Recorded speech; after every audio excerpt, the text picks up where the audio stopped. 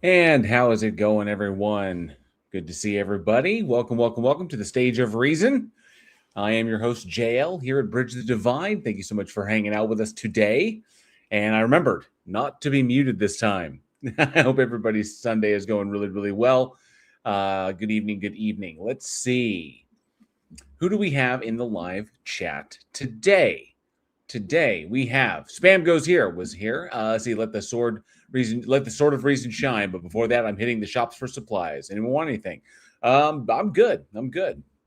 You do you, but thank you. Appreciate the offer.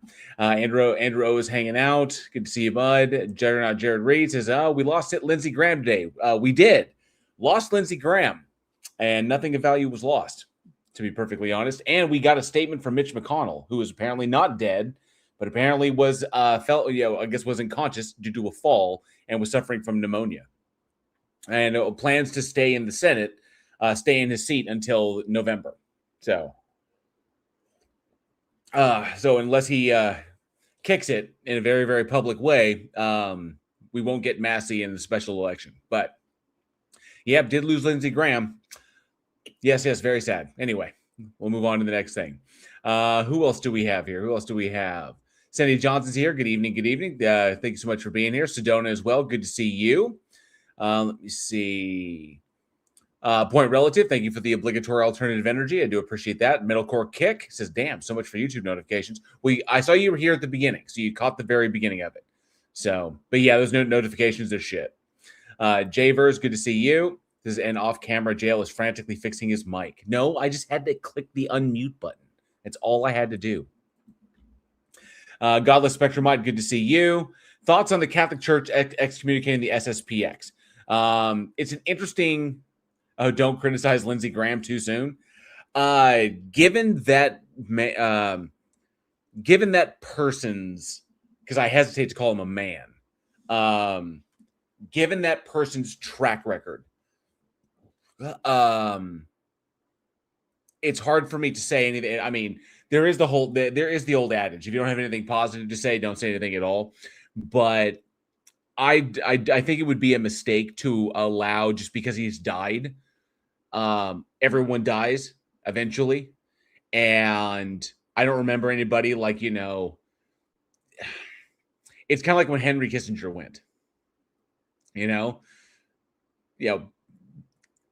I say that we can't let it just slide.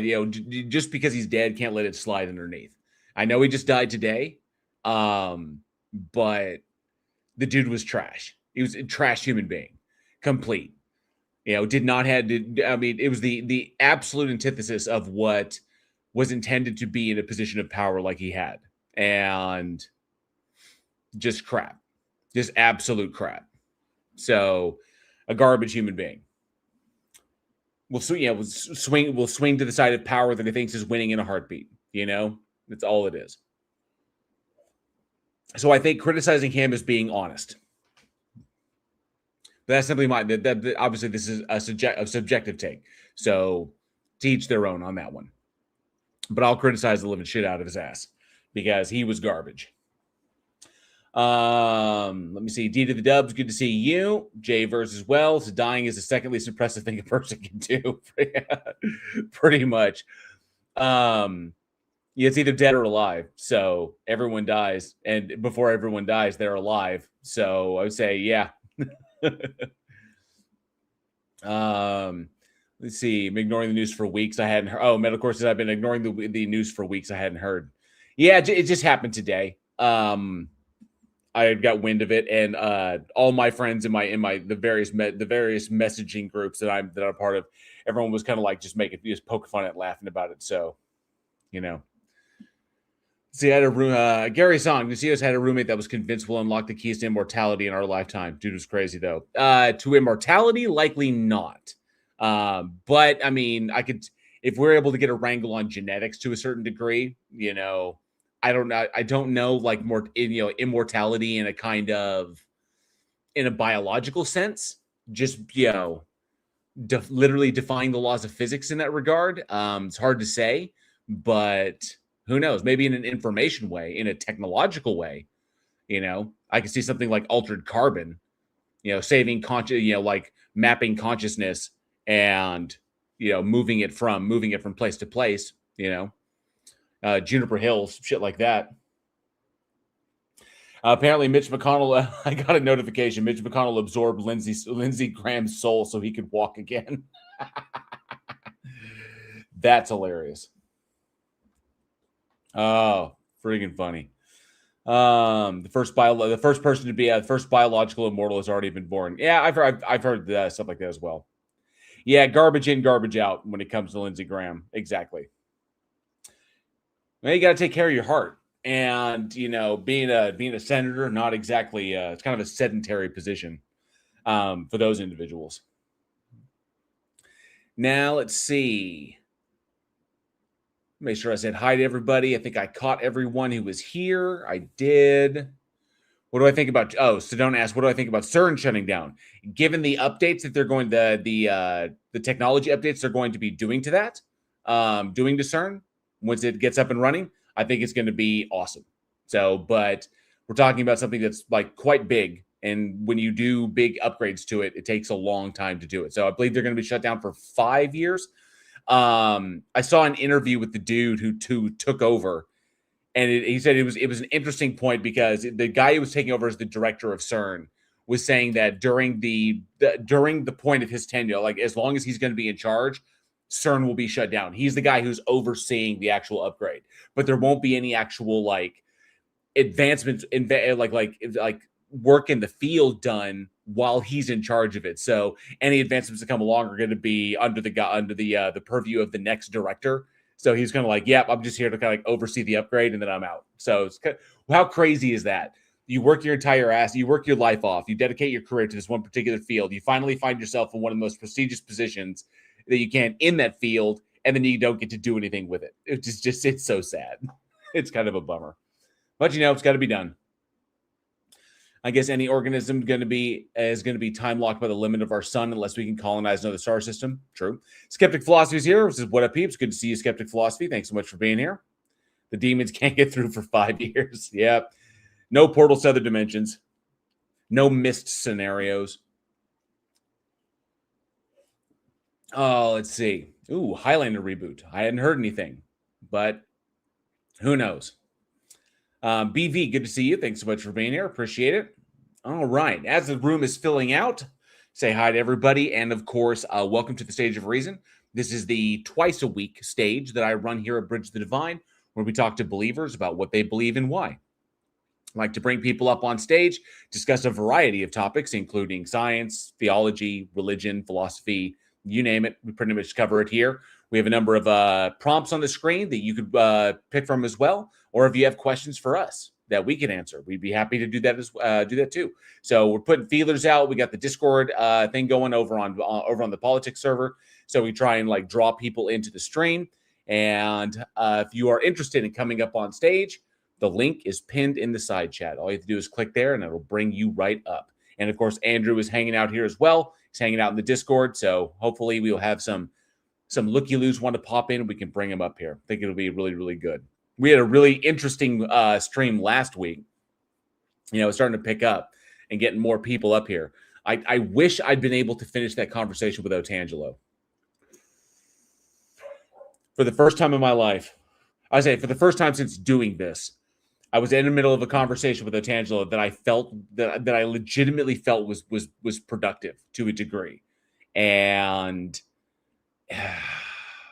so annoying that he bailed out, like that his persecution complex wouldn't allow him to stay. Wrote it no last name. Good to see you. Says a church will be segregating men and women in their choir. It'll be him and her. But very nice. Lindsay Bowe, good to see you. Thanks so much for hanging out. I appreciate you being here. Oh, we do have somebody in the Discord tab. If you're interested in coming up on stage out here on YouTube, you're more than welcome to. We'd love to hear your evidence or argumentation for a God if you believe in one. Link is in the side chat. The link is in the side chat. It's a StreamYard. It's a StreamYard link. So.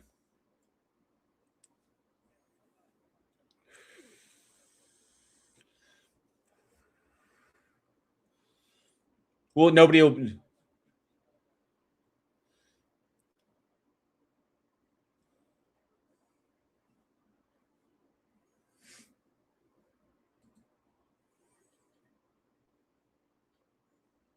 I don't see what point that would make. Kind of silly, given the cut.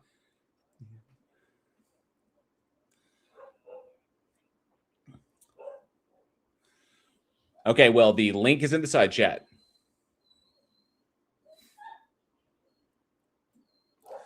All right, Andrew's talking to them. Let me see here. Rest in non-existent hell, Lindsey Graham. He was a piece of shit. FF Neocon. Yeah, Cord Lizard Mage. I kind of dumped on him as well. Yeah. So this sounds interesting. Hopefully, we'll have offshoot civilizations and other star systems by that point too. But ideas of life and our system continuing beyond the sun is a nice. Yeah, it's true. Who knows what will happen? Who knows? Yeah, Juggernaut. I dipped below 15K. It's like bouncing up above, bouncing around 15K. I hit 15K, then I got to like 1503. Then it was down. Then it was, it's just bouncing around 15,000. That's all it will doing. I mean, it's pretty much, it's what I guess it's the YouTube thing. So, Yagi-chan, good to see you. Thanks so much for being here. Eventually, I'll be able to figure it out. I'll get there. We'll see what happens with the next video. I do appreciate everybody digging, or the vast majority, I guess a ton of people checking out the last video where I was reviewing Lionel Lucku, I guess the most successful defense attorney according to Guinness Book of World Records, and breaking that stuff down, like his argumentation, shit like that for believing in a God. So it was it's going to be a 4 video series. So the next 3 weeks I'm covering that stuff. So just can't get any of that sweet evidence. No, we cannot. We cannot get that sweet evidence. We really would like some. Oh, let's see. Could have sworn somebody had a question for me in the chat that I totally skipped because somebody was in. Oh, yes. Juggernaut Jared Reed wins the big debate. I will be debating Robert Boyer. I can't remember his last name. I'll be debating Robert on Friday the 17th. Friday the 17th at 7 p.m. on Skeptic Haven is when I will be debating him. I've already got my intro set and got my questions for the cross. I got that picked out. I think they're pretty good. I'm putting more effort into this debate than I have a number of other previous debates. So I'm really going forward with this one. We do have somebody in the back, Wiz Chiz. Wiz, can you use the private chat and let me know that you can hear me? I want to make sure the audio is coming through, making sure StreamYard didn't bug or anything. Good to go. All right. Wiz, can you hear me? Yeah, I can hear you. Excellent. So what brings you up today? I was going to say that most atheists are actually religious. Most atheism is actually just as religious as pretty much every. So if I can get a clarification, in what context are you using religious? Religious means that you just basically believe what other people tell you. You follow a set of rules that are written down by other people, and you live your life governed by those rules. That's what religion is, pretty much. So no belief in spirituality, no belief in a divine entity, no belief in a divine hierarchical system, no belief in an afterlife, no belief in theological rituals. No, you don't need all that to be religious. You just need to believe that following life by rules that other people make up instead of following the rules that you make up yourself, and following the way that you think you should live your life. If you do that, then you're religious. If you follow other people's rules, you're religious. So you've completely cut out the spiritual, transcendent, or supernatural elements from it. Yeah, I mean, you don't need to have that to be religious. Most atheists are just as religious as Christians. Most atheists are just as religious as Muslims. Okay. I wonder how reducible this is. So let's say It is the legal system is following the laws of the country that I reside in. Is that really a religion? Yeah, yeah, that's pretty much religious. You imagine that there's some law that actually exists. It doesn't exist. It's just something No, you we don't imagine. imagine it doesn't exist. It's just a rule that we abide by if we want to enjoy the benefits of the system. Yeah, you follow it because you imagine that there's some person who wrote down in a book that there's a law and that you have to follow it. And if you don't follow it, then some person who imagines that somebody else is in power will come and use force that they imagine only they're allowed to use to do something to you, that they imagine that they're allowed to do that because they You, say in their laws that they imagine that they're allowed to do it. And they imagine that you're not allowed to do whatever the hell they said that you're not allowed to do. That's religion. I want It's to all boil this imagined. down. It's all I made want up. to boil this down to one simple example. So your idea is hinging on total freedom here, basically. Any concession to anybody else's desire or suggestion would be a violation by definition. Yeah, I mean, if you Okay. concede to other people's desires, you're a slave. You're not free. Okay, so You don't here's have true freedom unless you're Okay. actually free, unless you're So, actually. okay. So I let got me a ask you challenge this. for that. So let me ask you this: how much do you steal? I don't. Stealing doesn't exist. It's a thing that's imaginary. So Okay, so how many material things do you take from other people without their permission? well, nobody owns material things. That's just a thing that's made up. Again, it's No, imaginary. I'm just asking. I know. You're saying it's made up. I'm asking you because I you don't don't take think any because they don't belong to other people. Material things, if it's okay, not your body, but maybe I know you own your you say it doesn't fingers, belong to them. but you don't own, So I a could house. You don't okay, I know, but own any well, technically, objects. I own my house, so it's all good. Well, you But imagine you do because you have a contract that's imagined. You imagine that the contract, which has man-made symbols I don't have a on piece of contract with anybody paper. over my. I don't have a contract with anybody over my house. I own it outright Okay, so how do you know that you own it? What tells you that you own it? because I have the title and deed. Right, It's that's mine. a contract. You have No, a no, no, no, contract. no, no. It's a which is certificate a of piece own. of paper. No, it's a certificate of ownership that's recognized by the legal system. By a contract. That's a contract. No, that you have it's not a signed contract that I no. The It's not a legal contract system's that a contract. No, it's not. You're It's saying not a to the Wiz, government, it's not hey, a this is contract my that house. It's not a contract that I It signed with doesn't. anybody. I mean, it doesn't really matter what It you is want the to call system. It's the system. No, a contract is a binding agreement between two parties. Yeah, you're agreeing. My with the, title with the of state, ownership with the is not a government that you own my title of that ownership house. is not a my title of ownership is not a binding contract. It is It does. It established. doesn't really matter what you call it. Let's actually just be more specific. It's a piece of paper that has man-made symbols on it, and you imagine that these man-made symbols mean that you own this house. So it's just imaginary. In the You sense of don't the actually law, own the yes. house. Yo, hold up. It's all imagined. It's a piece of paper No, that hang on. has Wiz, man-made symbols on it. Wiz. In the sense of the legal system that we live under, yes. But if there was no legal system, and there was no government, and there was no country, and this was just literally me living on a plot of land, the amount of violence that I would exhibit upon trespassers would be how I establish my authority in this plot of land. Sure, I mean, you could try to control the land. You could try to control who goes in there, but you don't own it. That's a thing that you imagine. No. It's all in your imagination. Well, I can ownership is simply possession, and I can possess this land so long as I can protect it. Fortunately, in the society that I live in, fortunately in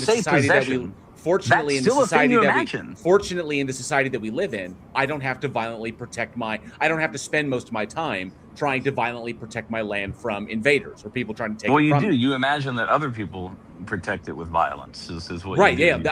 Yes. Because you imagine that they have authority. I put it. And I put then the they send other responsibility. people because they imagine that other people with authority. No, I pay allow them taxes to do that. so that the trained individuals can do that job for me. Yeah, you pay taxes with money that doesn't even exist. The money doesn't even exist. It's Okay, pieces so of I have paper to ask you this: that can be printed in infinite given amounts. that you've already, I've already gone into it and looked at it. The way we define words, yes, of course, the way we define things, these are human-created systems. You don't go around doing whatever the hell you want to do. Otherwise, you'd be in prison or you'd be dead. I actually so do obviously, whatever I so want to do. really, so okay, how I so live my like I life. said, so how many things do you take from other people that you want? Yeah, I don't take things from other people because nobody owns anything. They're objects. No. Sometimes I didn't say that they use owned them. it. I I didn't dominate say the they owned objects. it. Wiz, you keep adding that to it. I didn't say that they owned it. I said that because they don't own it in your worldview, you have every right to take it from them. They never have it in the first place. I'm not taking it from anyone. So how do you get the things that you want? I just go and get them, and You then buy I them, use right? them. I don't own them. Yeah, But sometimes you buy I them, quote but unquote you buy them. You I buy them, hand- correct? I But you hand buy them, pieces correct? of paper with But man-made you buy, symbols but you on buy them. them, correct? You buy them, correct?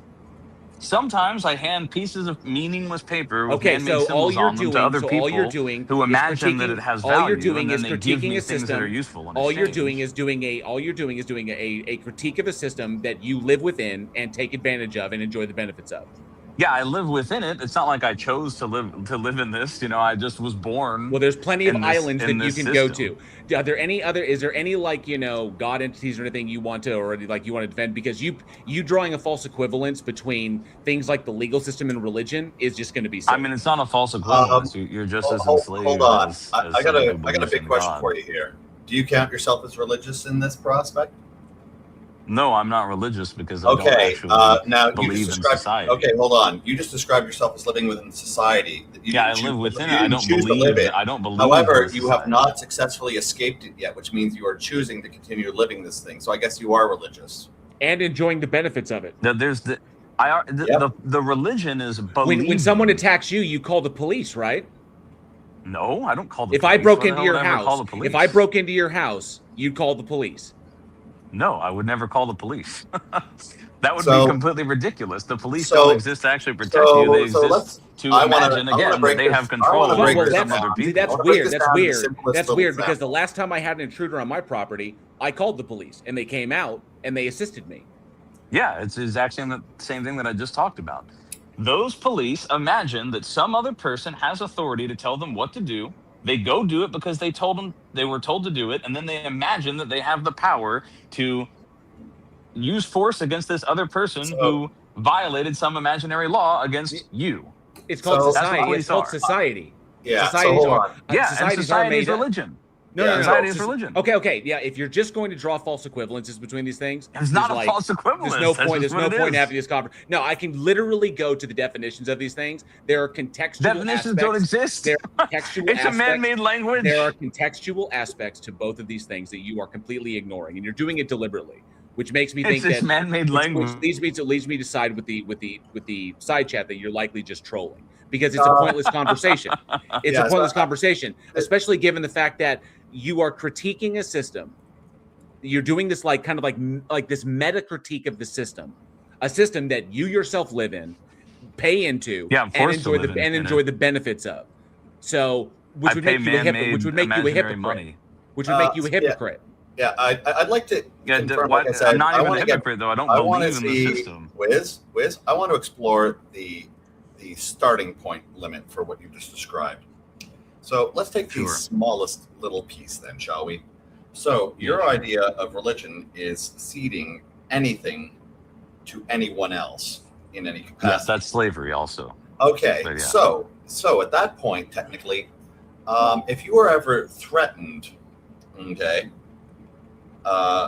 and you actually concede, like not to take a particular action that you were threatened not to do, you're then religious. No, you're enslaved. Yeah, I No, mean, you could say you're yes, religious. you're religious by perhaps, but you're definition. definitely By your enslaved. definition, the moment you don't do what you want, you're religious. Not necessarily. You, if you you said if that. you don't It's do what your you words. want, I'm using your words. I'm looking how trivial. I'm looking how useless and trivial your use of. if you religion refuse as to a do term what you is. want, then Yeah. you're definitely enslaved. Doesn't necessarily mean that you're religious all the you're time. ceding to their Religion power. comes with the You're belief. conceding to their power. Religion comes you've been from cucked. belief. Wiz, You Wiz, you've been believe- cucked. You're You cucked. believe. Well, You hang on a believe second. Wait. believe in Well, I'm imaginary really curious. laws. I'm and kind of curious imaginary about this. societal I'm kind of rules. curious about this thing that you just brought up, Wiz. If I don't do what I want, but I do all the things that I want to do, Okay. there's nothing. If I want to do something, I go can and do tell it. that you don't do all the things that you want to do. What? I vacation Well, when I want to I vacation. don't think I can I say them drive all where I on want to YouTube. drive. think I'll I be drive where I channel want to banned. drive. I buy what I want to buy. Yeah, that's I not go what you with want to do in life. No Yes, it natural is. human Guess wants what? to Guess drive what? places and buy things using man-made vehicles and and go to man-made That is what I buildings. want to do. I want to be here. That's like, what you think you want to do because you're enslaved and you've been So enslaved. wait. So you have special access to my mind. I don't need to have special access to your mind to know that. So that's how not can what you speak want to do. my mental states? Because everybody wants pretty much the same things. How is Everyone's the this? same. How is this not? Just like no, how no. I can That's know what you what a want. lion No, wants. no, Wiz. That's what you want, and that's fine if that's what you want. But wouldn't that be a fallacy of composition for you to say that because you want something, therefore all humans want it? Let me ask you a question. Do you have sex every time you want to have sex? Yes. You do. You have sex Yes, with all the people that you want to have sex with. Yes, with my wife. Yeah, but you don't probably only want to have sex with your wife. That's a thing that you imagine. No, my wife is who. My you wife are is coping. no, Wiz. Stop trying to claim that you have special access to my mind. My wife is the only woman that I want to have sex with. I don't find sexual attract. I'm not sexually attracted to the degree that I want to sleep with other women or other guys. There's no way that a person who's doing everything they want to do would be sitting inside of a building, talking on the internet with other people and debating them about a religion. It's just not possible. Nobody naturally wants to do It's that. right Naturally, here. you want to do. That's just your personal incredulity. Welcome to reality. It's much more varied than you think it is. So, Wiz, out of all this grand experiment of yours, considering your proprietary usage for the word religion, why should anybody care about your usage of the term religion? And they can do whatever they want. I mean, like I said. Oh, okay. I'll tell you what. Just do whatever Tell you you want. what. The This is no freaking longer conversation just became pointless. Oh no, it was always pointless. Really, it's like Well, okay, I mean, sorry, Andrew. conversations never really have a point, copped. right? He just copped to the pointlessness of it. Okay. yeah, I think Yeah, you're right. conversations are This pretty is much definitely pointless. pointless. I think we're at a very good spot to terminate on. There's apparently no point to this. Thank you for telling me that there's no point. Yeah, there is no point. Conversations. Yes. Fantastic. Then They're then just we will man-made leave, words Then that you Wiz, say. we will leave you to your devices. When you log off of here, you can go back to hanging on Discord, or you can log out of there. You can go back to playing your video games. You can go back to doing whatever you want to do, fantasizing what you fantasize. You can go and buy the food that you want to eat. You can go ahead and do whatever it is you want to do, partaking a part of the system, enjoying all of its benefits, and not breaking any of its laws to keep your ass out of prison. So knock yourself out. You're a hypocrite in that respect because you do a meta critique of the system. Though. You do a trivial meta critique of the system using definitions that people don't agree with, that humans by and large do not agree with, going all the way back to ancient Greece as far as the establishments of society. No, because we recognize that societies are abstracts. Yeah, society makes everyone into a slave. I'm a slave. It doesn't make them into a slave because I'm not a slave to anybody.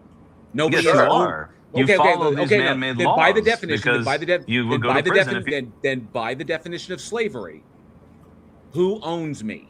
Hold on, JL. Remember, words don't mean anything to this guy. I know, I understand that. But there's nothing. He wants to say that I'm a slave. Slavery, the society owns your mind. It doesn't own my body.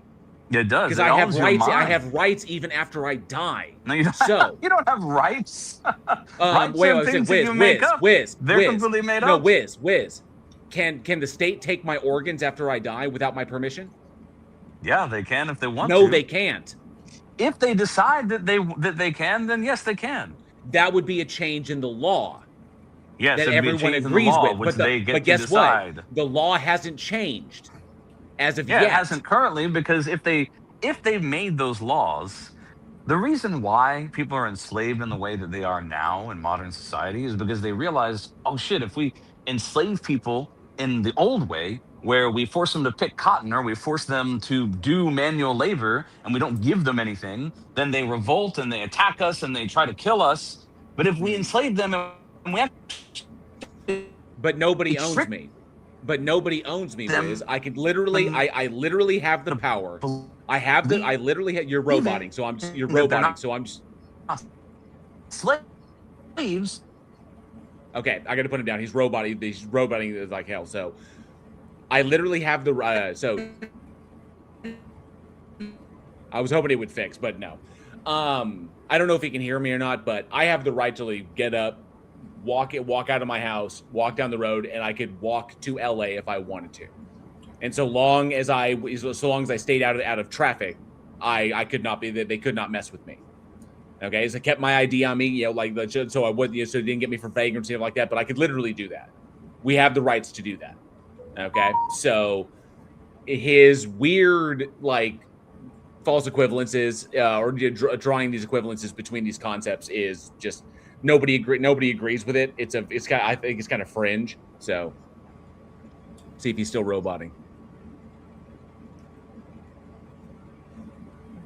Yeah, I think he's gone. Oh, well. Well, sorry, I'm also not slave to his definition. I'm sorry, I can't concede to your definition because then I'd be a slave to you. Sorry. Sorry. Some people have a long time to make their pointless. Kicking off the day with an anarchist incel.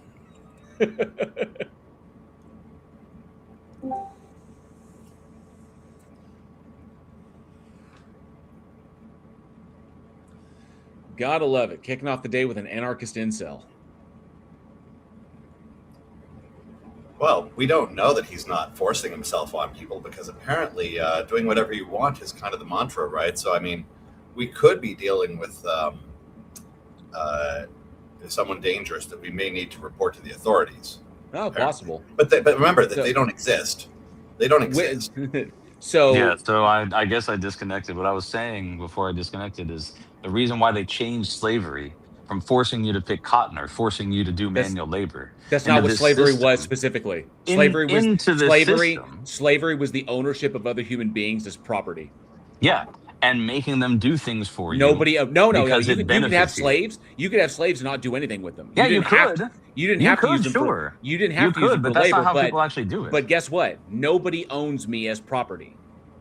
Yeah, and in this system, they say, "Hey, look." So nobody owns me as property, so therefore I'm not a slave. Therefore slavery does not exist.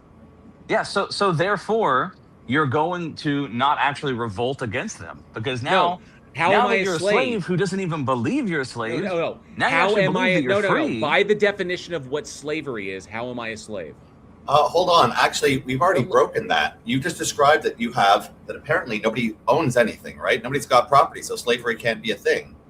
Nobody has property. You've already said it yourself. Right, because slavery by definition denotes ownership. If there is no ownership, then there can be no slavery. You've just contradicted yourself. Yeah, what slavery is not just ownership of some person by another person. Oh, I also don't accept the definition for that either. Of your decisions and your beliefs. I have control over my. Well, hang on a second. No, you don't.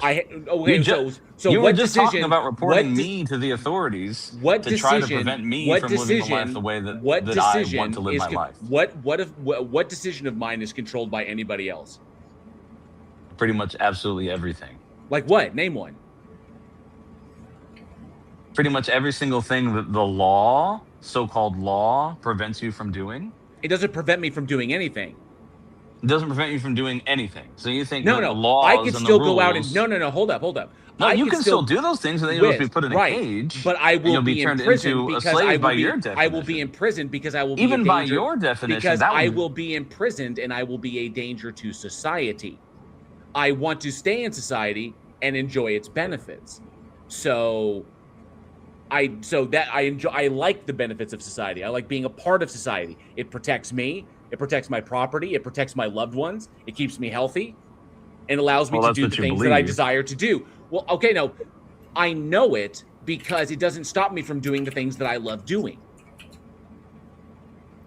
I do all the stuff that I want to do.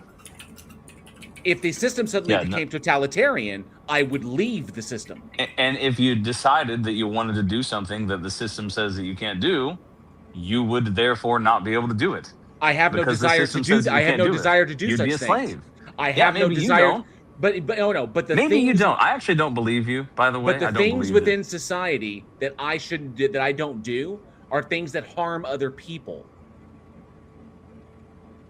In the end, you're still running off worthless redefinitions that nobody gives a crap about. So what value do you think you're putting on the table here for anybody? Let me ask you a question. Do you ever use any drugs that are considered to be illegal? No, not anymore. Not anymore, but you used to. Yeah, because I got tired of them. I like being in a sober. I prefer. I'm not done. I prefer being in a sober state as opposed to an inebriated state. I don't use the ones that are considered legal, and I got a lot more legal where I am. Probably than you are. I barely use the legal stuff. I choose not to. I barely use the. I have no use for them. So, do you believe that it was bad whenever you were using those drugs? That you were a bad person? That you were violating? No, you don't believe that you're a bad person. This is a moral thing, and there's a differentiation between morality and the legal system. Okay, why is there a rule saying that you can't use those drugs? Because why would we bother explaining social constructs to a guy who ignores social constructs? I'm just asking you. No, you're really not. You're really not. You already understand that these things are imaginary to you, so you don't put any value in them. So frankly, yeah, of course I don't put any value in them. So explaining the structure to you is an abject waste of time. So your asking isn't honest because you already know that you don't care about the structure. So why do you give a shit? Why are you wasting our time? Yeah, what's stopping you from just like what's stopping you from going down? What is stopping you from going downtown and just picking up a bag of heroin and just like checking out? Yeah, I could do that if I want to, but then people would throw me in prison. They would put me in a cage. No, they throw you in a grave. I'm not free. No, they throw you in a grave because you'd be dead. Yeah, that's true. That's true. I mean, that's the reason why I don't do those kinds of drugs. Right. Yeah. We have other drugs that are allowed, though. For example, McDonald's sells these drugs, sugar and salt, all these other kinds of drugs, MSG, to keep you addicted to their foods. That's pretty much, so the government decides, these drugs are not allowed. They're forcing them to eat. They're forcing them to eat at McDonald's, right? Hold on, Wiz here is deciding. Addicted to breathing oxygen. You're a slave to oxygen, man. What are you doing with your life? Yeah, they're forcing them to eat at McDonald's. So the populace is forced. Breathing oxygen is just completely natural. So the populace is forced to eat at McDonald's, right? Yeah, I didn't say that they're forced to eat at McDonald's. Okay. I said that the government decides, hey, these drugs are illegal. You can't take these drugs, but you can go ahead and have these drugs, because if you take these drugs and you use these drugs all the time, you're easy to enslave because you're a malnourished and weak person. That's the reason why they decide that. But there's differentiation. Are they forcing them to do it? No, they're not forcing them to do it. Okay, but they're still make. Does the government dictate to McDonald's what it can and cannot sell? It does. Yes, it does. It does. It dictates to a private business what it can and cannot sell. So if you're saying that McDonald's could not go full vegan next year, I didn't say that. No. Then I said that it decides what it can and cannot sell. They couldn't sell raw meat, for example. Then obviously no, they don't dictate. Okay. No, they do actually. Okay, how's that? Dictating that they can't sell raw meat. They can't sell raw meat. Yes. Well, you can buy raw meat. For the most part, they can't sell raw meat. You can buy raw meat at the grocery. Well, hang on. You can buy raw meat at the grocery store, but there's a reason why business like restaurants where the cooking is done, that do the cooking for you, don't just sell you raw meat to eat. Now, if you wanted to go eat raw meat, because they legally can't do it. You can go to the. I'm not fucking done. You can go to the grocery store and you can buy it there. But the reason a restaurant doesn't do it is because selling raw meat and eating raw meat increases the likelihood of foodborne illnesses. And if you get sick from eating at a restaurant, they have legal liability for what can happen to them. Yeah, I mean, that's, of course, what the government tells you. They tell you that it's not what the government tells you. Is that if you partake of a company's wares and you get hurt because of their negligence, they have to pay. That's actually not true. I mean, pretty much most heart disease not true. And Aaron Brockovich most would health disagree issues with come you from on this. Food. Aaron Brockovich would disagree with you on this. Company liability is a thing. It doesn't really matter. Company liability is a thing. Well, yeah, they're not liable for the mass amounts of heart disease that you get from eating their from consuming. No, their they drugs. aren't. Okay, hold on. Look, they aren't, because there are certain things that are within the consumer's control and certain things that are not within their control. So you cannot. So legally, now you just arbitrarily define. Hang on a sec. So legally, you can't hold McDonald's. Yeah, legally. You imagine you cannot hold the same level. You can't hold McDonald's to the same level that you could hold like DuPont at. DuPont, who dumped millions of gallons of toxic shit into the ground and poison the groundwater of small towns, and resulting in cancer blooms as a result of their negligence, or actually their malfeasance. They are fully culpable of it because the consumer, even though they may not have bought anything from DuPont, became victims of their negligence and their malfeasance. A company selling cheap products to people who can afford it, because that's all they can afford. The consumer. Well, oh, are you sure about that? They're addicted to the drugs. It's not about how cheap it is. They're addicted to the drugs. It is about how cheap it is. You ask anybody who eats there regularly, it is. It's not cheap to eat at McDonald's compared to eating, just buying raw meat at the store. Let's look at the alternative. You put something dangerous on the table there because, see, you're about to argue that apparently McDonald's should be controlled from doing this. No, I didn't say they should be controlled. Well, why are you complaining? Why are you whining about it then? Because I'm telling you, and you keep ignoring the point, that the government says, oh, these drugs are illegal and these other drugs are perfectly allowed. Well, why do you That's care you being a slave. You are having other people tell you what you should and shouldn't be allowed. Why do you care about any? You don't care about them telling you anything. Why are you being picky on this one? Be consistent. I You're whining like a little bitch. That's what you're doing. You're whining like a little bitch. I mean, you can say that. I'm just trying to expose. You don't care about any of these rules. You're not exposing anything. You're not exposing anything. It is. You don't care about any rules. You have a particular critique of the system that doesn't technically apply to you because you still pay into the system and you still enjoy the benefits of the system. And the system doesn't. Yeah, why would I not enjoy the benefit? I don't even understand your argument. Like, oh, you enjoy the benefits of the system, therefore you. Okay, like I guess he disconnected. No loss. Nothing of value was lost there. There's literally no point. Yeah. Jinju brings up, it's only illegal if you're caught. This is true. Remember, the truth will set you free, unless you're guilty. Unless you've committed murder. And remember, violence is never the answer. Unless, of course, the question is, what does violence spell? Then violence is the answer. Oh, no, violence is the bottom end of legal power. Tony. Monopoly. Hello. If you say violence 3 times, I appear. Violence. Oi, oi. What was that cretin arguing for? Because his arguments were nothing nonsensical.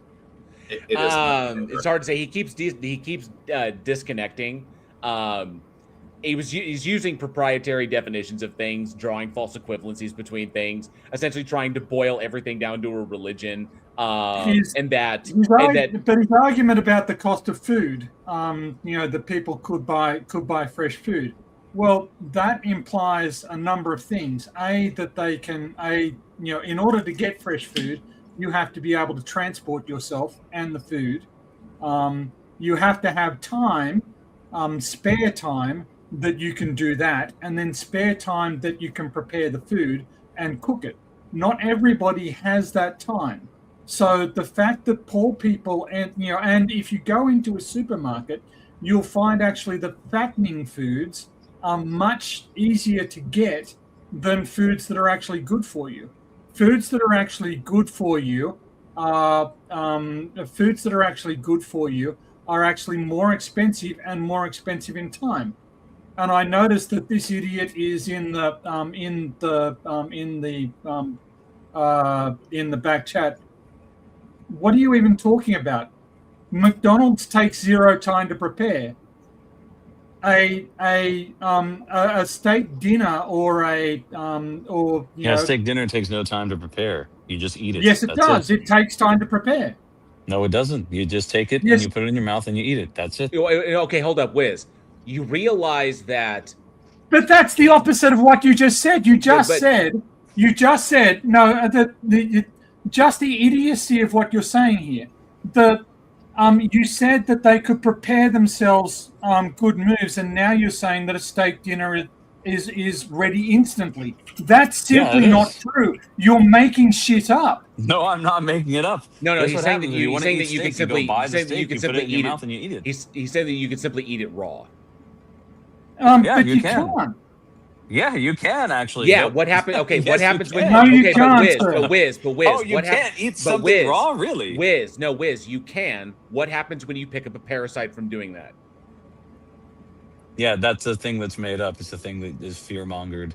There's Really? fear-mongering. Okay, no, hold on. So you're saying there's no such thing as you're saying there's no such thing. Parasites. Hang on a second. You're saying there's no such. The fake fear-mongers say. No. You're saying there's no such thing as foodborne illness.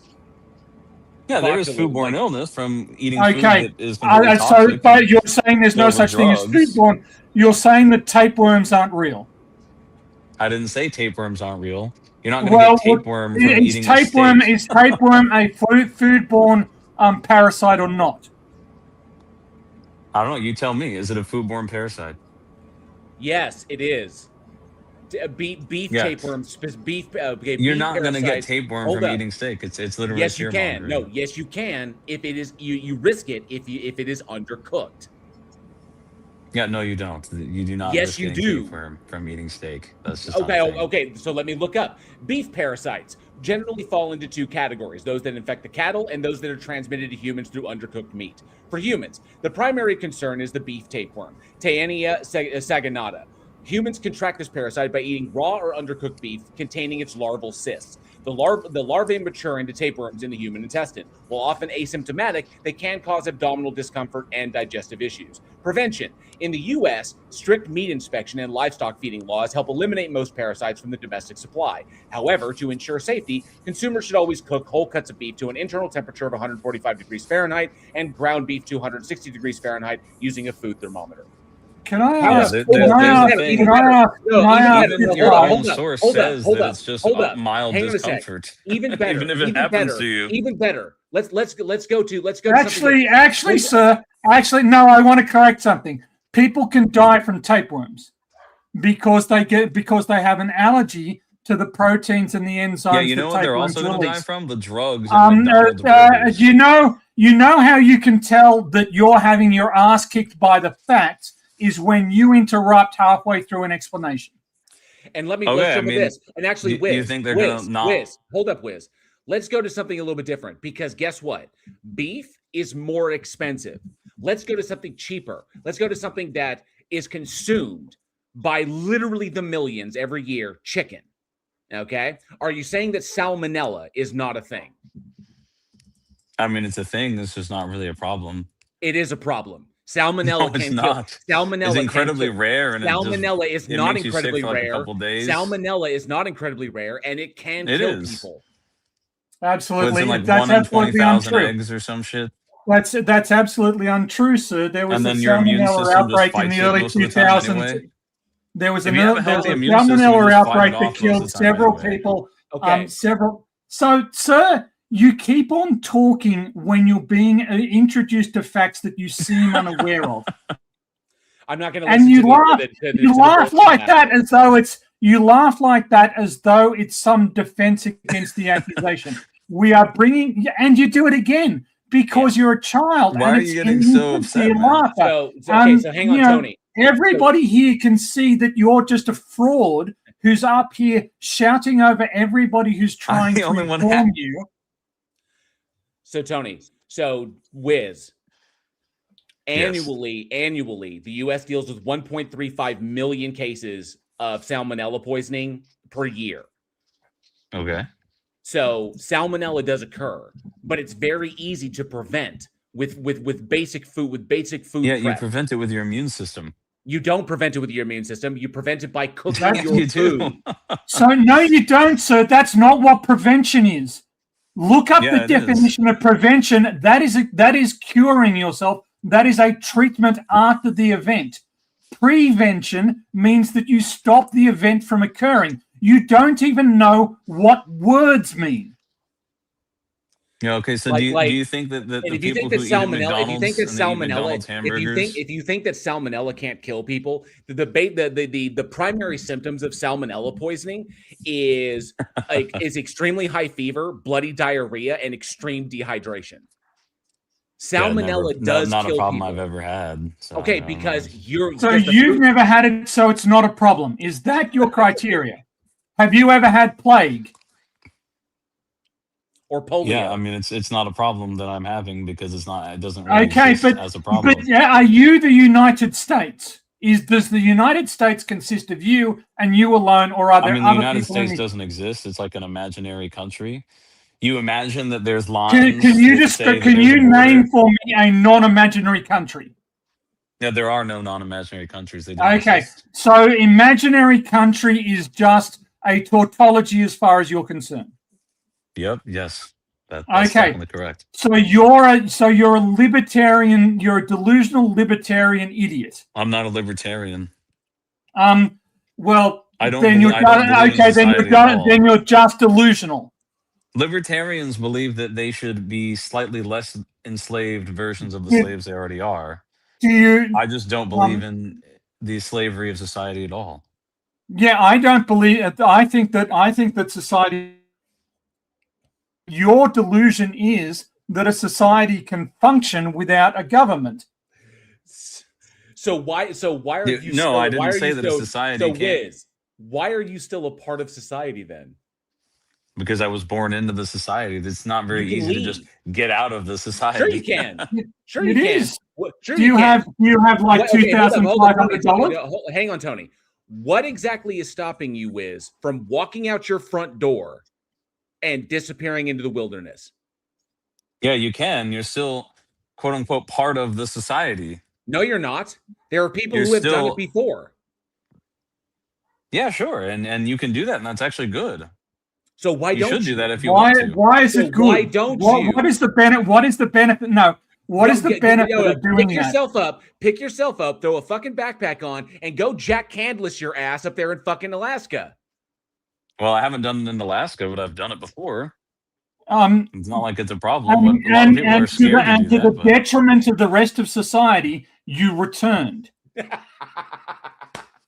Yeah, I mean, I use the things that I can benefit from while trying as much as I can to not actually this is your idiotic. This is why you are so idiotic. You don't understand that society provides you benefits, and in order to provide those benefits, it has to impose structures and laws and regulations and systems. If it doesn't do that, then society falls over and you don't get the benefits anymore. You're whining about the negative consequences while saying, but I want the benefits. Yeah, it's a false benefit because it's a thing that they make you need. You know, it's something that they make it so that you need these things. You just demonstrated that you are delusional because you said you came back to enjoy the benefits, and now you're saying that they're false benefits. Years ago, humans 100,000 years ago didn't need the benefits. You can't even keep your fucking story straight. Tony, whoa. Do you think that human beings 100,000 years ago didn't live in tribes that protected? Yeah, they lived in tribes. That's not society. No, that is a society. That is a society. That's a form of society. Not what society is. It's absolutely nothing like modern society. No. Let's look at it. Okay, what is a society? I mean, I can already tell you the main difference. I'm telling you. Okay, no, because we're looking at this right now. A society. The main difference is that a modern society has you living with. A society is an organized group of people who live together in a specific territory, sharing common institutions, laws, values, and a collective way of life. It represents an intricate web of relationships where individuals cooperate, depend on one another, and function as a unified, evolving community. That is what a tribe is. And that's not what it is. You don't know what words mean. You don't know what words mean either. That is literally the definition of what a society is. That's not what a society is. Okay. What is the definition of a society, sir? Modern society. And where can we find it? No. Where is this definition written down? You making up a definition for society is not what we asked for. People write down and imagine. No, made Wiz, up. Okay. Wait, no, Mute Tony, him Tony, hold up. Mute him for a second. Yeah, Mute him for a Tony, second. hold up a sec. Wiz, You keep muting me. Wiz, you keep adding this concept that you keep adding this addendum, this caveat of modern society. Okay? Yeah. It doesn't change anything. Where is the definition of society that you are pulling this from? Yeah, sure. So society is where people who are not part of this. Where are you getting? So this is the thing. Tony, believe it. This is. I mean, you're not even going to let me speak. I can't tell you what a society is. No. You see, here's the thought. See, you want to reject everyone else's definitions. Why would anyone give a shit about your? You don't have to. You're right. Yeah, You're right. which is why muting you is zero cost. Cool. JL, I really want to say something important, and I don't want to be interrupted by this guy.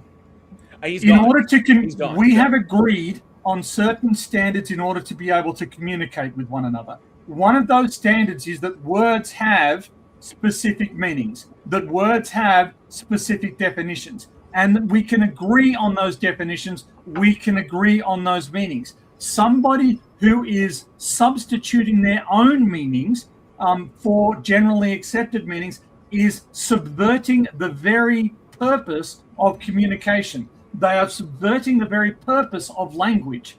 They are and they are not participating in the social concept of coordination and communication. The word you're looking for is troll. Yes. This guy. Yeah. His atheist was troll. Contrarian for no reason other than to be contrarian. All right, but we do have somebody else back here.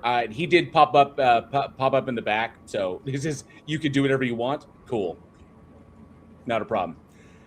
Good to go.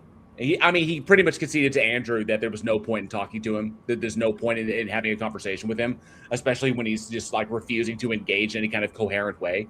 Yeah. So, but we do have somebody else. I believe Duck has returned.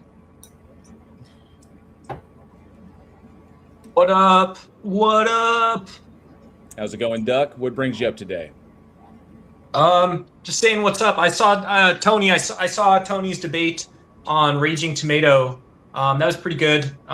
He was battling down a panel of kind of conservatives, a lot of right wingers, a lot of far right wingers. So that was an interesting conversation. Cool sort of topic. Well, in the end, so the panelists were okay up until the last two, where I was being accused of being a Nazi, being accused of wanting to introduce policies that were analogous to cutting people's limbs off. At that point, it really seemed very personal and very uncomfortable. I've resolved never to go back to Raging Tomato ever again. Can I ask you a question about, because sure. The debate was it was something about socialism, so I kind of wanted to get your guys' take on this. So one question is, okay, let's say we do push, and I'm starting to see the light on the democratic socialism stuff. But why is it so important? One of the things you said in that debate was, we have to fight, or we're really pushing down to not have authoritarianism when there is socialism or a form of communism, either one of these, and what those mean too. But why does that become such a problem? How does someone actually avoid authoritarianism in the nation state or something like that? There are multiple answers to that question. One is one of them is to break society down from corporate entities to collective entities. So instead of having private corporations, which have private investment and private ownership, you turn those corporations into largely worker-owned collectives. So that the employees of the company get to vote on the management of the corporations. Now, while that is the case, these collectives will wield significant resources and can, raise concerns about government overreach. The problem with socialism sliding into authoritarianism is that the government powers,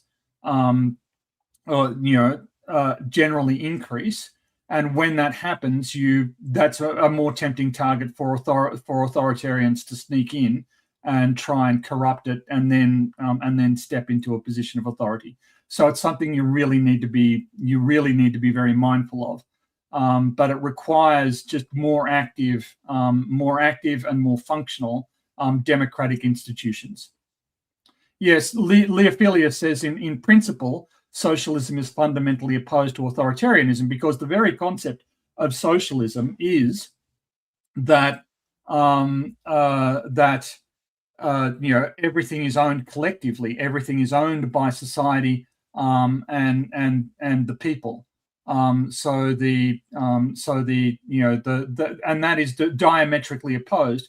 But as you increase, that's already, though, that sticks to, right? That sticks to it. It's not like John Locke's social contracts, and I don't think Leo would disagree with this statement either. It's not that, like, John Locke's social contract does have a way to be like identity based, but you're already talking about something that's also very, very prescriptive and also identity based, and so that's kind of the nature of the question. Is identity politics identity based in what way?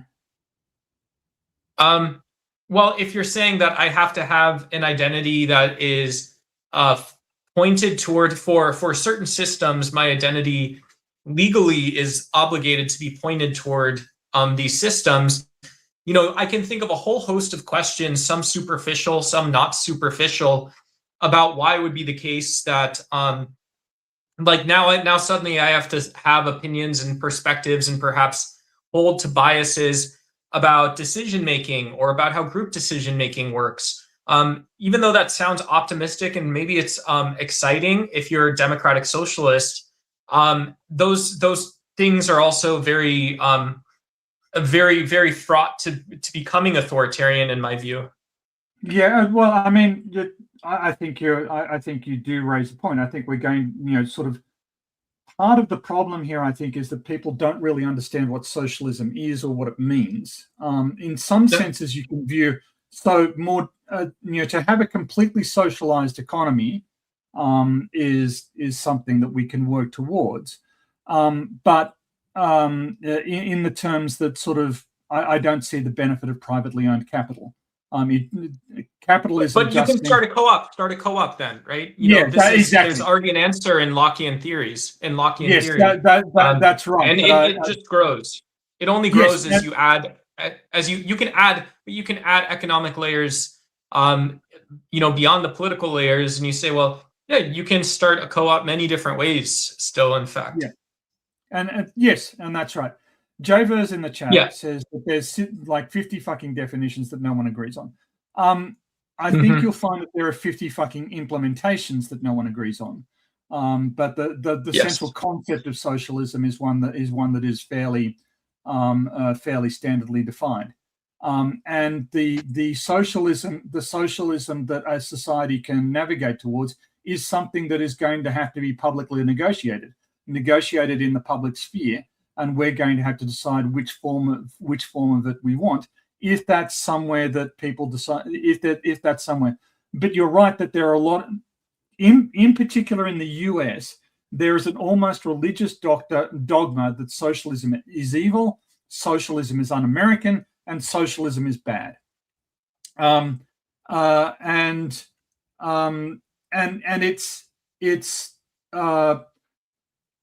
there are. And I think that's based on a misconception of what socialism actually is, because there are markets that absolutely need to be socialized. But that's the one you can't. I'll just mention with markets, because you're talking even in Iran, even in Syria during Reconstruction, in sub-Saharan Africa, you're still talking about the same markets, right? I would think that you would be able to recognize and appreciate that we're still all dealing with like forms of free markets, right? It's not necessarily like I would say I think your opinion to me is reading is skewing capitalism towards this necessarily anarcho-capitalist position when human nature is not outlined. And so this is the problem. When human nature is not outlined, when you don't talk about, if you use a term like culture and you don't define what that is, it creates mistakes and problems. And so I would mention those things is that, yeah. So it sounds like Andrew has some things that he wants to say. Oh, I guess my comment kind of struck a note with you as well. Yeah, it did. I want to clarify. I'm not an expert in socialism, nor am I an expert in economics. So I'm always keen and willing to hear from people who might know more. Yeah, I'm also absolutely not an expert, but I am aware of certain usage of terminologies and the expectations that are attached to that.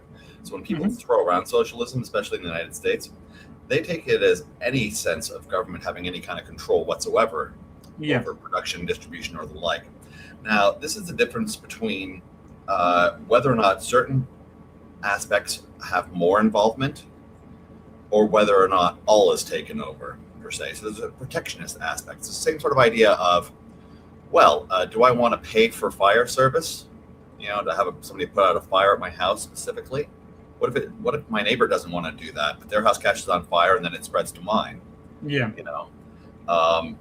So the idea of the difference between, for instance, social democracy versus social democrat. See, this is where you use the term democratic socialist. That term is used most often in the United States is complete misnomer, because people like Bernie Sanders are completely pro-business. They are social democrats, not democratic socialists. He often himself uses the mistaken term, which changes who the actual underlying owners are, in a sense. But Bernie Sanders just voted.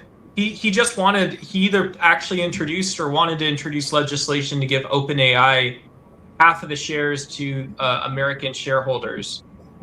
To the public, right, for like a UBI dividend, or just control. I don't know, whatever it was going to be. And so I do think it's not just that the people like Bernie Sanders are democratic socialists. It's in fact that democratic socialism has a long tradition. When you think of something like universal healthcare, it's actually many markets. It's not just one market. It's insurance products. It's financial products, it's drug development, it's drug distribution, it's you have chemists, pharmacists, it's a whole kit and caboodle, and it's actually like basically everything you could study at university can work in these many markets that are now under a single payer system in universal healthcare. So I would disagree a little bit with your framing that democratic socialism is uncommon. It is common. It is very common. No, there's a question about the universality. Like I said, when I gave the example of fire protection, the fire department, so you're just referring to like the medical system as like a larger system, which fair enough. I'm conceding to. They pay $500,000 for trucks. They pay $500,000 for trucks and for equipment. Yes, that's why you've got taxes, and taxes go towards general services. You're not paying for it on demand and on usage immediately. That's done by society. So the idea of thinking that, if I protect just a few things, I've just thrown away all freedom and all ability to, have private enterprise, private property, and all this stuff. That is fear-mongering nonsense, because pretty much the rest of the planet has caught on to the idea of socializing healthcare. There's a few items like fire service that are off the damn table, because we realize that people will be dog shit, and all of society will pay the price for the people who are dog shit. If you go it's not just a matter of realizing it; it's a matter of practical demonstrations. They will. In Imperial Rome, they had privatized firefighters, and exactly the shit that firefighters, two groups of firefighters turning up and beating the shit out of one another rather than putting the fire out. Not putting out the fire in one building and letting it catch into the other. All of the examples that you were pointing out occurred under this. I gotta run, guys. I gotta run. Thank you so much. Yeah. Sorry to cut the conversation short. Hopefully next time you guys are live, I'll be able to come back up and I'll see you. I'll see you then. Okay. Take care. Okay. Be seeing you. Okay. The Right, Pan's Labyrinth there. Well, there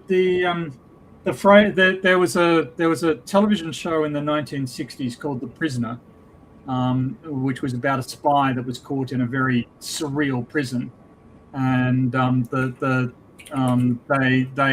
they had all of these pet phrases in the prison, and one of them was like "feel free," because you aren't free, but you can feel free.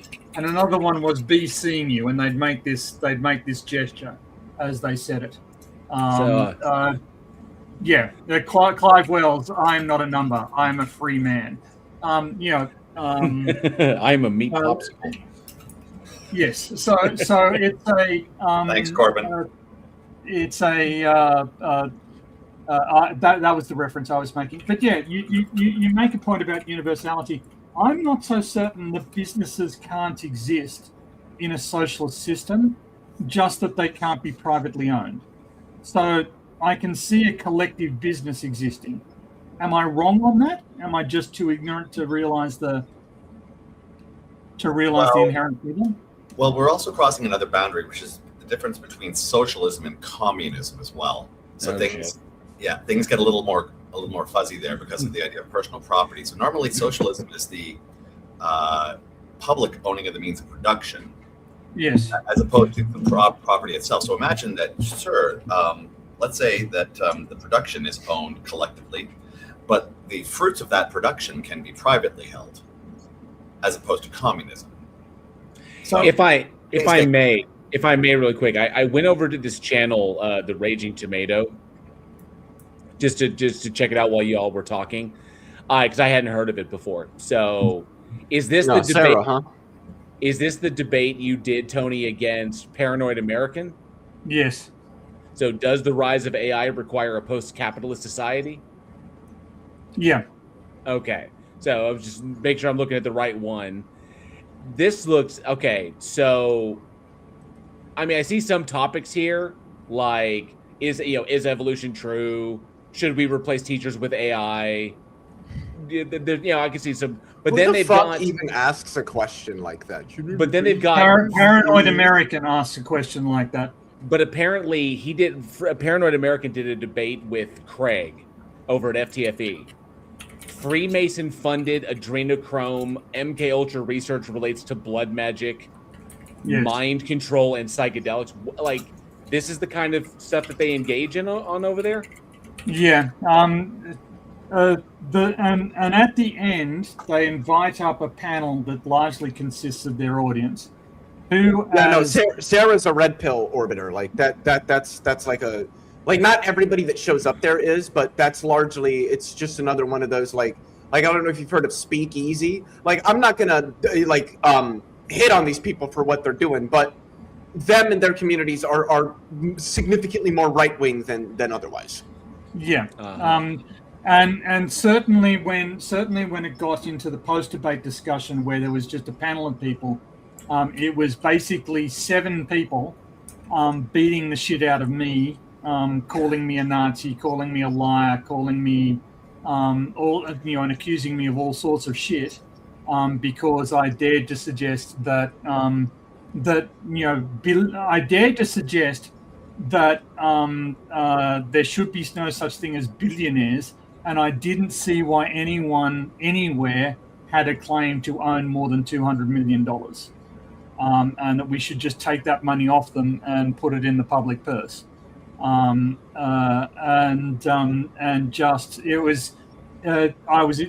was accused. I was told that was exactly the same policy that the Nazis employed against the Jews, which it wasn't. I was accused, the analogy that was put forward was everybody who was over 6 foot should have bits of flesh cut off them until they're only 6 foot. It was just absurd, and it got increasingly more vituperative and toxic. Actually, there are some. DeFreak needs to be timed out, at least. I can't see DeFreak because apparently he has me blocked. So, like, I can't see him on YouTube. I can't see him in StreamYard. So the mods. He's putting up emojis of mustachioed people. Is that an emoji? That's not an emoji that I have. No, I don't know what it is. I don't know where he's getting it from.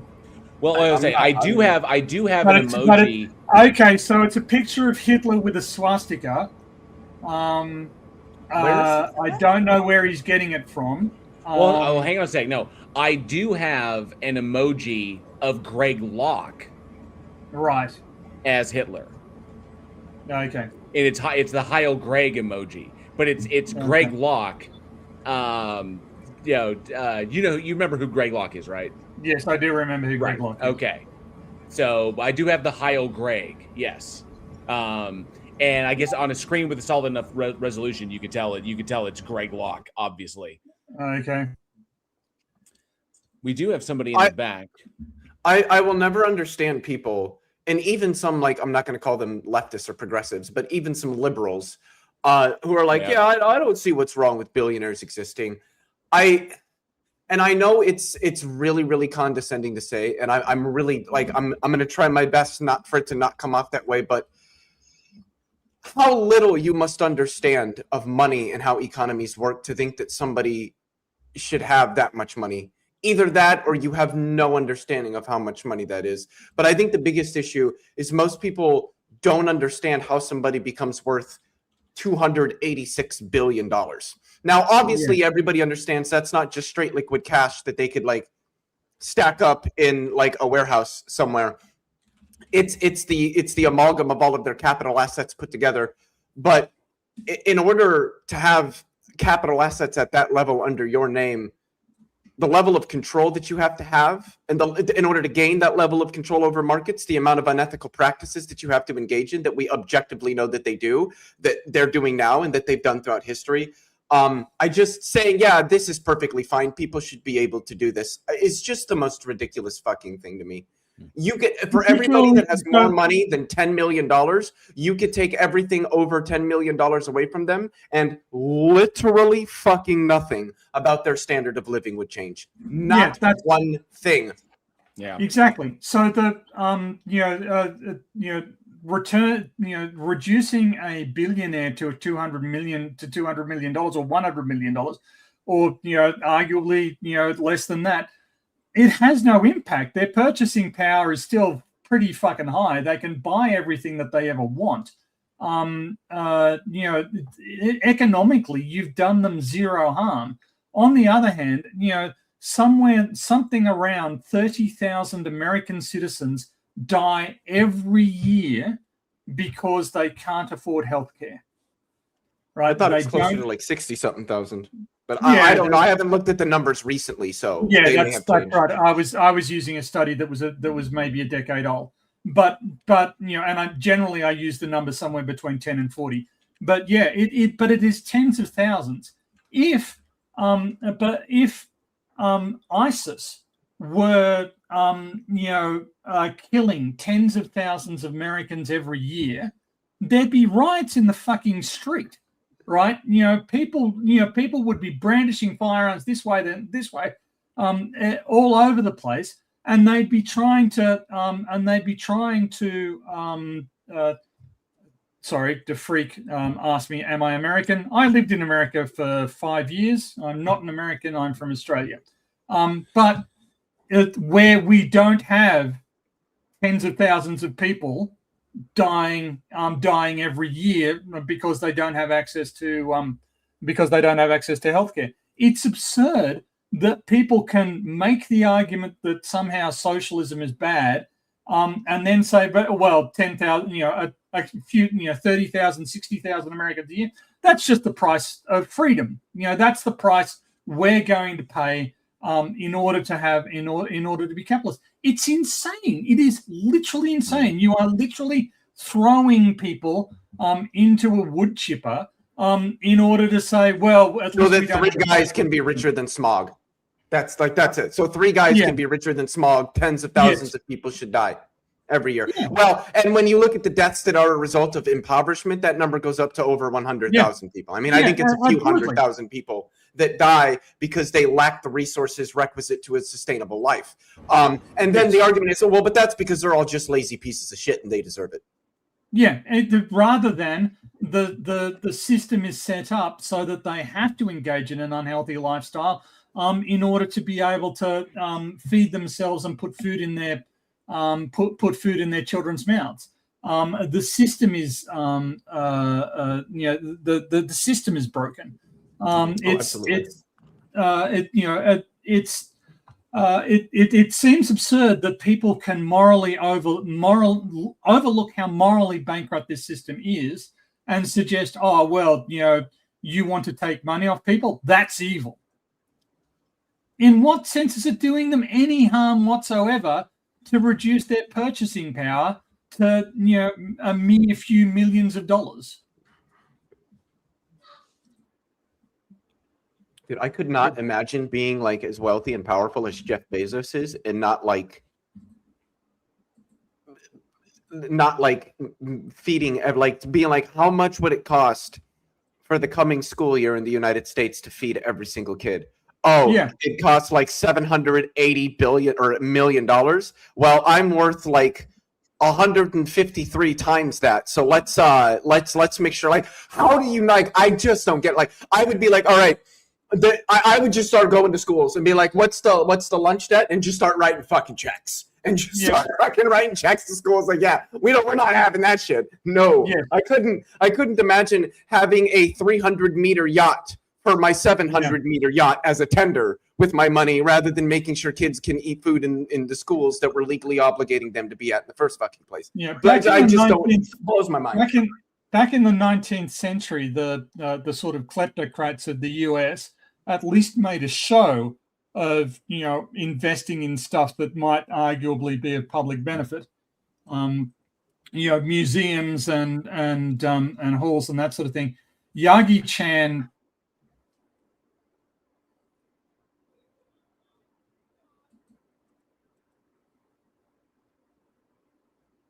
Did Tony freeze? Yep. Oh, I was like, what the fuck? It's like it was like he was charging to say something. A point to what Tony was saying. What's the name? Who was the guy, Andrew, that did all the libraries across the United States in like the 30s or something, or the 40s or something like that? It wasn't Rockefeller, was it? It was like Rockefeller or MacArthur or something that funded all the public libraries, like primarily in rural areas, I think. And he was like, well, he wouldn't have been a billionaire. They had billionaires back then, but he would in the modern day be a billionaire. Like, why the fuck are these people doing this stuff? There we go. The Carnegie libraries. Yeah. Like, how are you not? I don't get it. It's instead, what I'm gonna do is put up data centers in your towns and suck up all your water and like make your life a fucking living hell and poison your farms and your children. So Yagi Chan in the chat is pointing out the per capita cost in America of healthcare. In America, the average per person, more than $12,000 per year is spent for every man, woman, and child in the US on healthcare. In Australia, it's about $6,000, and in return, we live about 8 years longer than you do in the US.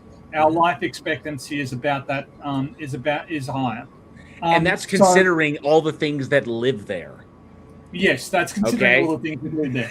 They live in literally the deadliest continent. What, like, dude, if you fly to Australia, I just want everybody to know this, and Tony will agree with me on this. If you were to fly to Australia, the first fucking thing that's going to happen when you get off the plane, you're going to walk out the gate into the airport, and you're either going to get punched by a kangaroo or you're going to fight like a 90-pound spider. One of the two is happening. It's just the way that it is. You got to prove yourself to be there, okay? That's how fucking dangerous it is, right? Come on. It is. And they live longer than we do. Yes. We call Florida the Australia of America but it doesn't even really compare to the original. Like Australia in and of itself the Australians have a longer lifespan despite dealing with everything they deal with on that fucking continent. I mean, you just look at Tony. That right there is the look of a man who has survived. Okay, who fights off the flora and fauna.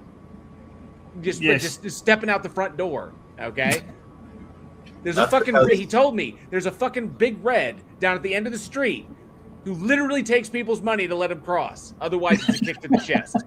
You just deal with this shit, you know? The ironic thing is that when you take a look at what the actual threats are down in Australia versus America, see, the rampant capitalism shows that the actual threat are other people. The real danger is other people. Yeah, it is. Particularly that Mick Jarrett guy. Is it Mick Jarrett? John Jarrett. John Jarrett. Yeah. Yeah. Who plays Mick in Wolf Creek, right? Yeah, that's right. Although I have no doubt, despite him being a fictional character, there's nothing like supernatural about it. I assume that I'm not saying that there are serial killers like Mick that are out there, but there are people who are as well trained and survival minded.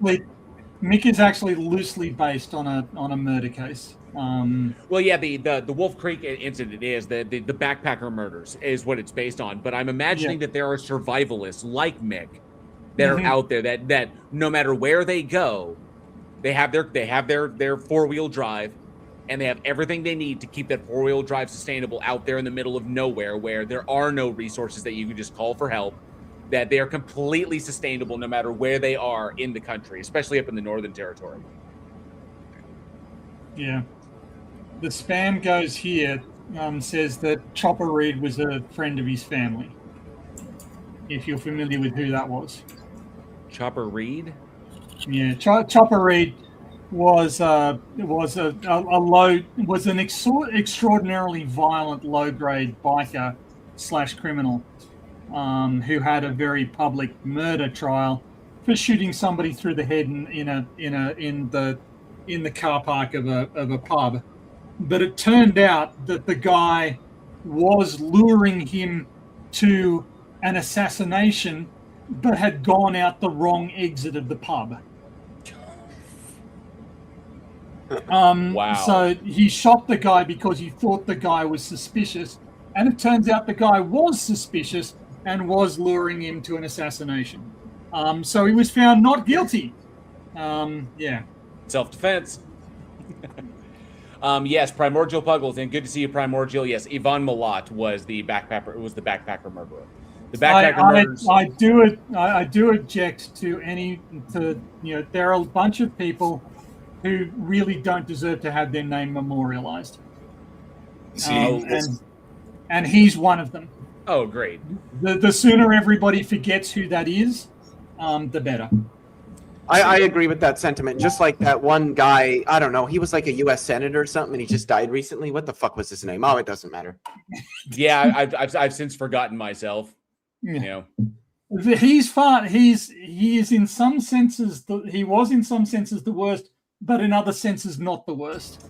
Yeah. So as I said, conversation is taking place over YouTube, and there's a link in the side chat of this channel to the stream in progress. So that's going to be dodge number one. So that's not dodge. I'm just telling you where the playing field is. If you don't want to go there to address it, then that's a you problem. That's you dodging it. And you just dodge. I'm going to mute him real quick. Who is he talking to? He's talking to somebody on Discord. Yeah, and it's what I thought, but I wasn't sure. Let's see. Oh, apparently no Cord Lizard Mage. It wasn't Mitch McConnell. It was obviously they're bringing up. It was Lindsey Graham. They reminded me that it was Lindsey Graham. Who? Who? Oh, it was just some senator who just croaked. Yeah. Actually, when I read the news, I called my brother to say to tell him, and he's gone, "Who's that?" And I've gone, you know the guy from Seth Meyers, the with the southern accent. Oh, the one who's always yelling that he's me more. Yeah, that guy. Yeah, that's him. Yeah. There is actually, I think it's, I might have the name wrong, so don't quote me, but I think it's John Kennedy, is an old white guy from like the South or something. He's a senator and he's a Republican. He's a piece of shit, but I will say his accent makes me laugh. Like, he was asked about something that I think it was like somebody in the squad said or something like that. He's like, and they wanted his response, and he's like, well, I'm not going to say that you're the dumbest person alive, but you better sure hope the dumbest person alive doesn't die. He was the one that, when he was running, did the one ad, if you hate cops just because they're cops, next time you're in trouble, call a crackhead. And it's funny because it's like, the thing is, if I offer that crackhead $50, he will get fucking done whatever the fuck I need him to get done. No fucking questions. He's gonna do it for that $50 motherfucking dollars. So at the end of the day, I might as well just call a crackhead because something will probably actually get done. You ain't gonna catch no crackhead. Let me see here. Somebody asked me. Oh, point relative. Did you call the cops on the squirrels trespassing on your property? No, I finally got them handled. In total, there were 7 squirrels living in the crawl area of that structure, of that storage area. There were 7 squirrels up there, and I finally got them all. I got them all out, and I did not have to kill a single one to do it. But I finally got. How did you get them out? It took some. Okay, so first off, I cut off their points. You just blared Taylor Swift music at him, didn't you? No, that's what they want. That's what they want me to do.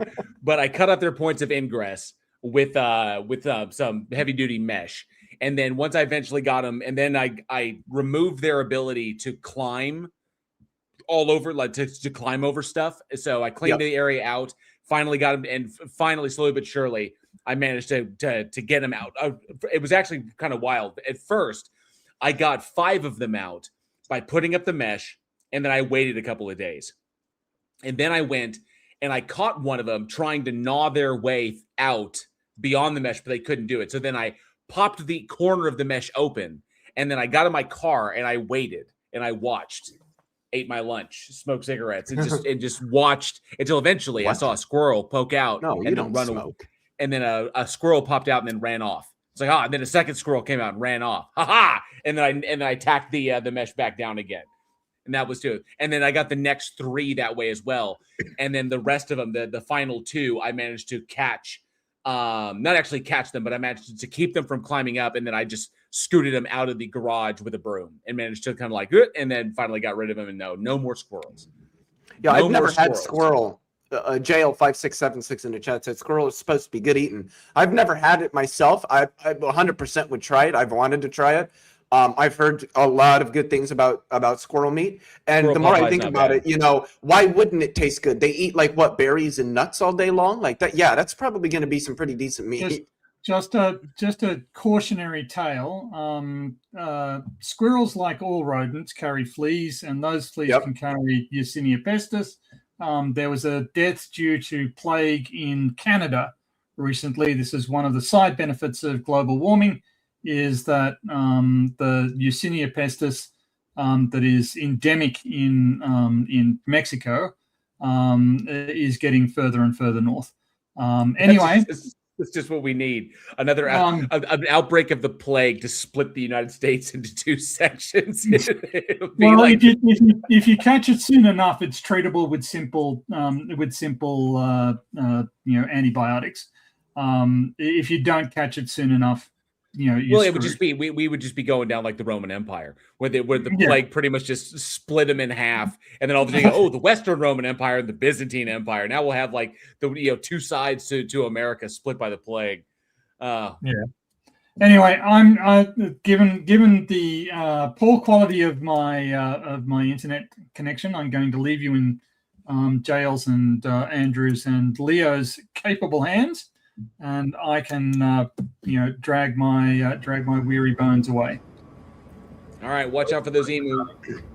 My hands aren't Will just do. capable, but they're right here, and that means there's an external world. Okay. Just a little GE Moore reference. I'm not sure how many people got that one. Well, thank you, Tony. I do appreciate it. I also want to make sure I say hi. I said hi to Gile. Good to see Gile. Thanks so much for being here. Primordial Puggles as well. Good to see you.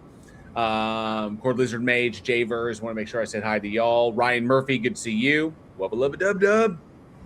Let me see who else we got. Probing Time 666 is in the house. He's like, good to see you, Probing Time, and Ryan Murphy as well. Good to see you. Yep, I fucked with squirrels, Morty. That's what I did. And yes, it is dude, I love that episode. Wait, is that kid listening to us? that kid.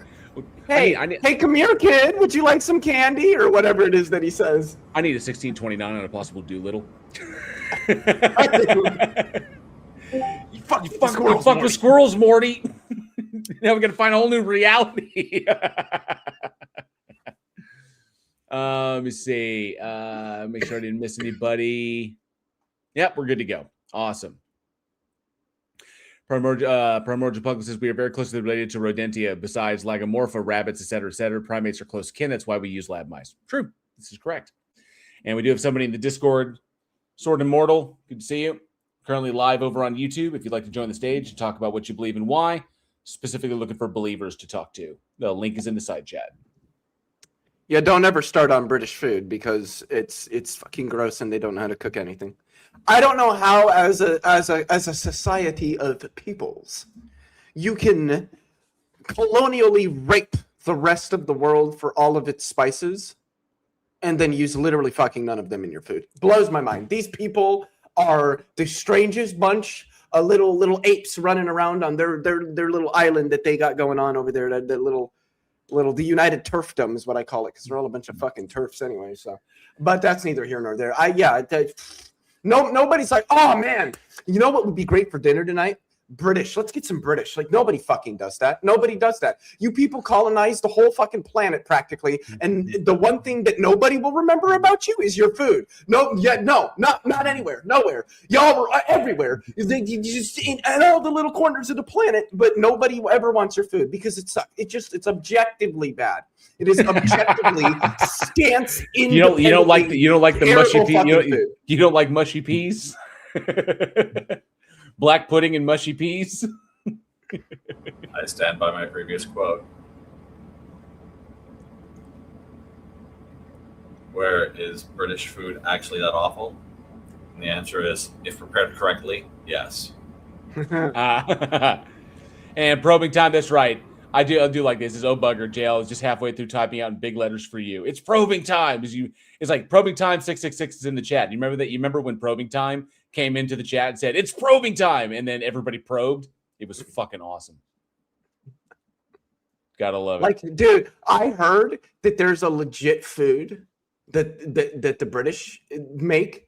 Do you know what it's fucking called? Huh? Jellied eels.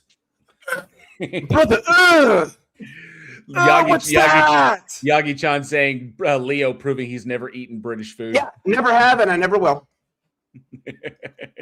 I like my food to be edible and seasoned. Look at my skin. My skin is seasoned. I like my food to be seasoned too. My thing is spicy. My food has got to be spicy. And I know that, and I have this, let me know in the chat if I'm right on this, and I do like unagi. I like unagi as well. But I have to, but do the Brits have, is that like a common thing? The Brits have a real problem with spiciness?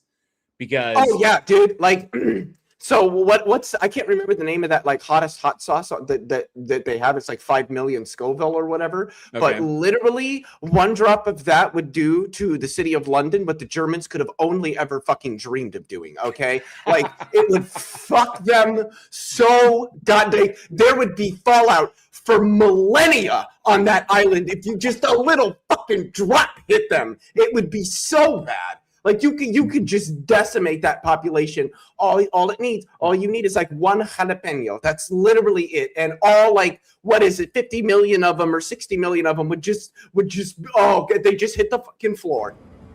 Who is this you're referring to? Hitting the floor? The Brits. When it comes to spicy food, yeah, like literally one jalapeno would take them all, every last one of them. You mistakenly typecast, because strangely enough, if you go to your bog standard, British pub over here, you'll realize that the pervasiveness of curry is practically now considered UK standard food. Yeah. So the Indian influence is becoming quite apparent. So their tolerance for spice and interest is not quite as weak as you might project it to be. Yeah, I'm obviously I'm being quite facetious. I leave you to your stereotypes, though, sir. So, Juggernaut Jerry says, "Thanks, Leo. Now I need to get the Fallout London mod." Yeah, you'll learn about what happened. That just decimated the country. So apparently we have put a jalapeno to our shores. So we got a Otangelo sighting in the side chat. I will say this: if Otangelo is still hanging out in the side chat, and Wicked T Gaming, good to see you. Thanks so much for being here. So Otangelo, I'm sorry that you bailed.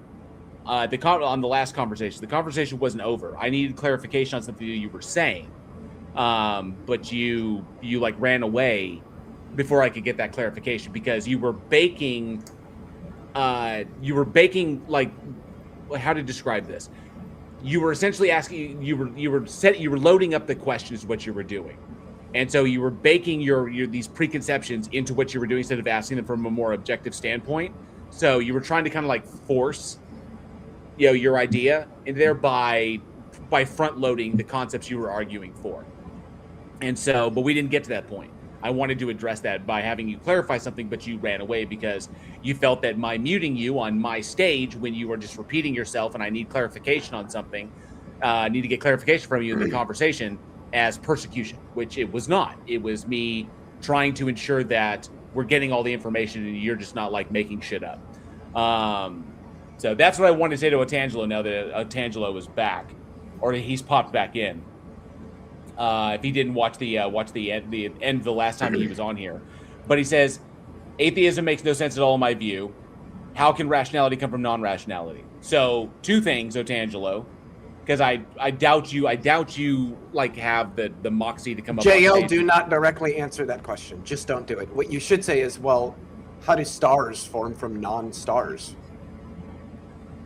You kind of did. You implicated that it was because the implication was that we weren't letting you talk, and it was false. I needed a clarification on something that you said, because you said in all instances. Okay, not as an objective feature, but in all instances. Okay, so, and it was not. I needed a clarification. It's my stage. If you say something that's going to twist shit, I need to get clarification on that to ensure that that's not what you're doing, or to confirm that it is what you're doing. So, I will get clarification from you if you're up here making statements. Okay, and we didn't rant and rant. I have your like the whole conversation saved with you. Okay, I'm going to be using it, and you did just run away when we sought clarification on something that you said. So, and it wasn't a rant because everything that we said tracked and made sense. So, nonetheless, the question. Also, the question that you were asking, the question that you just asked in chat, is malformed because you asked about. You said that atheism doesn't make any sense to you. And then you brought up rationality, okay? Being just literally just a quality of basing thoughts, actions, and beliefs on reason and logic rather than emotion or instinct. So, kind of the application of axiomatic rules in conveying information from one agent to another. So, it's weird because the two concepts don't have anything to do with one another. Atheism is not being convinced of the existence of a God. So that should make plenty sense to you. I'm not convinced that a God exists. I'm convinced that no gods exist. I am an atheist. I do not hold the belief that the proposition is true. So that takes care of atheism. Rationality the feature of rationality amongst agents applying logic and reason over emotion and other like and like instinct shit like this, these features can come up, and it's not problematic to ground them, depending upon depending upon how you're looking at their ontology. If you view rationality as some sort of like transcendent thing, well, then obviously it's going to wind up with you begging the question. So that's going to depend upon whatever metaphysical position you're taking. So there you go. So let's take a simple physical object, a flashlight. It doesn't hold light, so how do we get light from non-light when I push a button? How about an apple pie that's made up of apples, not apple pie? So, yeah, this is a very useless thing to say, that apparently the whole has to be made up of the whole, where the whole, it's actually apparently a lot of parts in pretty much everything that we point to. So, yeah, life appears to be a process. Yeah. I don't know what this never been observed thing is. Like, the claim I was making, essentially, it's I'm grounding rationality in a different way that you are. I'm not making the same like metaphysical assumptions that you're making regarding its ontology. I look at what we have access to, which is the society in which we live, which we have agents that communicate information to each other, and then we have axiomatic rules of linguistics that we apply to make sure that the information that we are conveying between each other is accurate and corresponds to reality. So we apply these things. These things are dependent upon us. Okay, so that's pretty much all it is. The ontology, the conclusion I draw regarding its ontology is obviously different than the one that you do. The thing is that the entity or the thing that you're invoking. The question is how rationality emerged. I told you it is a feature of agents communicating information to one another in order to ensure in a coherent fashion, in order to convey information accurately. That's what they are. That as far as we can tell, that's what it is. The label we give to a process, no different than digestion. So we can say that, like I could say to Leo, the sky is cloudy and it's going to rain in a couple of hours. You understand that? I mean, you understand that statement implicitly, right? Correct? Yes. Now, if I said the statement, colorless green ideas sleep furiously. I would just say that's incoherent. It's incoherent. I'm still conveying words to you, but the words in conjunction don't mean anything. So I can literally interact with other people, but what we call rationality is literally interacting with people in a coherent fashion, in a logically consistent manner. It's not. It's a feature of, you could essentially say it's a feature of communication, of kind of like how we interact with one another. It describes how I can do it irrationally or I can do it rationally. And rational discourse or like rationality is describes when we are interacting in a logically coherent and consistent manner. Irrationality is when we are not. So I could say the sky is cloudy, so it might rain in the next couple of hours. It's completely coherent as opposed to colorless green ideas sleep furiously, which is a grammatically correct statement that says nothing. It's completely incoherent. So yes, I am. The issue in question was rationality. I just explained that to you. So if you're just refusing to listen, that's your problem, not mine. Rationality probably ultimately results from the goal-directedness of humans, because we have things like goals, and we want to act in ways that achieve those goals. But that's what we do. we have some goal, and then we act in ways that to the best of our ability can achieve those goals. Now, that doesn't mean that we always get it right. We might be wrong. We might have thought that something was going to lead to achieving some goal, but it turns out that it didn't. And then we modify our actions and behaviors in ways that we think will, again, lead us to our goals. Now, you can generalize that to a variety of other stances besides goals: desires, beliefs, priors, aims, which I guess aims would sort of be related to goals. And we act and behave and believe in ways that fulfill the stances that we use to inform them. I believe the differentiation there is the difference between epistemic rationality and instrumental rationality. Instrumental rationality being taking actions that effectively achieve your goals and maximize your values, right? I have no idea. I've never heard of the distinction between the two. Okay. I think I remember reading it somewhere. But nonetheless, we're describing something, Otangelo. So if you want to point to it, it requires minds. Well, then it would be any organism that engages in these kinds of things. We could say that animals engage in rational behavior. In other words, behavior that gets them the water they need to drink, the food they need to eat, to protect their offspring, to defend their territories, yada, yada, yada, to ensure their own survivals. And that these are rational behaviors. They are in accordance with whatever they're trying to do, stay alive. So, but you infect an organism with rabies, and eventually they become irrational because their brains stop functioning. And they start doing incredibly irrational things because they are sick. So it's just kind of like one example. So, I mean, the issue's on you, Otangelo. The God doesn't exist, so I don't have to worry about it. I don't have to worry about that. So where minds came from, that were able to reason, many organisms on this planet are able to reason. Okay, including us. We're not the only ones. We're not special. In fact, I would argue that there are some organisms that can reason better than we can and act more rationally than we do.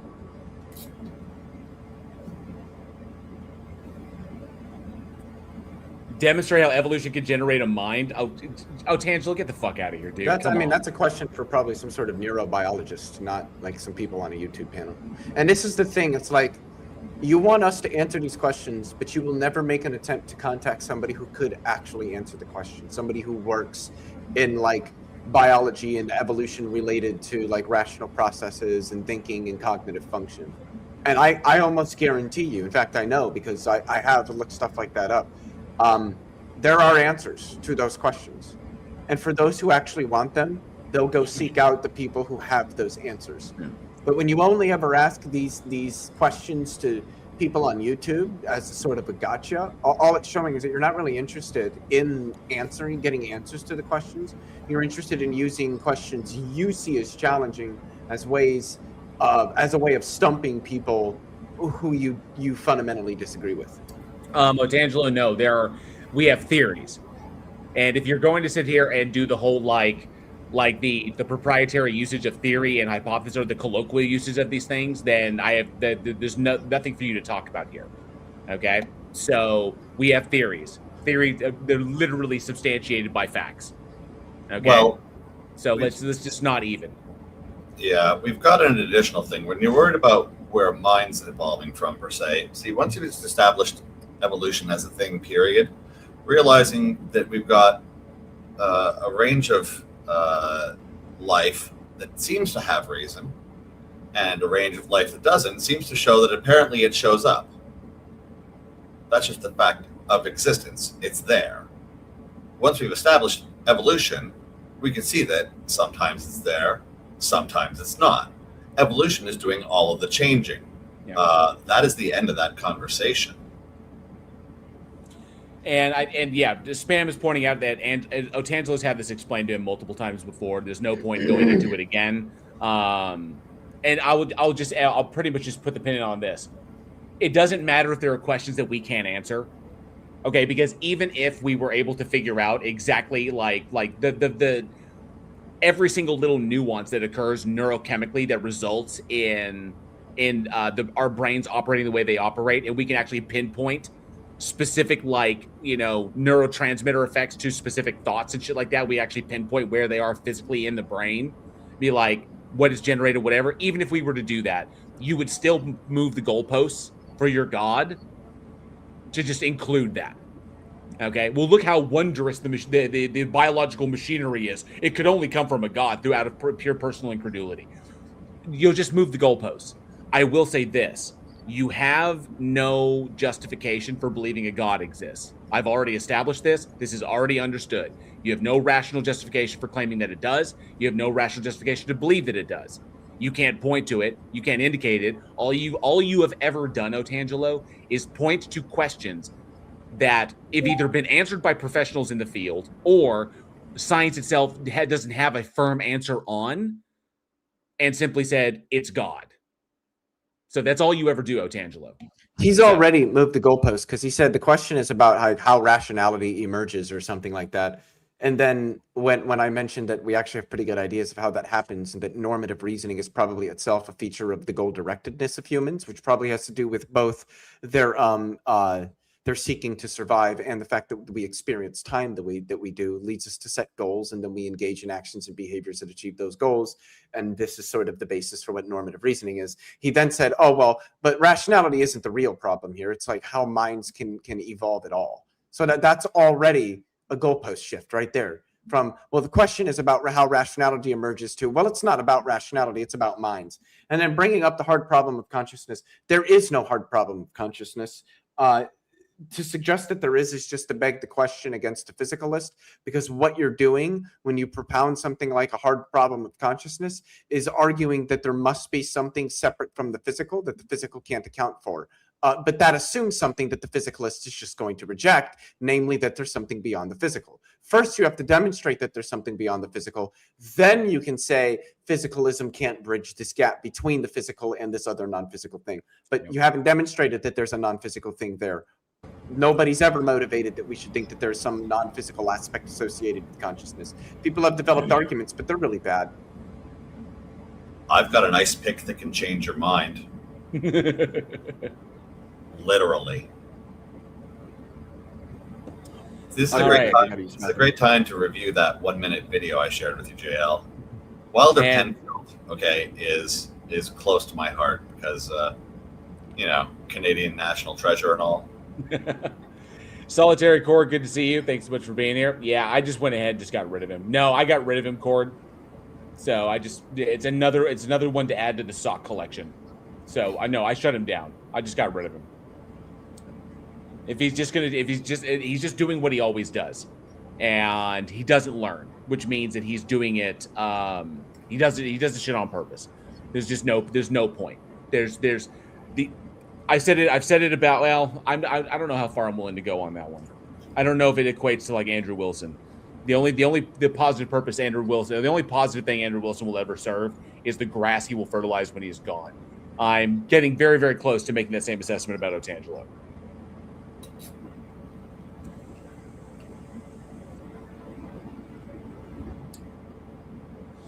Let's see. So we had somebody pop into the Discord. I don't know if they're still there.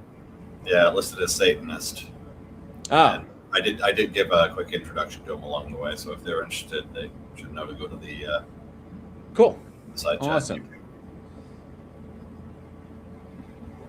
Yeah, apparently I'm collecting socks. That's why in the conversation that I had with him, I titled it like I'm going to title it like Theist Sock Monster. Because that's essentially what he is. He's just nothing but sock accounts.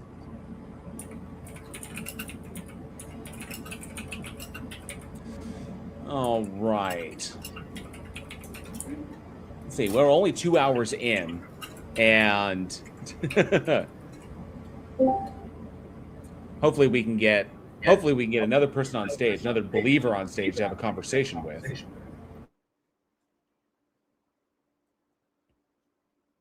Yeah, your mother cooks socks in hell. The Dyslexorcist. Nice. Probably Tony, and good to see you, Tony Regime. Thanks so much for being here.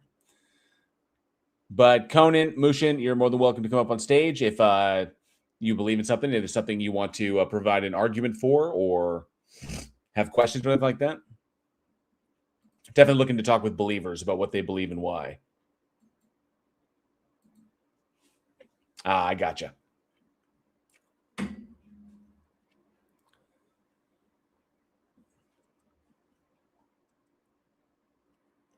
Let's see here. I still don't understand why I can't see DeFreak. I do not. Yeah, get it. because if somebody blocks you, you should, since it's your live chat, you should still be able to see them. Just like if you're a moderator, but somebody has you blocked and they come on into a live stream where you're a moderator at, you can still see their comments because you're a moderator. Yeah, and because I actually went into my studio and looked at my community area, and his name is not in there. Like, so DeFreak should be visible. Let me check. I'm gonna check quite something strange. out. I'm gonna check some. Let me see here.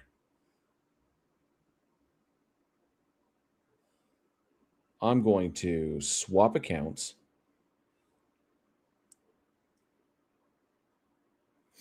And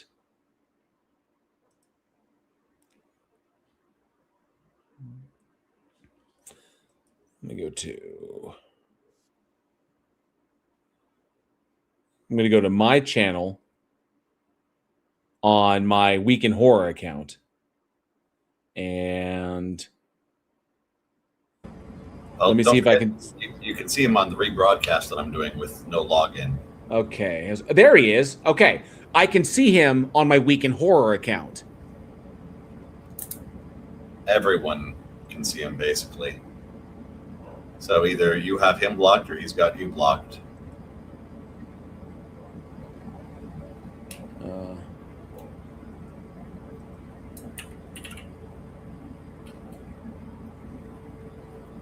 Oh, that's Mushin. Yeah, you're looking in the Discord. We're live on YouTube, so we're looking in the YouTube chat. Can't you just post the StreamYard link in Discord or something? Does it let you do that or not? It does, but it's a strategy thing. We're pooling. Because I was going to say, I think some Discord servers, like they limit who you have to have, like a certain rank or whatever it's called to be able to post links. But oh no, well JL's the one posting the link to the stream in the side chat on the Discord. We're not needing it from the user. No, I don't have you blocked in StreamYard, DeFreak. The only people that I have blocked I have banned guests. I have 1, 2, 3, 4. I have 6 banned guests. Vegan World Order, Wesley Curry II, Aaron Woodard Sr., Robin Hood, Joe Mama, and Wiz Chiz. That's it. Because I try not to ban people. So Wiz knows what they did. Wiz knows what they did. What's up, Canadian All Man? Good to see you. Thanks so much for being here. Can't speak as well. Good to see you. Yeah, I oftentimes miss it myself, Juggernaut. I really do. So, I'll be doing an annual Halloween special here on Bridge the Divide. I always do. Yeah. So I got you. I mean, I don't have you. I don't have you banned. I don't have you banned in StreamYard. I don't have you banned on my channel. So I cannot see you. So don't know what to tell you, bud.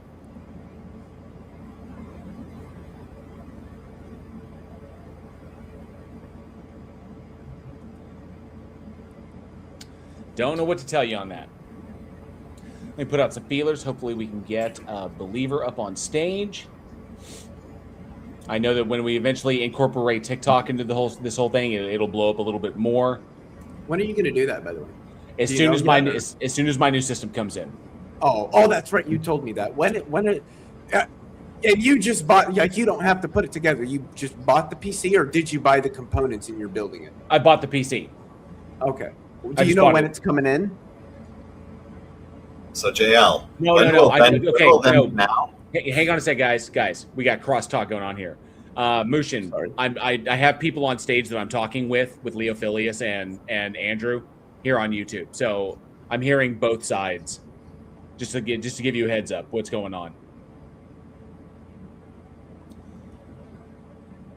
second. I got to scroll back up to here. Let me go and just take care of that. All right. So, yeah. So as soon as the new system comes in, when I get that all set up, we'll be able to incorporate. I'll be able to run all the stuff I need simultaneously in order to incorporate TikTok into it, and hopefully be able to really increase the number of people that we wind up talking to, which will be really, really good. Do you know when your PC is coming in? I don't know if they've already got it built and they just got to ship it, or if they get the order, build it, and then ship it. I don't know who you ordered it from, or it's supposed to be first week of August. It's scheduled for the 5th. So is when I'm supposed to get it in. Who did you get your PC from? It was what's the name of the company? Cyberzone. Okay. They're the same company that made the current unit that I'm using right now. This current unit is just really, really old. So yeah. I trust them. They make really good stuff. So I figure I'll just go with the company that I trust, and it has really decent pricing. So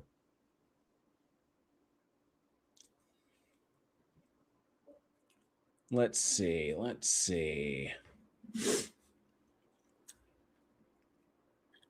My PC is from Starforge Systems, which makes pretty good stuff. Nice. I looked at a lot of reviews on them before I bought this PC, and people were like, "Yeah, no, Starforge makes good stuff. They put together a good PC." A lot of love for Week in Horror. I see Tony Regime's like, yeah, and the only merch I've ever bought. Love my Kink Shaming Cannibals t-shirt. Yeah. We had good stuff. I thoroughly enjoyed the Week in Horror podcast. I really, really did. It's just a matter of having the time to be able to focus and do it. Like I've said before, lots of logistics involved in running a podcast like that, especially when you're pretty much doing it yourself. That my co-hosts were amazing. Yeah, we're all amazing. It's just that they had stuff in their lives. They had gigs they were working on, and after the reason we were able to do what we did at the start back in 2019, when we kicked the show off in September of 2019, it was because of the pandemic, because gigs were all dried up, and we were all pretty much just in a position where we had to kind of make our own opportunities. And so we figured we could do this and build it into something, and it really started to build into something. But obviously the pandemic ended. Gigs started opening up, people needed to pay the bills, and the guys just were not as available as much as I wanted to be. That then life kind of got in the way. Things happened in people's lives. Babies were born. People people passed away, and so life just kind of gets in the way. And the guys had lives that they had responsibilities, they had priorities outside of the show, and so I took on the bulk of it. And it became too much to handle between this and my regular channel. So JL wore it out. We had so many more movies to talk about on that show. We really did. I still have the list. I still have everything. If needed to, if I had the time, I'd be able to pick up right where we left off and start kick off a season 6, a season 6 of Week in Horror. It was fun. It was a lot of fun doing that every week, but every single week for 5 years straight, that it took a lot of energy. So, thank you, Cindy Johnson. I do appreciate that. And we gave out a lot of prizes. A bulk, the vast majority of the money that Week in Horror brought in went to covering operational costs, and of course all the prizes that we sent out. So all the trivia prizes, all the t-shirts and all the Week in Horror gear that we sent out, the mugs and the pint glasses and the hoodies, all that stuff was covered by what the podcast was doing. So at a point towards the end, we'd actually gotten Week in Horror in the black, where we were breaking even, where all the money we brought in the month was able to cover all the stuff that was being paid for, which was awesome. We weren't making any profit off of it after because it takes time to build a podcast like that. And so it just, it was a lot of work. So St. Johnson says, if I had the time, I keep joking at work. I need to find a way to slow the time down so I get more work done. It's true. Never enough time. Juggernaut, we actually tried. I wanted the guys to have a little bit more autonomy in branching out and doing stuff underneath the Week in Horror banner. And we tried to do that with we actually started up a YouTube channel in which Alex was going to be running gaming, like horror gaming. And remember Digital Darkness, which is what we were going to call it. And we got a few done, but he just couldn't keep up with it. So just because I was going to let him take the reins on that and run that. And I was going to pop in and we were going to help with that. And it would be an offshoot of that, but we just couldn't keep it up, which is kind of a shame. But we tried with Digital Darkness. We just didn't have the team to kind of support on that one. So unfortunately. Jinju said I ended up with 3 t-shirts and 3 tumblers. Some neighbor got the coffee mug. Cool. Oh, yeah. Week in Horror was fun times. It was a lot of fun. It was the opportunity to kind of break away from the week and all the crazy shit that was going on and actually, talk about something fun that we all loved. I do wish it had blown up. I really do. I wish it had blown up a lot bigger than it had. I think we were on a good clip, but you just got to have that dedicated time,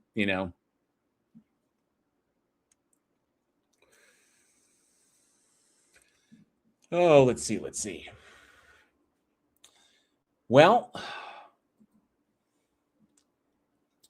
Andrew, did you have any luck finding a video that you wanted to look at? Nah, it's been an absolutely crazy week on my side, and a complete blowout today. I've been taking to the mountains lately. Oh, okay. I had my weekly dose of punishment, but I've achieved a nifty peak over here. Yeah. So, how much Week in Horror merch is still around? I have only the stuff that is currently out there. Nothing else has been ordered. I shut the shop down.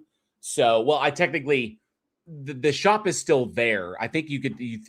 Let me see here real quick. If you went to it's been so long. What the heck is it? Because I moved. The fourth wall is where you can get Bridge the Divide stuff, but it was what the hell is that other merchandise website? What the hell is the name of it? I totally spaced on the name of it.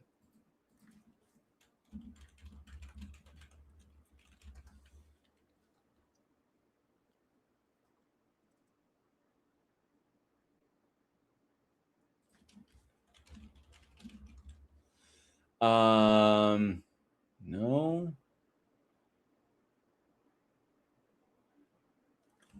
Fourth wall. That fourth wall is the one I use for Bridge the Divide.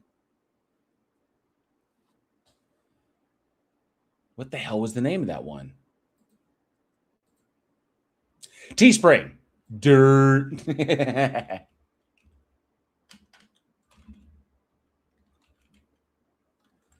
Let me see it real quick. Oh, is Teespring now? Oh, Teespring. There we go. Log it as Spring for Creators. Yeah. So let me see here real fast.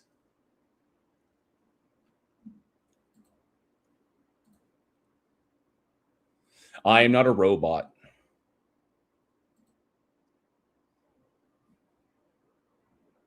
What the hell? That's not right. Oh, there we go. I've read, understand, agree, and continue. Yep. Okay, this is it. All right. So yes, and store, Week in Horror store. That was all that, and then listings. So technically, yeah, you could. There's the stickers, the mugs. All that stuff is still there. Yeah. It's technically all still there under the Teespring account. So thank you. Hey, Angel Rivera, good to see you. Jail, if you do video games, you need someone who has time to play rather than trying to fit games in. Right. Yeah. So yeah, the Teespring, the store is still there. It's under the Teespring account, under the Week in Horror account. So you technically could still get stuff. But it's pretty much just, it's just been dormant, It's pretty much it. And I gotta come up with better stuff for the Bridge the Divide store. Just Bridge the Divide just doesn't like pop like Weekend Horror does.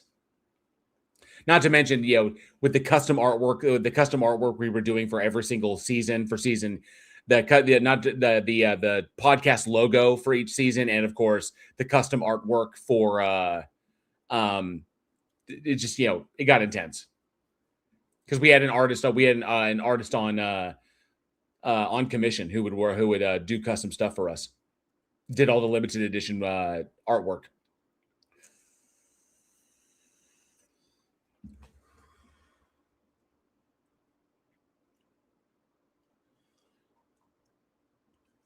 Let's see. Well, I'm guessing we were going to have to look at, since we're not getting anybody up here on stage.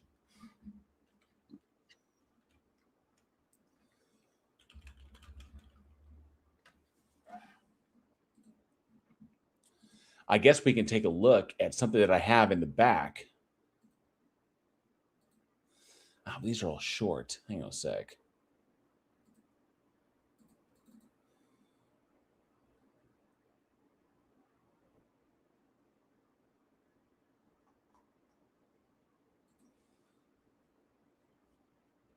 Let me see something here real quick.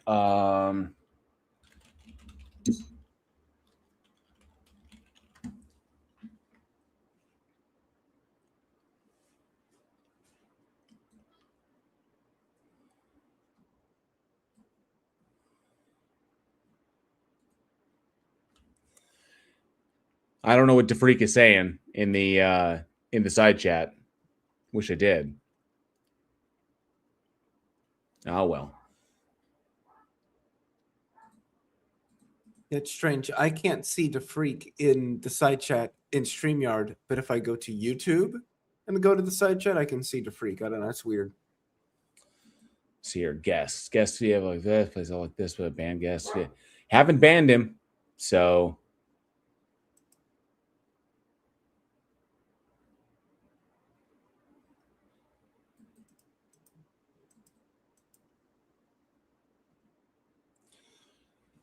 See here.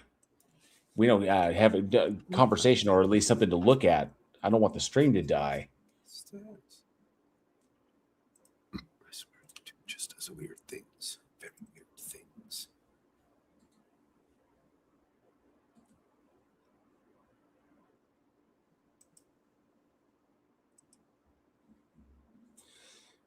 No, there's no point in taking a look at that. Shit.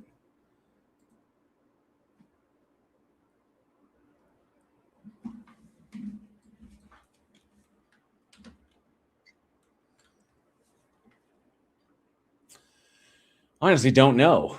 All I can say, I mean, at this point, I'm taking a look to see if I can find something we can take a look at, so I don't have to eat into the created content that I've got going on.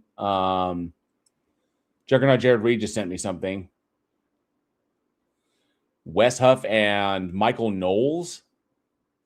Oh, geez. What the fuck did those two dorks talk about? Top 10 Bible lies. Wes Huff debunks top 10 Bible lies with Michael Knowles. You can review it if you want. I won't have much to say. I don't do Bible stuff. So. Yeah, it's the theology of it. I don't know. Yeah, Michael Knowles has no expertise, and I particularly loved Kyle Kalinske cucking him hard on CNN. Oh, yes. That put a smile on my face. Oh, fuck. Oh, what the hell? It's an hour long. Jesus Christ. Now, remember, there's not going to be any critical pushback, which is how you know it's legit. Right. What do they bring up here? Actually, I'm going to look at the description here real quick. So, start, intro. Did Jesus travel to India during the lost years in his youth? The Genesis creation story is copied word for word from the Enuma Elish. The Ethiopian Bible is the oldest complete Bible, and the Ethiopian Orthodox Church is the first church. Magic mushrooms are the origin of Christianity. The Bible originally taught reincarnation, but it was removed at the Second Council of Constantinople. Catholics added books, and Protestants removed books from the canon during the Reformation. The Emerald Tablet should be observed because Thoth is linked to the biblical Melchizedek, and Enoch to Hermes Trismegistus. Jesus was a copy of pagan gods, specifically Horus, Mithras, and Dionysus. Preborn. The Trinity was invented centuries after Jesus' resurrection. The story of Jesus and the woman caught in adultery was not found in the oldest copies of Scripture. The Bible teaches the earth is flat. The Bible says dinosaurs didn't exist. Jesus was married to Mary Magdalene. Wow. So weird. 1, 2, 3. You gotta love how non-relevant those are to any of the key claims about the nature of God. Well, there are 14 topics at hand, and it says 10 Bible lies with Michael Knowles. So, Well, we learned from the video that we reviewed. What was that, last Wednesday? That these Christians can't count. this is true. They can't spell theorem either. Well, I do appreciate it, Juggernaut, and I will have to. I may pop in to take a look at that. Just hate to cannibalize any of the stuff that I have ready to go for. Ready to go for content. God is pro-cannibalism. How bad could it be? Well, I'll tell you how bad it is. Varies from person to person. Actually, let me see here real quick. I'm kind of curious. I'm going to go over to Robert Bola's channel, the guy I'm going to be debating. That was the one you were waiting for, wasn't it? The guy who runs the channel Atheism Defeated. Yeah, that's the Who guy. are you debating, and when and where? I'm debating Robert Bola on Skeptic Haven the 17th at 7 p.m. The 17th of July. Yes. So next week. What's the topic? Moral realism versus moral anti-realism. Okay. Yeah, You don't seem excited about that. No, I'm looking at something. So, but yeah, I did catch that. Found one for you. Dropped it in the private chat. It's about a 5-minute video, Let's take a look. and it's a face I've seen before, so it'll be suitable cringe. Oh, okay. This is definitely doable. Yep. Bite size, and a person who has been covered in some other capacities by others, and recent.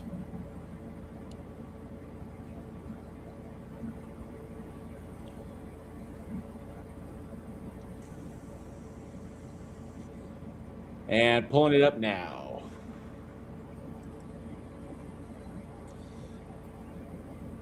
Do, do, do, do, do. Phenomena. Do, do, do, do. Phenomena. Do, do, do, do, do, do, do, do. Do, do, do, do, do, do, do, do. So, is that debate going to be actually on the Skeptic Haven channel, or is it Yeah. going to be on Wes's debate channel? I believe it's going to be on Skeptic Haven. Okay. I'm pretty sure. They must not have the thumbnail up yet. Check out 5 days. So, Yeah. All right, let's check this out. So the title of this one that Andrew just found is Why Atheists Are Wrong to Say You Claimed God Exists, So Prove It. who's it called? A what now?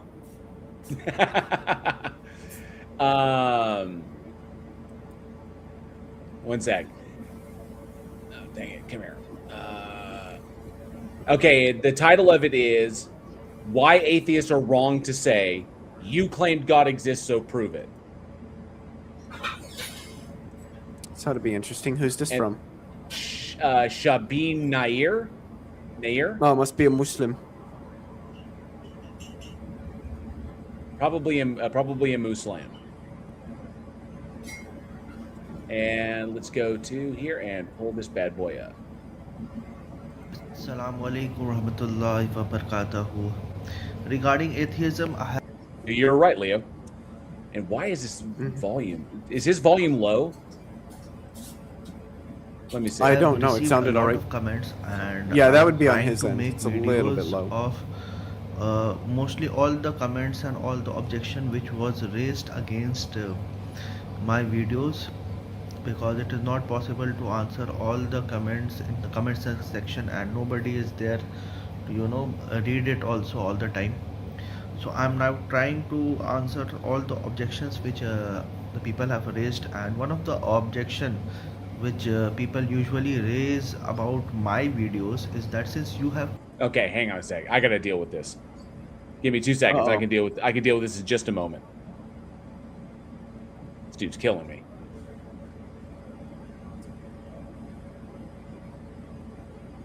Temper. D to the Dub says, I think I saw Logic respond to one of this guy's videos. Temper expectations.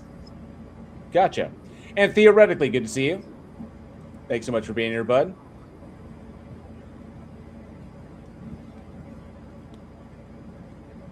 Give me 1 second. I can handle this.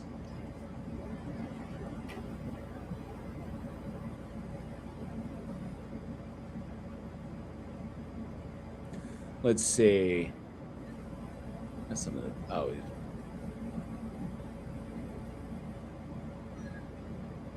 Oh, okay, cool. Did you find another one, Andrew? I'm looking. I'm just vetting at least titles, just to see if. I just saw. I saw a second link that you put in there. What is this? Oh.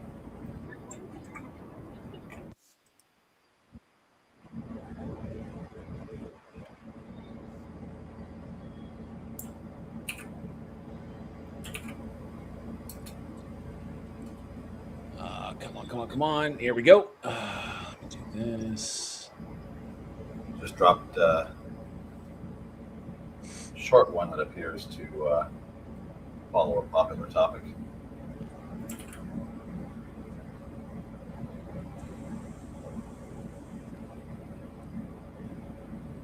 Let me do a quick adjustment on this one.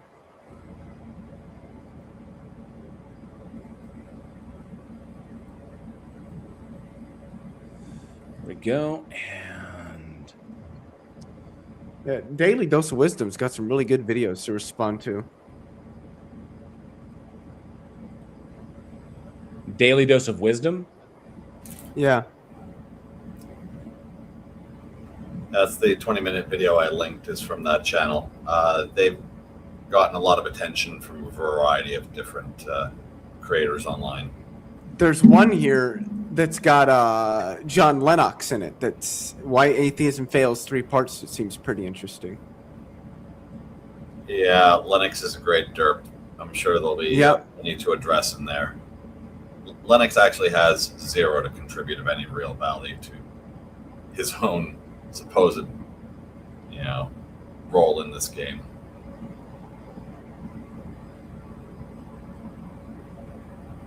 Good. Got it. All right.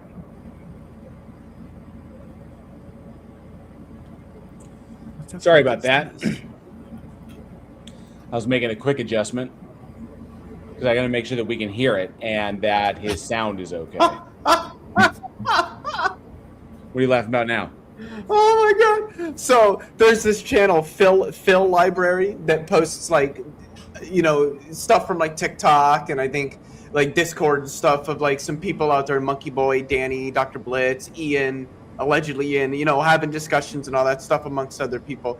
And I just saw a video. It's Dr. Blitz versus Q-Top. I don't know if you know who Q-Top is. I don't know how popular this person is, but I'm looking at him, and then I heard the voice. I can't. Oh my lord! Oh shit! Hold on here. You guys got to revel in this as well.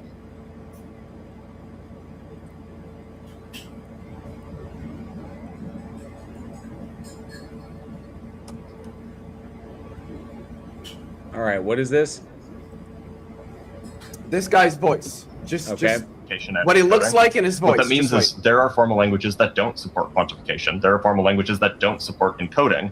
There are languages that don't support either. There are languages that do support both. What do you mean by So it means that the axioms that define the language are sufficiently complicated to have those properties. What does that mean? What do you mean by the axioms are sufficient? So for example, they're sufficient so that properties and the axiom itself. That voice and that look. I don't know what it is, but that's fucking something right there. That's something. Wow. Yeah, D to the dub says it was a painful, so I'm gonna have to listen to this because that Q-top combo I feel like was painful. Yeah, I feel like I've heard Q-top before, like maybe once or twice, but I'm not sure. Okay, I think we're good. Yep, we're solid there. I can close this. That didn't take long at all. What's going on? I was making a quick adjustment to the audio on that video so that we can hear it, because I've gotten rather quick at doing it. Let's delete that and bring this up. Yeah. All right, now we should be able to hear this. You okay? Yeah, I was gonna make a joke and the coughing interrupted it. I was gonna say I bet you are quick at doing it. Assalamu alaikum warahmatullahi wabarakatuh.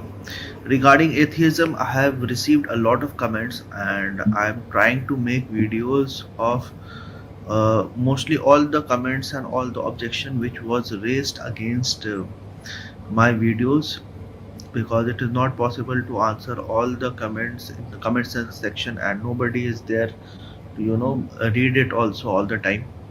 So I'm now trying to answer all the objections which the people have raised, and one of the objection which people usually raise about my videos is that since you have claimed that God exists, therefore it's your duty to provide evidence. Yeah, that's how the burden of proof works. You make a positive claim, you accept the burden of proof that comes with that claim. Done. It's on the atheist side as well. If the atheist makes a positive claim that no gods exist, then the burden of proof would be upon them. So this is what comes with positive claims. Congratulations.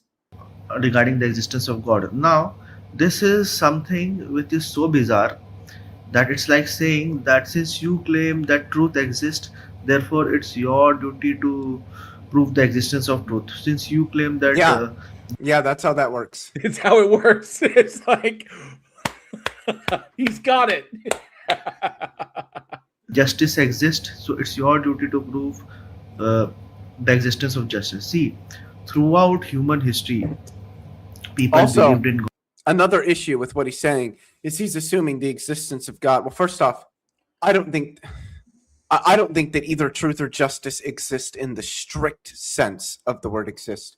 But setting that aside, he's assuming that the existence of God would be something as obvious as the existence of truth or the existence of justice, which is a premise I don't grant. It's a weird category. It almost feels like a category error, because obviously talking about concepts which would be lumped underneath like what we call like transcendental concepts or abstracts in that respect, because truth, justice, no matter how you look at them, these are going to be abstracts. But he's saying that his God exists and that it stands in the causal relation to everything else, which automatically defines it as being concrete. So we would approach these two different things. We would approach both of these with a completely different epistemological approach in understanding its relationship to everything else around it, or how it's used in a particular system. But automatically, ontologically, you've got a concrete thing and you've got abstract things, which we don't address as existing in the same context. So it's weird. I find it odd that he brought up those two things instead of saying like other concrete stuff, like, saying a God exists, like the sun exists, or the moon exists, or the very earth beneath our feet exists, or something that stands in causal relation to other stuff, or that like, the atmosphere exists that results in like hurricanes and tornadoes and shit. So these are concrete things, which is interesting. God. Yes, I agree that polytheism was the norm and monotheism was not the norm. So Atheism I got to back was him up the a little norm. bit because the quickie mart thing is killing me. I'm sorry, that was mean. I was gonna make a comment about something at the very beginning of the video. I don't know. Like it's not like horrible, but I don't. Some people may not like it. If he ends the video and thank you, come again, it's gonna get me. It's I'm just gonna fall out of my chair.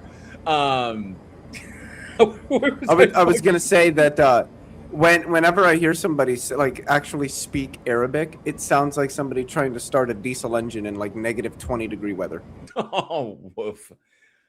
About human history, people since you claim that justice exists, so it's your duty to prove the existence of justice. See, throughout human history, people believed in God. Yes, I agree that polytheism was the norm and monotheism was not the norm. So it is the duty of monotheist to prove that monotheism is truth and polytheism is false. I agree that it is the duty of the monotheist to prove that monotheism is true and polytheism is false.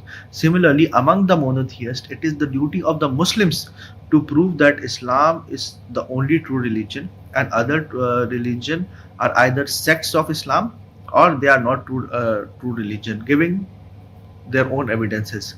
But the question with regards to atheist is not Islam versus atheism. It's not Christianity versus atheism.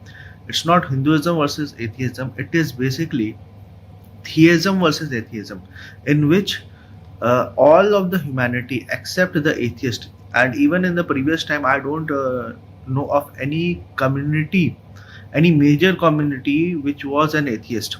They may be available. This is irrelevant. We're supposed to be addressing burden of proof. So I don't know what relevance this has to the topic at hand. In pockets or at individual level, but I don't know of any community in medieval or in ancient times who are atheist in nature. So throughout the human history,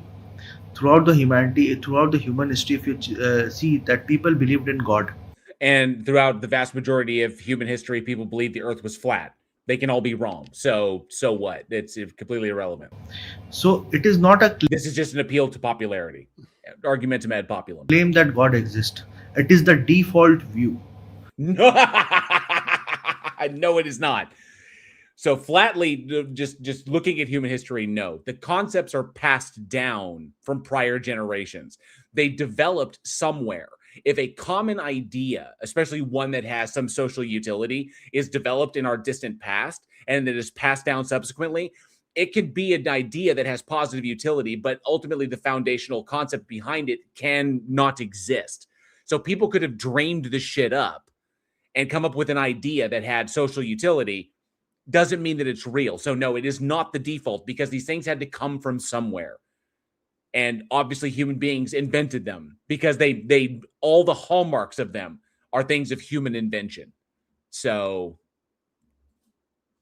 it is the claim of the atheist that God does not exist or there is no evidence for existence of God. Now this is also these are also positive claims that need to be backed up that the atheist assumes the burden of proof with. Exactly. Claim. If you are saying that there is no evidence for existence of God, this itself is a claim, and this is against the default view.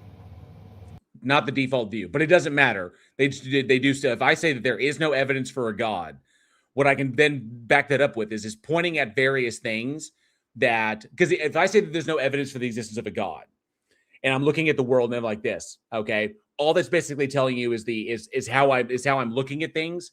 And I'm basically kind of evaluating the stuff that I'm seeing in the universe. If the only way I'm going to be able to like evaluate evidence for a God is seeing what evidence is being proposed by the theist, and say like, okay, so how is this thing that you're proposing as evidence? How is this? Like, look at the trees. How are the trees evidence for a God? And then I can break that down into whatever logical fallacy is being committed at that point. So I can say it's irrational how you're coming to that conclusion because there's nothing simply by making the observation that leads you to that beyond personal incredulity or personal or like ignorance or some shit like that. So I could do that. But looking at it, it depends upon my epistemic framework, how I'm approaching these things, and how many, am I willing to multiply my entities unnecessarily? So Fine.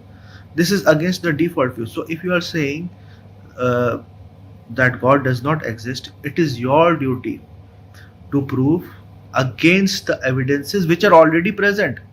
no, they're not. That's an assumption that you're making. But I can say your God doesn't exist because it's logically contradictory, that it's defined in a logically contradictory manner, and therefore it can't exist. So you either need to redefine it in a logically consistent manner or just drop it entirely. Just acknowledge that it doesn't exist and it's completely human made up. And it was made up by ignorant people who were trying to come up with concepts that would just like blow other people's minds when, before people had a really good understanding of propositional logic. You have the Quran, you have the Bible, you have the Gita. You should present evidence against it and disapprove all the religions.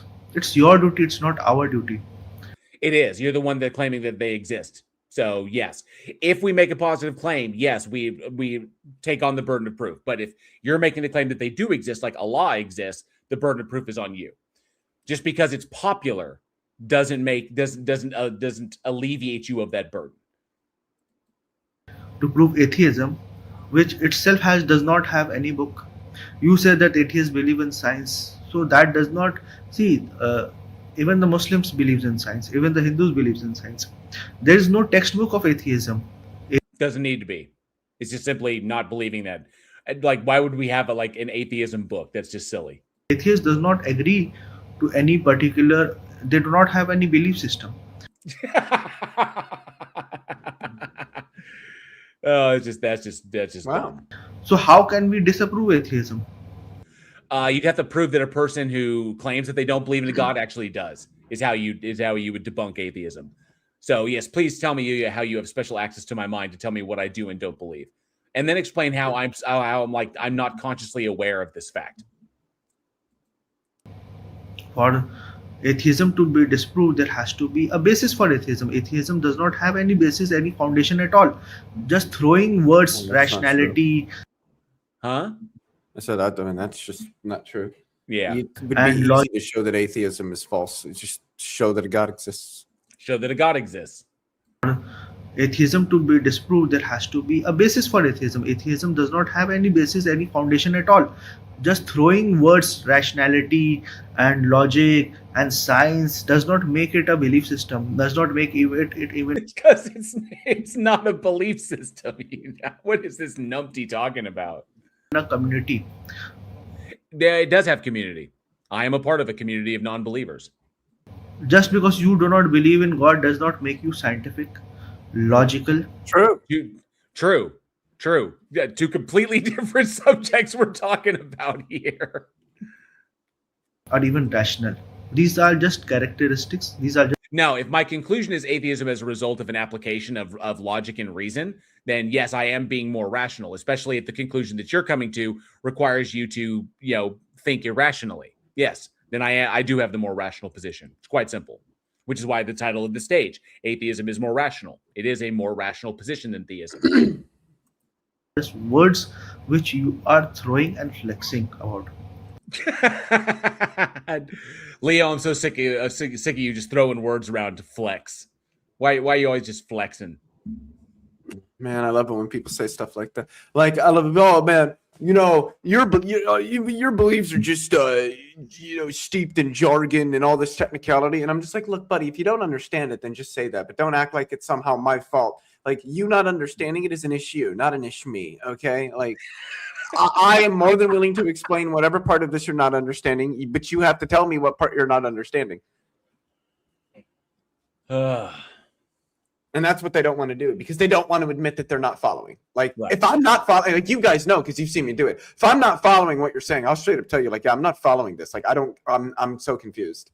I have no problem saying that. This weird idea that he had that because it's the most popular thing, because it's the default, it's not the default. Humans have to be indoctrinated with this bullshit. And that's how it gets spread. So I'm not even sure what it means to ask like a default view or a default belief. I'm not even. it may go towards sure the what line that that means. it may be the implication that, or it may be an implication of his belief that God beliefs are innate in humans. Like as a human being, when I'm born, I am born with the innate belief that something does exist until I'm old enough to articulate that and understand what it means. But that like God concepts are innate. Like believing in a God is an innate thing to being human. Yeah, that's clearly false. Yeah. I think there's probably some question as to whether like a 3-month-old baby even has beliefs. Maybe in some loose sense they have beliefs, but I don't know if it makes sense to say that a 3-month-old baby could assent to some doxastic attitude about some proposition. I just think they lack the cognitive capacity to do that. Right. And this is something that Graham Moppius talked about in response to atheists who try to argue that atheism is like the default position or something. No, it's not. That's not the very concept of a default position is loose. Like it's just not clear what that's even supposed to mean. But with probably most beliefs, and particularly with beliefs about gods, whatever they may be, if there's any sort of default view that people have, it's just going to be innocence to the proposition. It's not even knowing about it at all. Yeah. Until you learn about it and then form beliefs about it. Right. The thing is that most of the atheists which I have seen, especially in my comment section, they actually, since they are not logical or rational in nature, they actually use mocking and sarcasm. Yeah, we will mock you. We will be sarcastic, but I don't know. Maybe he's got some bad atheists in his comment section. I can actually take a look. Let me see here real quick.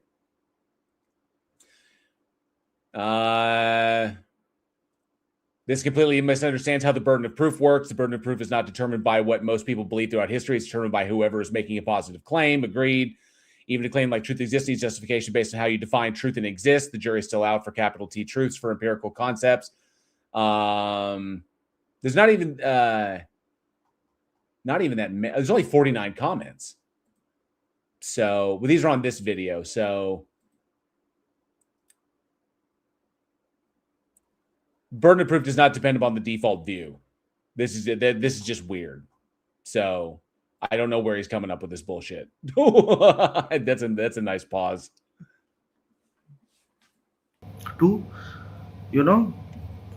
derate the argument. I am yet to see the comments which actually refutes my videos. They are not refuting my videos. They are not even watching it. They are just reading the same script over and over again, which they have mugged up from their atheist lords. How is this video not just this asshole bitching about having his feet held to the fire regarding his burden of proof? He claims that a law exists. The burden is upon him to do that. And if I can say that I'm not convinced by it, I'm not convinced that his God exists. And any evidence he puts forward, I'm just going to knock down easily because it's easy to knock down. So this is just him bitching about having his feet held to the fire. So this is what I am saying, that this is the refutation of the argument which the atheists usually say, that since you have claimed it, therefore you have to provide the truth. That's not an argument. That's literally just the burden of proof. It is the standard. It is what you assume when you make a positive claim, regardless of what that positive claim may be. That's not an argument at atheist level. That is literally just them saying, okay, you're making a positive claim. You're making a positive claim. What's your proof for that claim? Like, you're saying it's true. What's your evidence? You have the burden of proof to show how you know that to be true. It's not an argument. And thank you so much, Primordial Puggles, for 100 Australian. Thank you so much. You rock. Big W. I think, big W in the chat for Primordial Puggles. Thank you so much for that. Very, very generous. I do appreciate that support. This video you said isn't very long, right? Like it's not. It's about to end. There is no evidence for God video that Andrew posted, I think might be interesting. There's actually a few videos that guy, Dr. Derek, has done that I need to do responses to on my own channel. Yeah, I've seen some of his other material, and he approaches things from a very purist, a very purist philosophical angle that deserves to be properly taken apart. The answer is that I have never claimed it. This is the default view always present. Nope. No, it's that itself is a claim, and that itself is a claim. You now have a burden of justification for that claim. even in claiming it's the default position. It is a positive claim. So come on, dude. Atheists claim that there is no evidence for existence of God. Therefore, according to their own logic, they should don't claim that. And there's actually a lot of atheists who would not claim that there is no evidence for God's existence. I think there's clearly some evidence for God's existence. I just don't think, number one, I don't think it's very strong at all. And number two, I think that the evidence against God's existence far, far outweighs the evidence in favor of God's existence. I say there's insufficient evidence to warrant belief that the claim is true. Yeah. Wide proof. So that was it. Yeah. So that was complete bunk. There was I have to tag the video. Let me go real quick. Let me pop over here. Yeah, careful. You may double his view counts. I just might. And let me see here. Video review. What the heck is that guy's channel's name? What is it? It is Shabi Nair. Shabi Nair at Shabi. Oh, there it is. And Shabi Unfiltered is his channel. And I got to tag his video. The Andrew, the last one that we reviewed, that guy actually responded. Wait, the one that couldn't spell the word theorem right and couldn't count? Yeah. He actually commented on that live stream. He commented on it and said, like, thanks so much for reviewing my video. I'm glad that you got a laugh. And it was just kind of like, just him being friendly. And I was like, and I think I gave him a yeah, I mean, I'd probably be pretty embarrassed if like I spelled theorem wrong. You're gonna tell me what the BGV theorem is, but you can't spell theorem. You can't. Okay, I'm seeing a bunch here. So we took care of this first one, Andrew. Which one did I see? 1, 2, 3, 4, 5. I see 5. What's this one? Which one is it, Andrew? We got a bunch of people. We got a bunch of people in the Discord. I'm hoping. None of those are coming up. Apparently, I've already chatted. I would love to, but can they hear me? Can they hear me over there, JL? I would love to. We got to do it on the stage, Jeremiah, because that's the conversation I want to have. Can they hear me over there, JL? Oh, can they hear me right now? Well, there are beliefs that you have.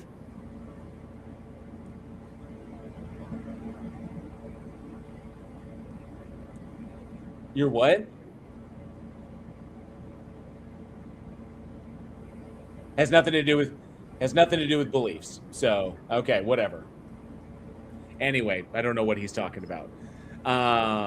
Dang, because we had a bunch of people in there. I was hoping we could pull one. Neo is back in the chat. It's a book title for Atheism, Fighting Intelligence. Neo, once again, either come up on stage to defend your claims, or the mods are going to handle you for spamming. I don't know how many times I can make this clear to you. Okay? They're just little chat rats scurrying along the little dark corners of the chat. I hate to ban him. I do. There's no reason to ban him. He's not being mean. He's just being a chat rat. I just hate their bullshit. I really do. I can't stand it. Reception Vastica. And Daniel Herzog is.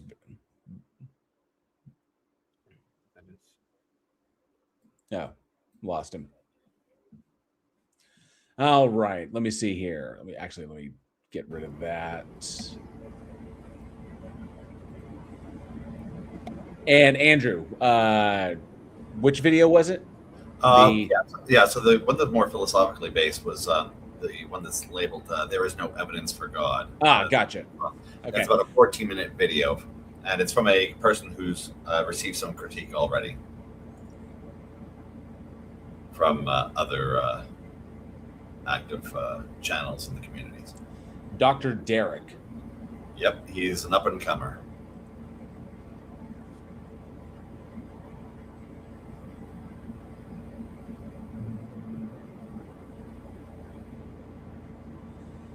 Well, I mean, I kind of get it as far as what he's saying, and Leo just kind of covered it right there. My position is that there is insufficient evidence to warrant belief, and that any evidence that is put forward can be easily knocked down and be shown that it's not actually evidence. Like, for example, anything that a believer or a theist puts forward as being evidence, like the vast majority of stuff, if it first requires you to commit a logical fallacy for the thing you're looking at to actually be evidence, then it was never evidence to begin with. Like, if you have to commit a logical fallacy in order to look at something and say, that's evidence, because I am literally coming from an irrational position, it was never evidence to begin with. So, and I find that every single thing that they put forward, I can always do that. Because they're coming from an irrational position, from an irrational foundation. So it eliminates its quality as evidence.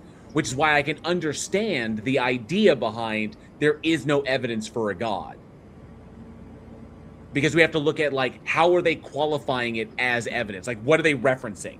It's like, in order for the trees to be evidence of a God, what is informing that statement? Because you're not just looking at the trees in a vacuum and saying, trees, therefore God.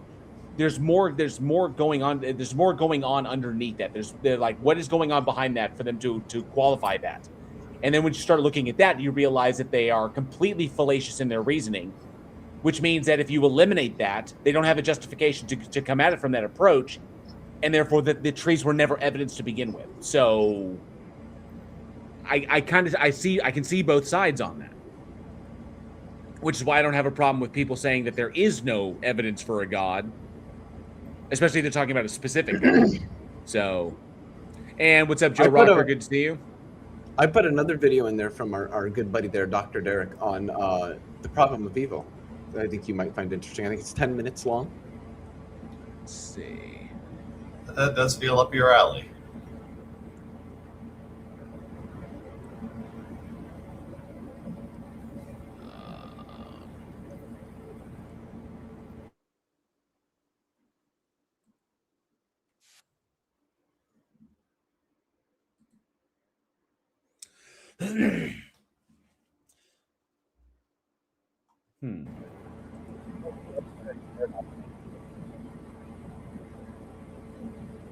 The Epicurean trilemma is technically what it is, but I mean, I'm being pedantic.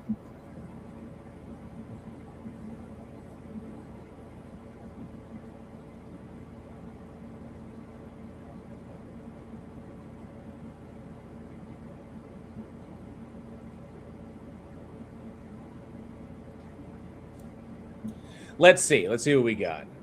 And I think Neo probably ran away again. Naturally. Oh, no. Neo says, I'm not spamming. I am a keyboard warrior, commander of the armies of the north, and it was general of the Felix Legions. If you want to quote the movie, get the movie quote right, dude. Come on. Embarrassing.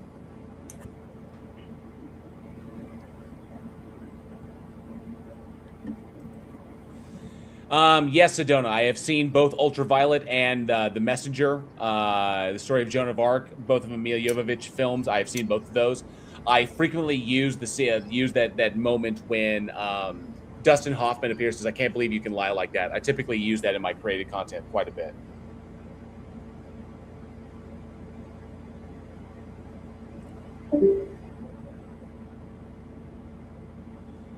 All right, let's see. I can close that, and no, and I can delete this because I don't need it anymore.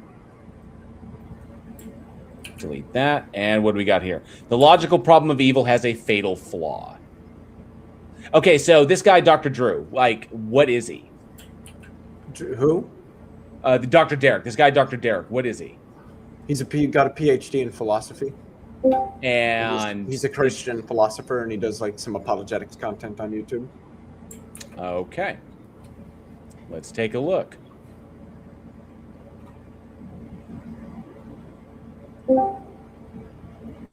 Video file. Let me pull this up. So the logical problem of evil has a fatal flaw. Evil currently provides any. Let's see. Do you think here. the existence of evil currently provides any very strong argument against the existence of God? Yes, depends upon how you define the God. So you haven't been paying attention. Now, that's not me just saying that as a Christian philosopher. Even the most prominent atheist philosophers over the last 50 years have publicly admitted that a certain seemingly unbeatable contradiction actually doesn't work. Now, too often when the Christian is faced with the problem of evil, the response is to say, well, God works in mysterious ways, but that's not. Is he talking? I don't know if he'll get. I haven't watched this. I don't know if he'll get to it. Is he referring to the logical problem of evil or the evidentiary problem of evil? The logical problem of evil. Okay. Not going to satisfy the skeptic. And So it was rather than asking, specifically a formulation of the logical problem of evil by J.L. Mackie that a lot of other academic atheists rejected. But the logical problem of evil has been actually rising again amongst atheist philosophers. continue to accept a blind mystery, I'm going to walk you through this rigorous analytic framework showing you where this argument goes wrong. For over 2,000 years, the skeptic has relied on something called the Epicurean paradox, a trilemma. It tries to pit God's attributes of omnipotence and omnibenevolence against the existence of evil. Well, and omniscience. Omniscience is supposed to be in there as well. It's the three primary omni attributes. And I'm kind of curious as to how he's defining them. So, but yeah, we'll get basically says that if God is willing to prevent evil but is unable to, then he's not powerful. And if he's able to prevent evil but he's simply unwilling to, then he's not good. It looks like a flawless checkmate, but before we break down exactly how contemporary logic dismantled this argument, you need to understand that the academic debate is largely already over. William Rowe is arguably the greatest atheist philosopher of religion of the 20th century, and he's already famously conceded at this point, and he's not the only one. Here's his quote. Some philosophers have contended that the existence of evil is logically inconsistent with the existence of the theistic God. No one... A theistic God defined in a particular way. I'll say that. I would add that. That's classical thing. Theism, yeah. Like classical theism. Is the position that classical theism is the triomni God? Classical theism just posits the existence of a singular God that is all-powerful, all-knowing, and morally perfect. Minimally. You might tack on certain things like divine simplicity or aseity or things like that, but minimally it is a singular being that is all-powerful, all-knowing, and morally perfect. And I'm going to need a clarification. Some philosophers, is that measured in metric or imperial? Because we just went down to, of course, cherry picking one person's opinion as if they're the pope of this particular mindset, and backed it up by a substantial number, by a quantity of some, which is more than a few. 5 is way out. That's true. Consistent with the existence of the theistic God. No one, I think, has succeeded in establishing such an extravagant claim. There's a fairly compelling argument for the view that the existence of evil is logically consistent with the existence of the theistic God. And like I said, he's not alone. The consensus on the atheistic side of philosophers of religion have all conceded that the logical problem of evil is no longer a problem. A particular formulation of the logical problem of evil. This dude, this is going to come down to how these terms are defined. This isn't going to be a semantic thing, is it? I don't know. The fact that this person over here, Michael Martin, is saying is literally quoting Plantinga is like whatever. So Plantinga, give me a fucking break. That quack. Who is who? What? Alvin look at these comments that he's put up on here. Oh, Plantinga. Yeah, and that's Plantinga's response to this was not. Yeah, I know. It's not very good. I don't know why philosopher, and this is the thing, is there's actually a lot of atheist philosophers out there that are like, no, his response is not very good. His free will defense is not very good. Everything here, and ultimately all he did was he redefined omniscience, but then he tried to bring it into modalities, like to try to address it with modal logic in all possible worlds. But the problem is that if the God exists, then those possible worlds all fall under its purview. If there is only one God, then all logically possible worlds fall within its purview, and the systems that are established for each logically possible world are within its purview. So the same problem still arises no matter what, because there's nothing beyond the realm of its purview. And so he tried to Planning is such a fucking quack, and I don't know why 1, 2, 3, 4, 5, 6 of these comments mention him, and likely we can concede that the problem of evil does not, after all, show that the central doctrines of theism are logically consistent with one another. It's just whatever. Okay. So if the heaviest hitters on the atheist side admit that the logical problem of evil is dead, well, it ain't. So what killed it? Let's look at the formal logic. See, I knew it. I fucking called that, didn't I? What's going on? What killed it? Well, he's declaring so if the heaviest hitters on the atheist side. Yeah, he's declaring it dead, and of course, he's declaring those people as the heavy hitters, and apparently there's no other conversation to be had. It's like my wife just let's do something.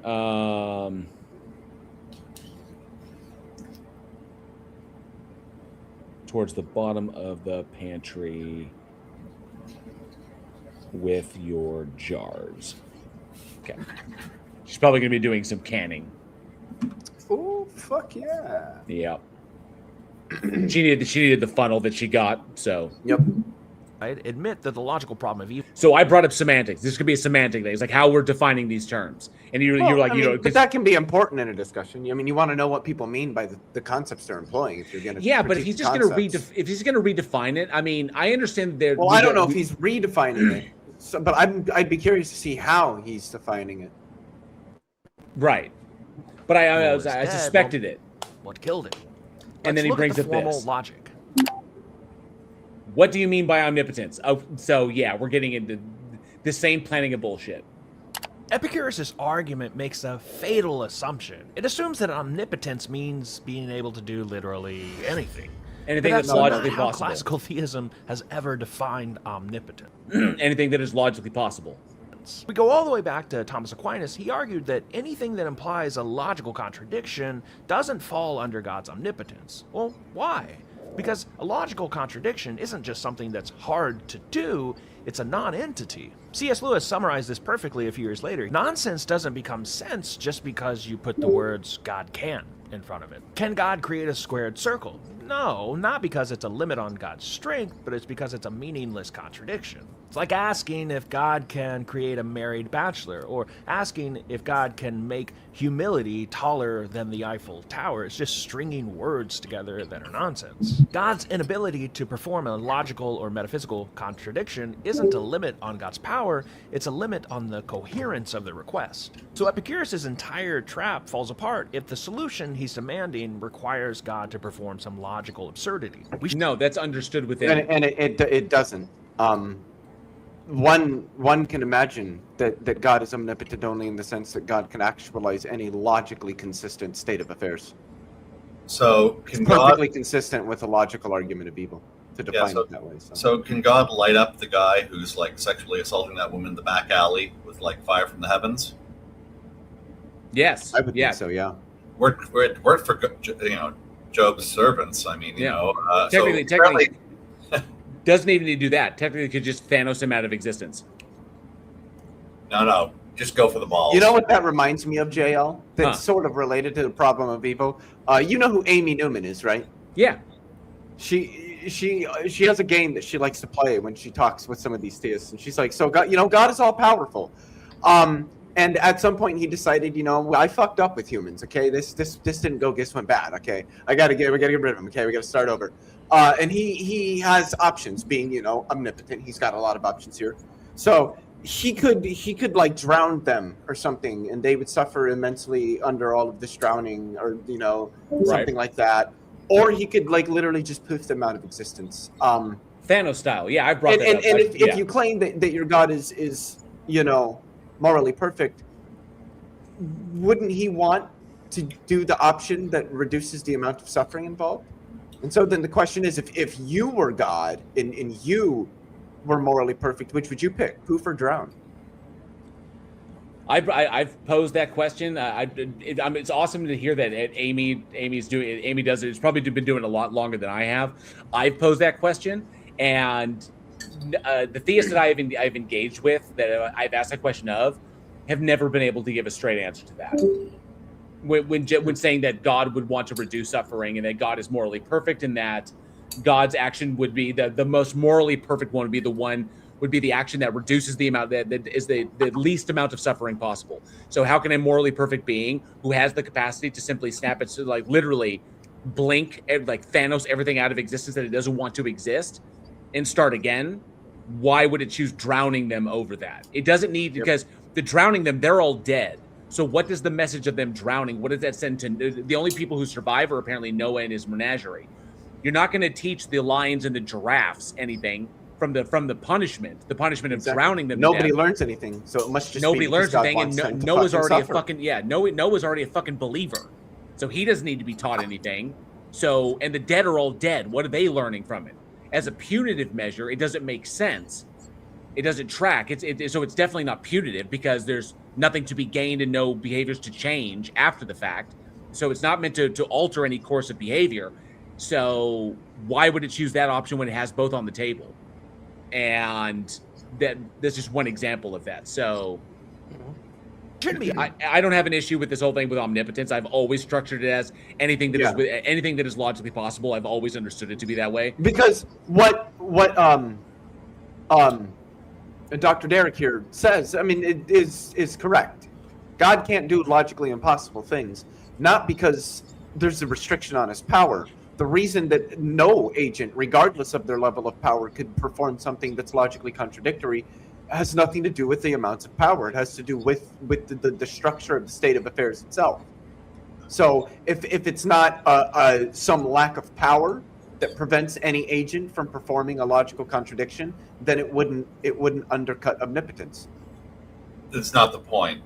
The entire point of this is to be the non sequitur, to distract from the fact that it doesn't impose any actual real limitation on what God can do. It's like, God can light up people who are doing bad stuff, but doesn't do it. God could prevent it. God could basically make all the people who would have kids that would be bad conveniently infertile at exactly the right moment. Right. Prevent that. And look, the egg didn't get fertilized. Oops. I like this. Tony brings up, what is gained spiritually or morally from an animal watching its children die of disease or starve or die in a forest fire? One thing I've always pointed out is, like, if we have a means for organisms on this planet to derive the energy they need to survive without predating upon other organisms. Okay, without having to eat another organism. We have there is a chemical method of doing that. You can do it actually two ways. Photosynthesis and chemosynthesis are two ways that organisms can derive the energy they need to survive from the environment without having to actually predate upon another organism. And so organisms don't have to like endure the agony of being eaten alive. If this thing it wants to reduce the suffering, it is the most morally perfect, then it can simply make a planet of organisms that subsist on photosynthesis and chemosynthesis. It's impossible. It's possible. We see it in nature today. Why can't all organisms do that? All it takes is some tweaks in our chemistry, and then that's the way it susses out. Okay, unless there is some rule of the universe that states that in order to have reasoning, you have to be able to like eat other animals, which is just insane.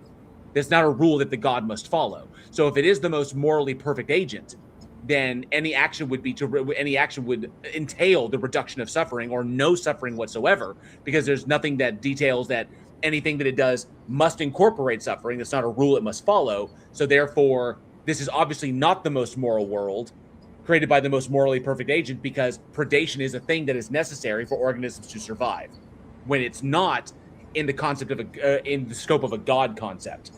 that doesn't have to make a world that way, unless there is some substrate that the God itself must adhere to, which would make it not ultimate. So there is an interesting thing here with respect to this idea that that it's possible for like mammals and whatnot to receive their energy through means that don't involve the consumption of organic material, which itself involves the concept of predation on other animals.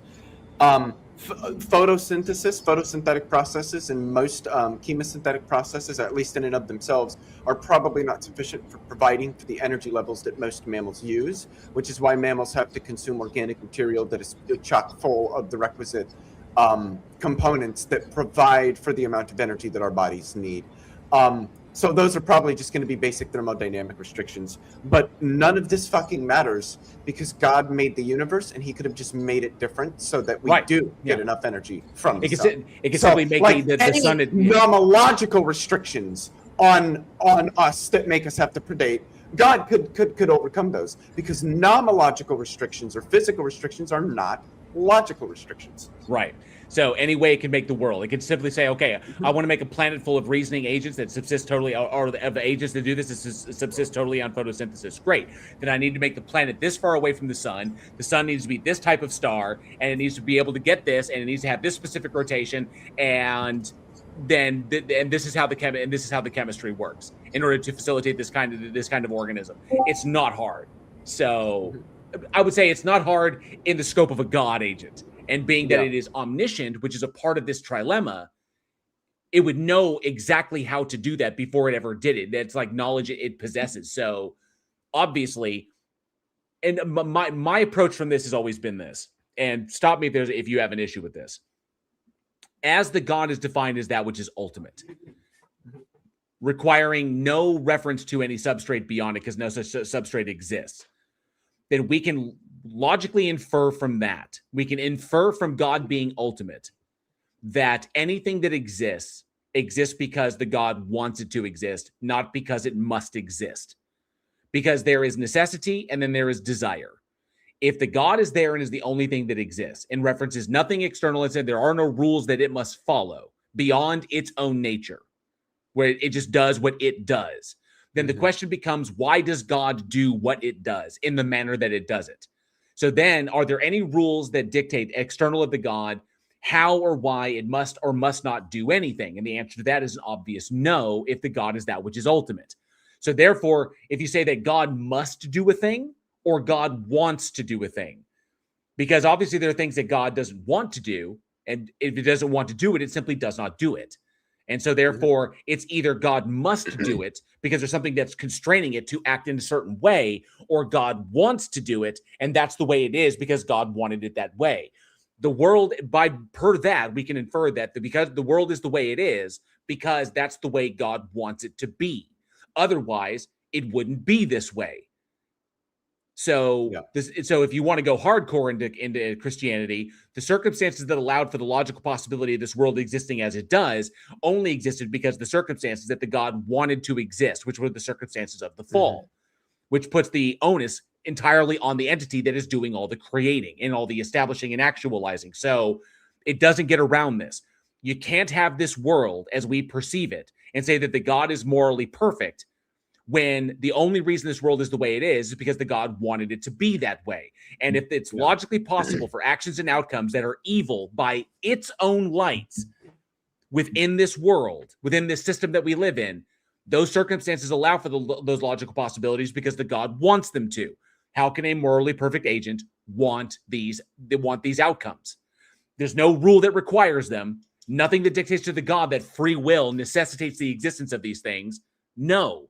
It does not track. And this is kind of like where I kind of take that extension upon the JL, or sorry, the extension upon like the JL extension upon the logical problem of evil. In hermeneutics, yes, a perfect being has no wants. Well, it's what it, I don't know if I would say a perfect being has no wants as much as I would say that anything it wants just is. That in virtue, because the perfection in this instance is probably going to include something like omnipotence as well as something like perfect rationality, which is just to say that if God is omnipotent, then there are no means to his ends. There's just his ends. And that if God is perfectly rational, that anything God desires just is.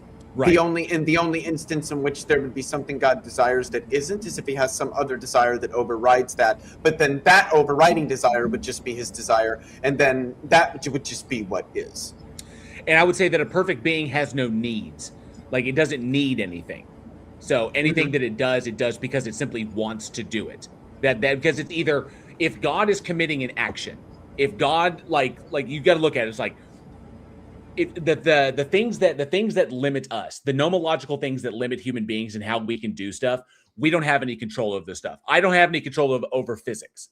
Okay, so physics does limit what I can do and some of the actions I can take in the system. No such things exist for the God. There are no limitations or constraints upon whatever it does. So then you ask, if God does X, why does God do X as opposed to God doing Y? What informs God's stances? What informs God's stances? And if there is nothing external of it to act as a reference point or even a point for mental content or context, then we can only come down on the fact that God does a thing because God, being an agent, God wants to do it. If God does a thing because it has no choice but to do it, then God is no longer an agent and is now merely a function, just doing the only thing that it can do and knowing all the things that it knows. So it's simply a cart running down a track with no ability to do anything other than run down the track that it's functionally designed and functionally structured to run down, which takes away all agency. Which is why call it a God then? What's the point? So if we look at it from the point that God is an agent, we have to acknowledge those things that, to be coherent, those things that entail what comes from being an agent: wants, desires, needs, whatever. And so, not to mention, it becomes really problematic when you look into the idea that God doesn't have to do, if God's end goal is Z, God does not need to actualize A, B, C, D, E, F, G, or actualize A and allow the system to process along from A, B, C, D, E all the way to get to Z. God can merely actualize Z because Z is a logical state of means to his ends. Yeah, There's just his ends. God can merely actualize the state of Z because Z is a logically possible state. It doesn't need to go through the rigmarole and say, well, I need to push the first thing on the Rube Goldberg machine in order to facilitate my outcome. No. God just puts the ball in the hole. Done. The hole is actualized with the ball in it because it's a logically possible state of affairs, which is where the whole why not heaven now concept comes from.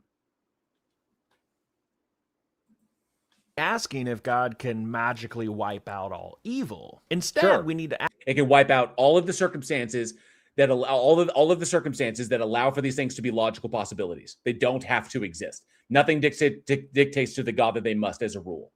So ask if the atheist's ideal world, a world that contains genuine human freedom, yet where humans are completely incapable of doing anything wrong, is really just a squared circle in disguise. No, it's not, because it's not about humans wanting to do evil. It's about humans being placed into circumstances that require them to make decisions or lead them or living in a system that can actually coerce them into believing that that an immoral action is the most moral thing that they could do at the moment or their only thing. In a system in which desperation exists, that's deeply problematic. People do the things that they do because of the scenarios that they find themselves in. Okay, the things that happen to them, the things that mold them over time. Okay, babies don't wake up and go, "I choose evil today." That's not the way that this works. Evil doesn't occur within a vacuum. Okay, it requires the circumstances that allow for these things to be for these things by its own lights to be logical possibilities. Those circumstances don't have to exist. The world can exist in which human beings do not suffer from extraordinary desperation to the point that they are willing to eat each other just to get by. It doesn't have to be that way. Okay. And there is no moral framework that the God must, this whole what is it? Morally sufficient bullshit. What is morally sufficient to the God? If it wants people to be God-like, just make other fucking gods. Just make things less than you that understand what you want them to understand and know what you want them, what you want them to know implicitly, so that they can make informed decisions. But that's not the way it works, and that's not the way that's not the way it's apparently turned out. So the squared circle here, the square he's trying to circle here, is acknowledging that these things don't pertain to the God, and yet the world is still like this. That's I'm the assuming problem. he's going to try to argue that like somehow evil is necessary. Like you can't have a world with agents with free will and not have evil, but it's probably going to be a really bad. It's such a gonna be really subjective bad fucking argument. take. Well, I mean, it's just straightforwardly false. It's not at all hard to conceive of a world where there exists rational moral agents like ourselves, which freely choose to never do evil. And I can grant freely choose in the libertarian sense. This brings us to exactly how a contemporary philosopher formalized what ancient philosophers have been saying for centuries. Now, ancient thinkers like St. Augustine pointed out the crucial role of human freedom when discussing the origin of corruption, but they weren't really trying to win a contemporary debate against atheists. They were doing more theology, at least with respect to this particular point. It wasn't until the 20th century when Alvin Plantinga I hate this fucker so much. Wah, wah. I read his shit and I immediately wanted to punch him in the face. How did anybody fall for his bullshit? I'm sorry. Okay, my shit was visceral. I remember one time sitting in my office years ago, and my friend Josh was sitting on my computer. I was working on something else, and he was just surfing the web. He's surfing YouTube on my computer. And all of a sudden, like he was just doing like, then all of a sudden, what was it? What was the name of it? The Black Parade. What is the name of the band that does the Black Parade song? My Chemical Romance. My Chemical Romance. You should know that for the other guy that you did the video for. An image of My Chemical Romance popped up on the screen, like of the band, and he hates that kind of music. Instinctually, he punched my monitor, just like reflexively. And then quickly, he didn't break it. He was just like, the image popped up of My Chemical Romance, and he just punched the monitor. Wow. And I was like, dude, it's like, what the fuck? He's like, I'm so sorry. I don't know what happened. And then he didn't break my monitor. All was good. But it happened on reflex. I read Plantinga's shit, and I wanted to do that. So I'm just to comparison, just by comparison. I wanted to probably. I might have to tweet that. I read Alvin Plantinga's shit, and it made me want to punch him in the fucking face. I wanted to punch him in the fucking face. I swear. I was like, how did anybody fall for this? Let's hear. Yeah. rigorous contemporary analytical framework, and this modern logical formulation completely blocks the. Oh, sorry. 1 sec. I fucked up. 1 second. At least with respect to this particular point. It wasn't until the 20th century when Alvin Plantinga translated that intuition to a rigorous contemporary analytical framework. And this. He didn't. I'm just putting that out there right now. He didn't. It's not rigorous. It's not like nothing. We found out who your arch nemesis is, didn't we? This modern logical formulation. The fact that he thought people were so. The fact that he believes that people are so fucking stupid. It just aggravates the fuck out of me. Sorry, let me go on with the video. I can't. Completely blocks the skeptic's deduction. Plantinga demonstrated that you can't force a free creature to always choose the good consistently every time. But God wouldn't be doing that. God wouldn't be forcing anybody to do anything. It would just not. be a world this is the thing. It's a world where this. Go ahead. Sorry. Where the agents can they freely choose to never do evil. Now, most Christians are not compatibilists about free will. Right. So you can grant this in the libertarian sense of freely choose, and there's still no logical contradiction. There's no problem in such a world being the case. And it just simply follows from God's omnipotence. As Derek himself here has already defined, that if it's logically consistent as a state of affairs, God can actualize it. But the thing is, if you are a compatibilist Christian about free will, a Christian who's a compatibilist about free will, then God could have created the kinds of antecedent scenarios that would have just informed all rational agents that they're gonna choose to do the good. They will never choose to do evil. Right. So this becomes a much stronger objection for the compatibilist Christian, which again is probably not most Christians, but there are some out there. So this is a much stronger objection for the compatibilist Christian because God can directly, causally influence our actions in a way where we always choose the good, and it is still technically a free choice. But even in the libertarian sense, there's no logical contradiction with a world having rational moral agents like ourselves, where they all freely choose, in the libertarian sense, to never do evil. Perfectly logically consistent world. Because the circumstances don't exist that necessitate them to make other choices. I mean, there's no need for them to do it. It's literally just when you remove desperation and fear. Okay, when you remove these concepts, you look at the vast majority of the reason why humans do the things that they do. And the vast majority of antisocial behaviors, if not all of them, are a result of conditioning in a system that is rife with desperation and fear. Okay? Those conditions don't have to exist. So why do they exist at all? Which is why I always took it back to the conditions that allow for these things. Because I found that Christians pretty much agree that evil doesn't occur in a vacuum. Okay, that evil actions by the God's own light, they don't occur just spontaneously like, stab. Okay, the circumstances must allow for them to be possible. So, God desires a universe with genuine uncoerced love, then he must grant. That right there is post hoc. It is looking at the world as it is, and then trying to understand why the world is that way, and then literally taking that and trying to fit the God to match what we observe. That is not working. That's working top down.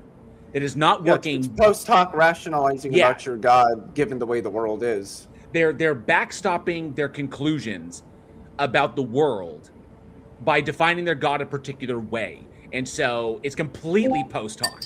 God desires this, so it must be. No, it doesn't have to be that way. And plus, you could say God desires the world to be this way, but you can't then say it is morally perfect and view the world this way. That's why they have to add in shit like, oh, well, free will. Oh, well, mysterious ways. Oh, well, blah, blah, blah, blah, blah. God is an end goal. Bullshit. All of it is fucking post hoc and at some points ad hoc.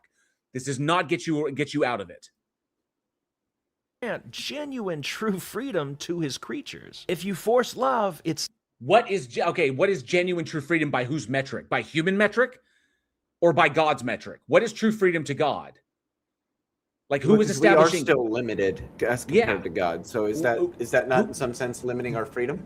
Who is establishing this metric that like what is it that informs what true freedom is to the God in order for it to convey that is what it wants for human beings? Like what is it? Where is it getting this content from? Is there something external of the God, of something objective, mind stance independent that dictates what true freedom actually is? That the God is then referencing and then using that as a metric for biological agents, or is it just coming up with it on the fly? Like what are we doing here?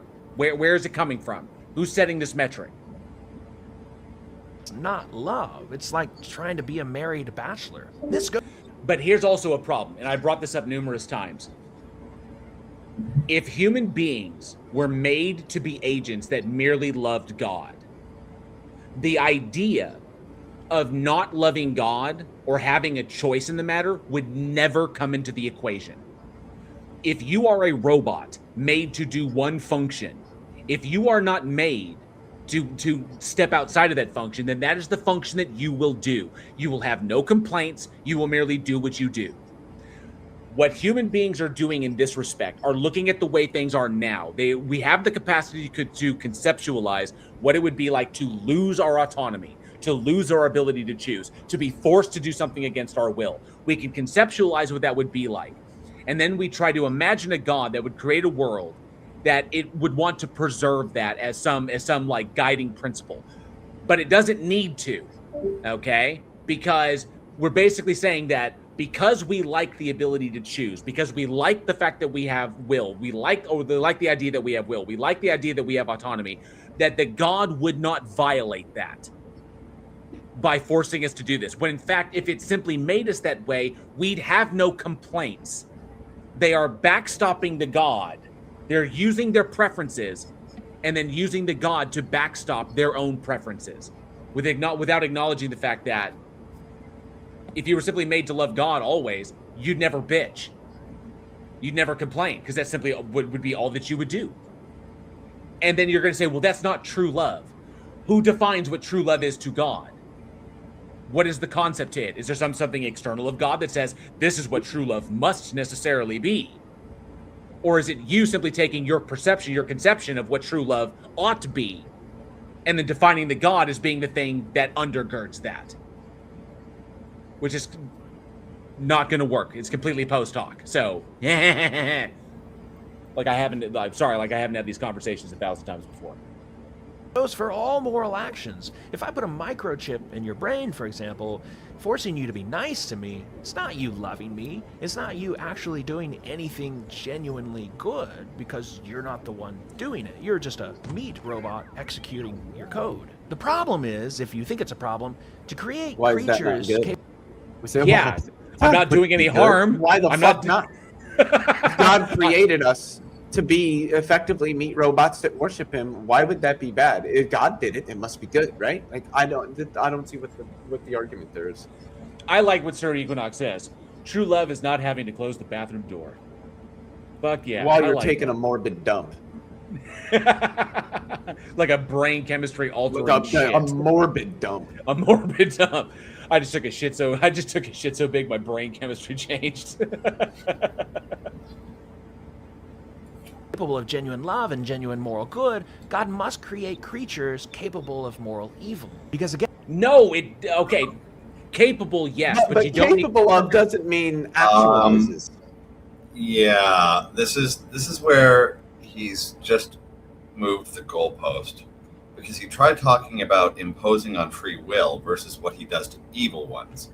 See, that forced sterilization thing of all the ones you know that are going to turn out bad, that prevent them from ever actualizing, doesn't change the free will of the ones you leave behind. Oh, I know this is going to be the one that chooses it. That's just the one I'm going to allow to finish actualizing. But we're not in that world. And God can't force a free creature to do the good consistently every time. Why does God to? Why does God need free creatures? Why is that a necessity? Why does it need it? Why does it want it? Why does God want free creatures? What is it that dictates to God that a free creature is better than a non-free creature? What is even the concept of free to a God? To an agent that literally exists and references nothing for content and context? I don't like what him and what Plantinga did, what Plantinga did. I don't like what they did because their scope was so fucking narrow. They automatically they shift the focus from the topic of the conversation should be the God entity. Instead, they shifted to humans, and then what we experience, and then post talk all the shit about God from there, with the automatic assumption that this is the way things are the way that they must necessarily be for the God, which leads to all this post talk nonsense. They shifted the scope. They're not actually technically talking about God at this point. They're talking about humans rationalizing why the God does what it does based upon this, and then defining the God in accordance with the way it must be in order to try and maintain their definition. So that's why I didn't like what Plantinga did. His scope was so fucking narrow, and he thought he was like, oh, I got a winner here, only to somebody who has no idea like the greater nuances of these conversations. Remember what we said about what omnipotence actually entails. A world full of creatures who is significantly truly free, that is, able to perform good and evil actions, is, Plantinga argue, more valuable than a world full of meat robots who only do what's right because they're determined to do so. Who establishes that? Who True, establishes that's this true. value? You can grant that. But you who can grant that, establishes? but we're not talking about determinism. Or sure, there can be a world where we're capable of doing evil, but again, we just never actually do evil. But we still have that. We could. We just don't. But who establishes this fucking valuation? This is the valuation that leads to an ought. Who is establishing this valuation for the God? Like, how is God? Like, what is God referencing for this? Like, it's fucking arbitrary. It doesn't supply nor do anything more for the God, especially when it then turns around and incorporates a system of coercion and extortion to mitigate the behavior that it gave human beings. But not even then. It creates the circumstances that facilitate the logical possibility of these things by its own lights that are evil. And then it incorporates a system of coercion and extortion to try and regulate that behavior when it didn't need to create the circumstances in the first place. So what the fuck is going on? And every time I pose this shit to a theist, to a Christian, they literally fall back on that stupid goddamn hymn that God works in mysterious ways. We're not meant to know, which is just an appeal to fucking mystery. None of them can answer this. And it's the answer that they need to make the shit make logical sense. The only way that it susses out, if you follow the actual like inference, is that God is not all good. That it's not. That at best, you could say that God is... Or he's not all powerful. Yeah, you could say that at best... Or he's not ultimate. He's not ultimate, like the Euthyphro dilemma state, like that one horn of the Euthyphro dilemma. But at best, you could say that God is completely and utterly amoral. Like God just does actions, and there is no moral like moral designation to any of its actions. It simply does shit, and that would be the best case scenario. But you cannot say that it is morally perfect. You can't do it. You cannot square that circle, Dr. Derek. So the moral evil we experience is generated by Dr. free Derek. agents, not the creator. The logic holds up perfectly. God and evil are not logically inconsistent. Notice Yeah, they are. No. If God is morally perfect, then yes, they are. Yes, if God is morally perfect, it cannot want the circumstances that allow for the logical possibility of actions and outcomes that are evil by its own lights. It can't. It's incompatible. If it is morally perfect, it cannot create a world that is like that. You have to drop that. Now, if the God is only omnipotent and omniscient, then and you drop the omnibenevolent or the morally perfect attribute, then yes, it is logically possible for a God to create a world that is the way it is right now, but not moral perfection. The circumstances don't have to exist, but they do. said moral evil. This refers to things like harms inflicted by one person. Yes, shit that is evil by its own lights, by the God's own lights. This is an internal critique of the Christian worldview. These are evil. These are actions and outcomes that are evil by its own designation. And that's the thing, is that this is stuff that God would say is evil, which is just to say God doesn't want it. Yeah, doesn't account for natural evil, things like earthquakes and hurricanes. Or well, but there wouldn't with the logical problem of evil. There isn't really such a thing as natural evils, because what nature does isn't normative. That's just what happens. He's kind of like, however, argue that God could have just created the world where those kinds of things don't happen. He's kind of blended to the evidentiary problem of evil with unnecessary suffering. So, but I would go to add to like literally organism predation in the system. Like predation is necessary for survival in the system that it is apparently created. That doesn't need to exist. So I would just go to that. I mean, earthquakes, hurricanes, shit like that. I mean, whatever. We can just go like nature. But I would say predation. And yeah, evil has it. Like I said, like Tony Regime. These things don't. You're right. These things do not occur in a vacuum. There are circumstances that facilitate their logical possibility. Those circumstances don't have to exist. I could literally say that the vast majority of human actions that we would classify as being immoral by the God's own lights occur out of pure desperation and fear. If the circumstances do not exist that allow for pure desperation and fear to exist, and humans never experience that level of desperation and fear, then these things won't happen, because they're still logically possible. I mean, it's still possible for humans to do them should the circumstances warrant that, but the circumstances don't exist. You haven't limited their ability. You've simply altered the environment in which they live, which doesn't change them, It's just, there's no need to do that, is the whole point, because the circumstances never arise. You don't violate free will. You simply say organisms operate within the confines of the system that they live in.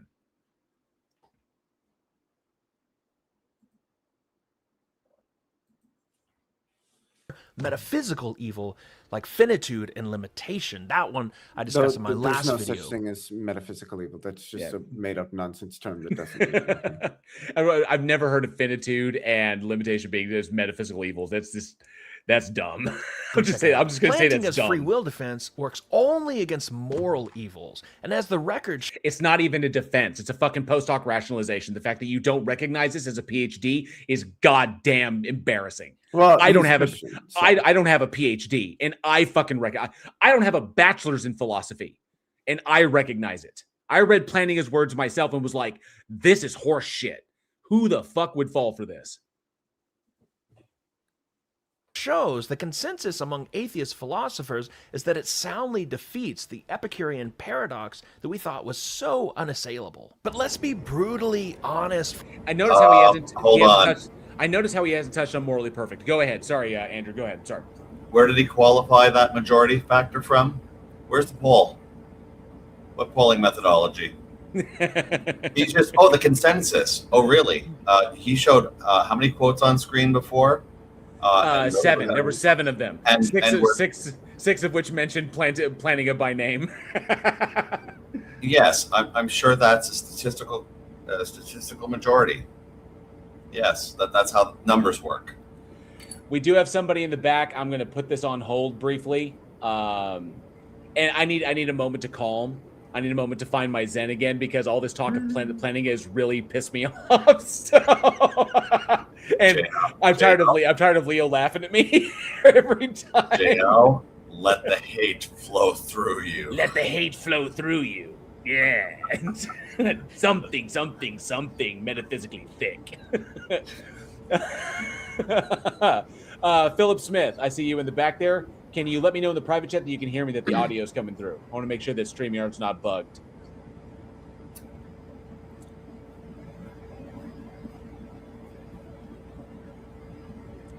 Just gotta type in the private chat that you can hear you can hear me, that the audio is coming through. Maybe I should type there to let him know. Right here.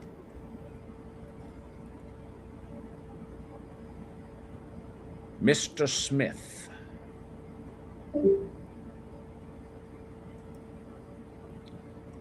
May just be a moment. May just need a second. I see that he's muted, or that they are muted. I don't want to assume their gender. Philip.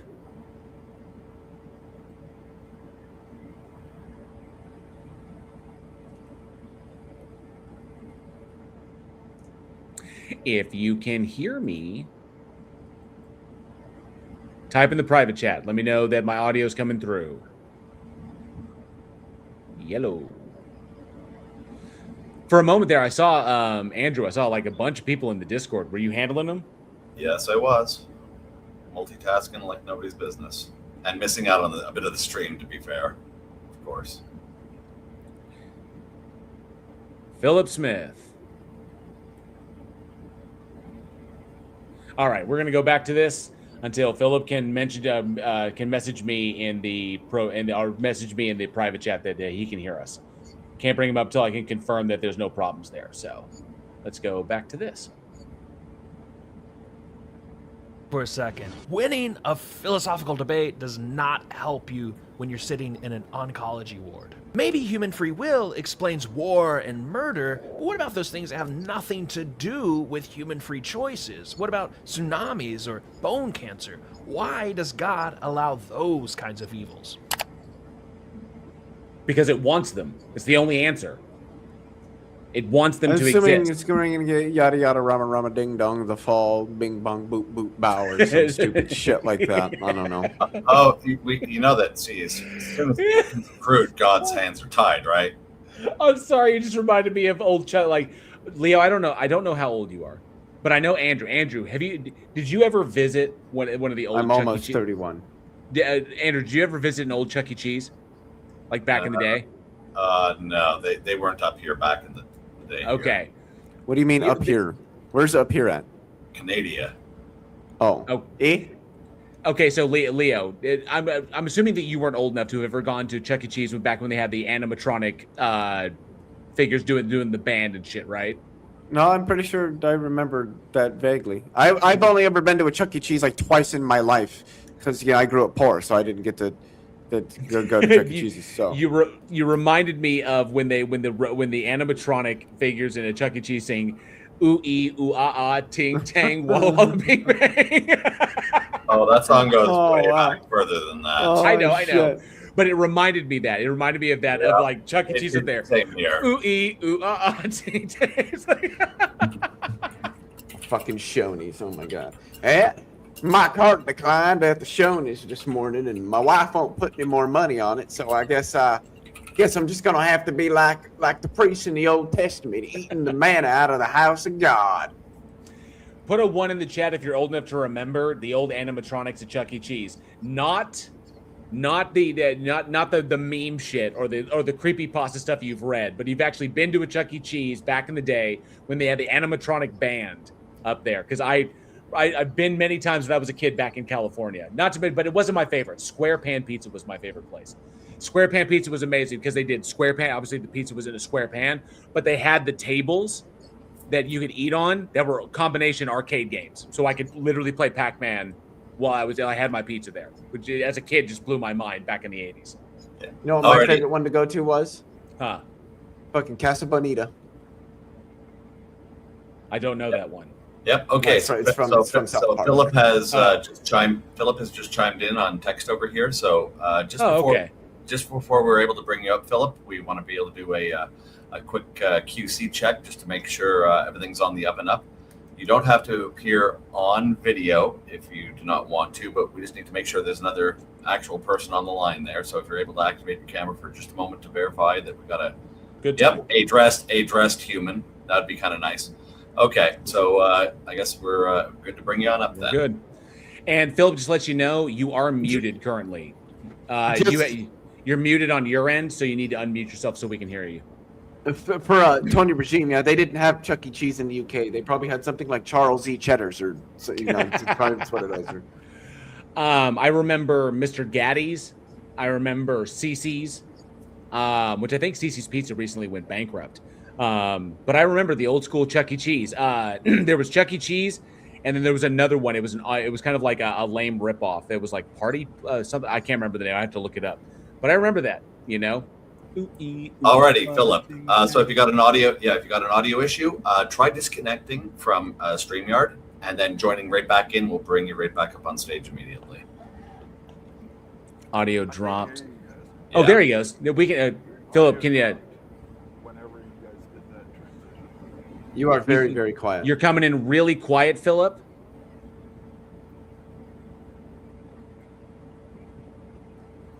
Yeah, maybe a speakerphone type issue on the phone or something to that effect, because I don't have the ability to correct the volume within StreamYard. Pistol Pete's Pizza. That's awesome. Pizza Time Theater? Yeah, Philip. Yeah, I try quitting this StreamYard and then reconnecting again. Showbiz Pizza Place. Showbiz Pizza Place was the big competitor. There's no audio. No, we can hear you. Super quiet. Yeah, I'm not sure if you're on speakerphone or a headset, but if you want to alter whatever that is, perhaps that might be able to help.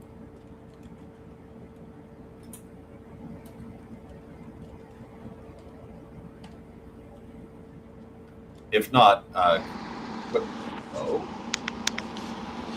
hear a lot more volume now. That might be better. Yep. I heard a sigh. We had him. Oh, maybe confirming. Maybe he lost audio on his side in between that. Man, StreamYard does not like mobile. It just never has. Yeah. Javer says, Jail, if you ever find yourself near Fort Wayne, Indiana, you got to check out Famous Monster Pizza. Okay, I'll check that out. I actually have an old friend that lives up in Fort Wayne. I haven't seen in ages. Yeah. Do you travel a lot, Joe? As often as I can. Yeah. How often do you travel up Iowa way? I haven't had a reason to go up that north. You may have to try swapping devices. I haven't had reason to go up north. Last time I went up there was to see an MMA fight, and I stopped by the Ark encounter on the way, but I just haven't had an excuse to go up north. If I have a reason to go up there, then I definitely will. Okay. Yeah, he popped back over to Discord for a moment as we're looking to see if we can negotiate some audio problems on his side. Okay, So gotcha. we're clear to continue with your pit of eternal rage by Planiga. Philip, can you hear us? I can hear you. Can you hear me? We can hear you, but you're coming in super, super quiet. Hold on, I may be able to boost him on that side. Give me a second. Philip, try again. Hello. I've bumped you to the maximum on this side over here. One last hello, try. Hello. Check. That's very low. There, you're coming in super, super quiet. Yeah, give one more try to the other audio device option, whether it's like directly on the device, separate of any extra plug-in.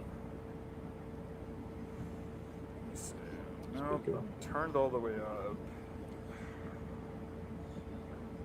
Are you just talking into your phone? Are you on a phone or? Yeah. Are you connected to Discord at the same time? I disconnected Discord as soon as I joined this.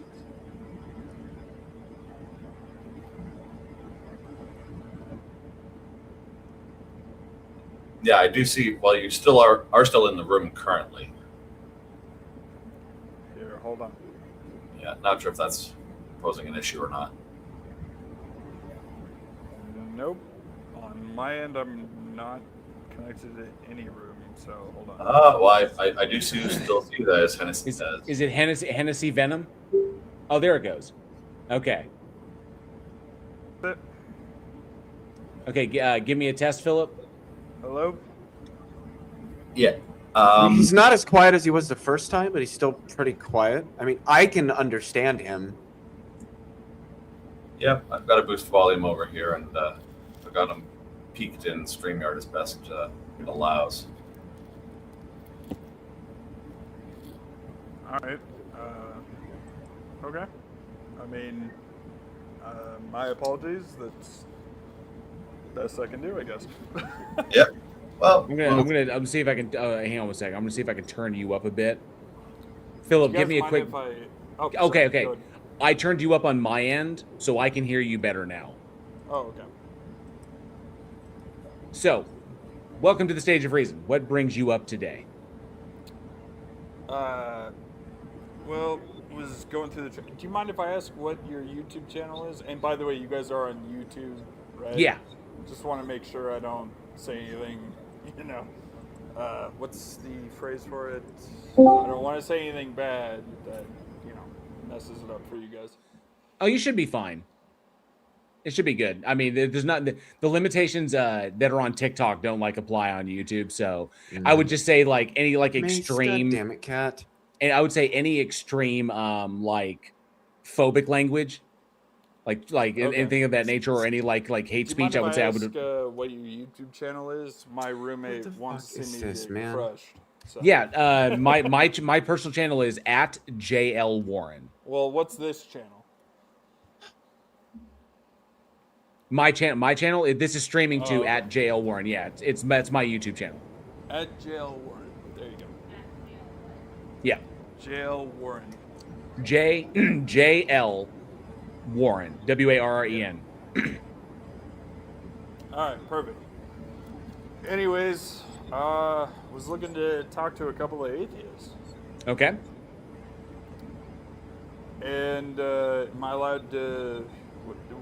What do you guys want to do? You guys want to interrogate me, or can I ask questions? Or? Yeah, you can ask questions, or if you want to address one of the prompts on the screen, or if you have evidence or argumentation to present. Kind of speeding by pretty fast, so. They're about to appear on screen right.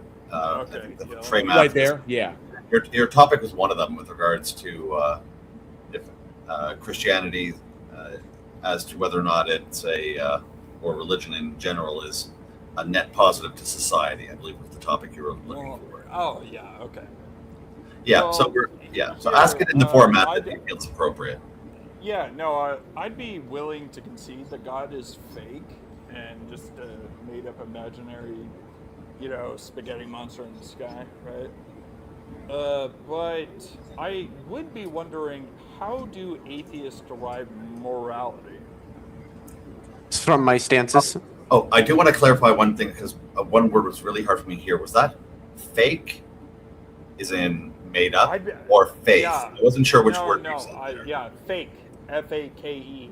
I'd be willing to grant that God is totally fake. Happy to do it.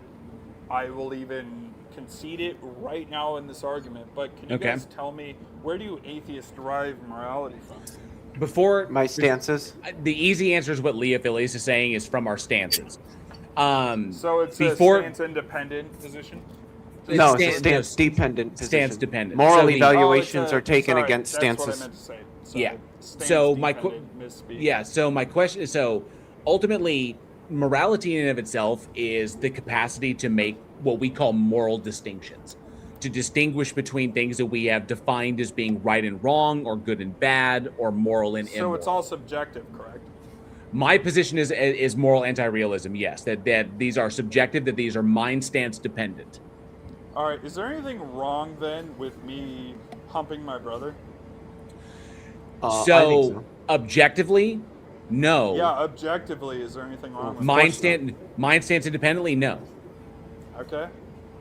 Well, That would be like asking, is there anything objectively disgusting about pineapple on pizza? Well, no, Okay, well, people hold still on. dislike pineapple on pizza. Sure. I agree with what you guys are saying. Okay. All right. So, is there anything wrong if I decide to hump my son then? No matter how hold up. No matter why how is it wrong? No, Philip, hang on a sec. Because it sounds weird and gross. No matter how weird? Philip, hang on a sec. No matter how graphic you decide to get with your questions, it's all going to be mind stance dependent. It's not going to be immoral in a mind stance independent sense. You can come up with the most atrocious, gnarly 4chan crap you can imagine. It's going to be subjective. Here's the thing. You're agreeing to this that it would be morally subjective, and I'm agreeing to that, correct? I've already agreed to that. But you have other people here who, one other person here, I don't know who, said no to what I said. So am I arguing with you specifically, or? It's still subjective. It's still subjective to Leo. He's just saying no because it's gross. It's still subjective. Okay, perfect. He's not saying it in any kind of a mind stance independent sense. Okay, perfect. Okay, so then we have no objective morality, and whatever we want to do is whatever we want to do, right? Okay, so that's kind of how it's been for thousands of years. Humans are going to do what they want to do. Wait, hold on. So you guys agree to this, correct? The actions in and of themselves, like in a vacuum, are amoral. It is the agents that describe these things as being moral or immoral based upon their stance references. Sure, I agree. Okay, perfect. What's the issue here? Is there anything wrong with me saying, like? Why do you keep asking the same? But Philip, why do you keep asking this? No, Philip. I'm trying to clarify. No, you don't need to clarify. Why you keep saying? Well, is there something wrong with me doing X? Well, no. Okay. Well, I'm about to ask a separate question. I'm not about to ask you something else that's horrifying. Okay. Okay. Would there be anything wrong then if all Christians ran for office and won, and then just instilled a Christian, like, quote unquote, utopian government that banished all atheists and got rid of them and said, you know what, if you're not Christian, we're going to either deport you or execute you. Would there be anything wrong with that then? Objectively, no. Yeah. Subjectively, yes. So, can you tell me why Christians shouldn't do that? Okay, so in the country that we have today, if Christians attempted to do that, it would be a flagrant violation of the tenets of the country that was initially established. So if we want, I'm not done. Perfect. I'm not done. No, go ahead. Phil, I'm not done. Go ahead. If the goal of the populace is to maintain the tenets of the country that we live in, if the goal of the populace is to do that, then we should not allow them to take those measures to reform the nation into a theocracy. But if the vast majority of the country does want that, then they could go after that. There are going to be people who dissent against it and don't want that, and they can either fight against the system or they can leave. or they can simply accept it, lay down and accept Well, it. So well, you've already conceded to my position, then. So wait, conceded to let's what? just go ahead with this. Wait, hold up. Curious what Conceded, position? conceded to what? Well, you guys have no moral stance to. No, hold up. anything I for do it. That's have not moral, true. No, I do have moral stances because I can make moral distinctions. Well, yeah, but it stance independent or dependent. You're right. Yeah, they're No. stance dependent. Right. What's that have to do with anything? But here's the thing: if I'm another atheist, I can have another stance dependent and disagree. Right. You can. Sure, you What's the sure problem? can. What's the So problem? it's all clearly subjective. So basically, Sure. What's that got to do with anything? Well, so basically, What here's foods the thing. taste good is Here, purely hold on. subjective, but that doesn't Well- mean that there aren't foods that you don't think are gross. Perfect. Yeah, but here's the point. But if I'm your neighbor and I think it's morally okay to come over and fuck your wife right in front of you and then cut your head off, then you have nothing to say about that because No, I do. Yeah, No, I do. hold on, I hold have on. the moral Hey, right to shoot you in the face Yeah. when you break Whoa, into whoa, my whoa, house. No, hold up, Perfect. guys, Wait, guys, no, no, perfect. no, Hold on, hang on, perfect. Philip, No, stop. let me finish. No, this- stop. You've got to let me address this. But I Just because it's finished. subjective, you pointing out that I cannot claim that it is objectively wrong does not mean that I cannot make a moral distinction based upon a stance. Perfect. Great. Then this comes down to a matter of force, does it not? No. Yes, How does it not? from a societal perspective, we see this Yes. throughout. From a societal perspective, we do see this throughout history, don't we? Well, hold on. See what? No. Okay, hold Answer on. the Can question. we- No, answer the question. Yes, we do. From a And here- historical hold on, perspective, I do we just not answered see it. this through? I just answered it. Okay, Would so we you do agree see it. then- So, hold on. so Would what you is the agree- what is the hold so on. what is the problem? Will you let me ask you a question? I think you would agree that might makes. I don't know what that means. Might makes from a societal and a historical standard, correct? It can. I don't even know what that no, means. it No, always he's talking about. does. It Hang on a always second. does. We're fucking talking over each other. Stop. He's talking about might those who are in power or those who have the strength, Correct. establishing like societal norms or establishing Correct. how things will live by. We see this throughout history.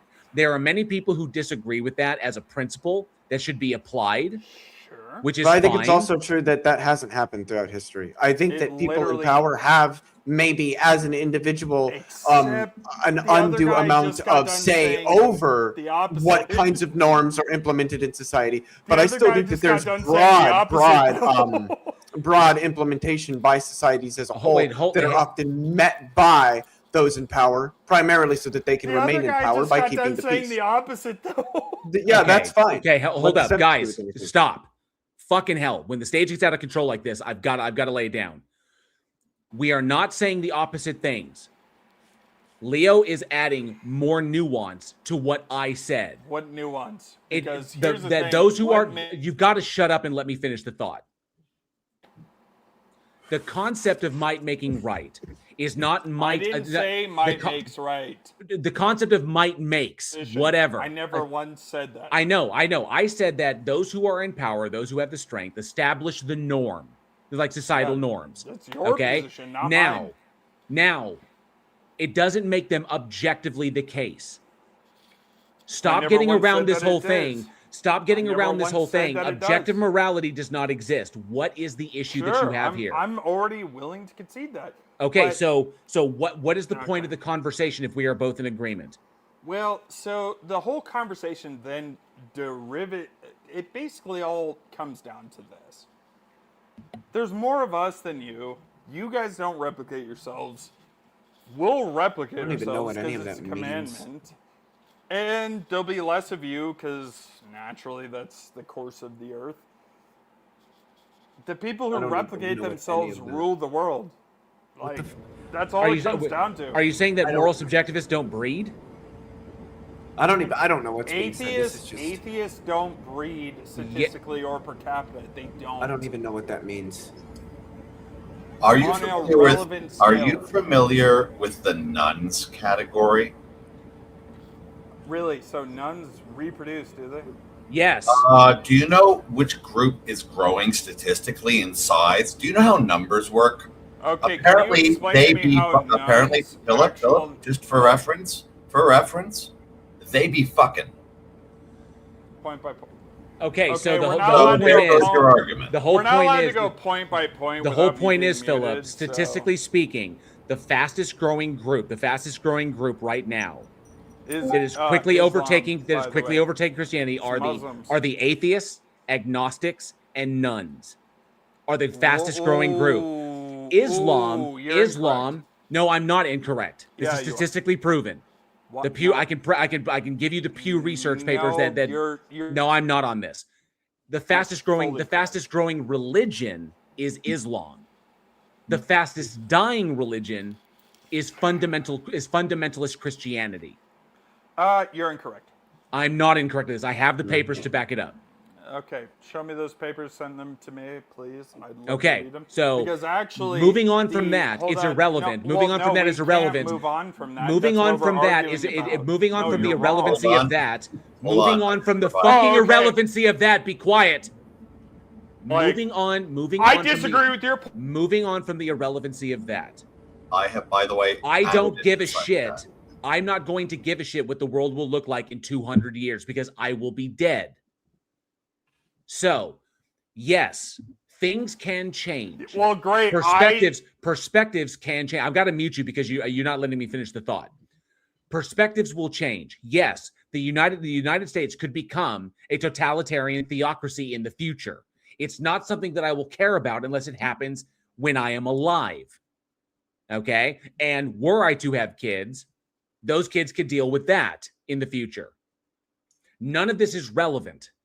We are both on the same page as moral anti-realists. So what is the conversation we're having here?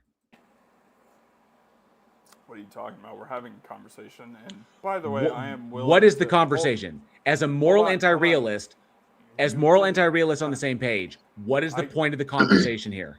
Can I speak now? I want you to answer my question. Well, here's the thing. You didn't answer my question. I'm happy to answer your question. What is it?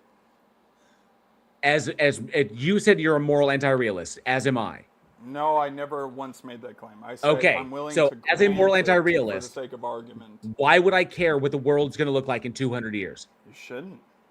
Okay, so in that scope, do you have an argument for moral realism?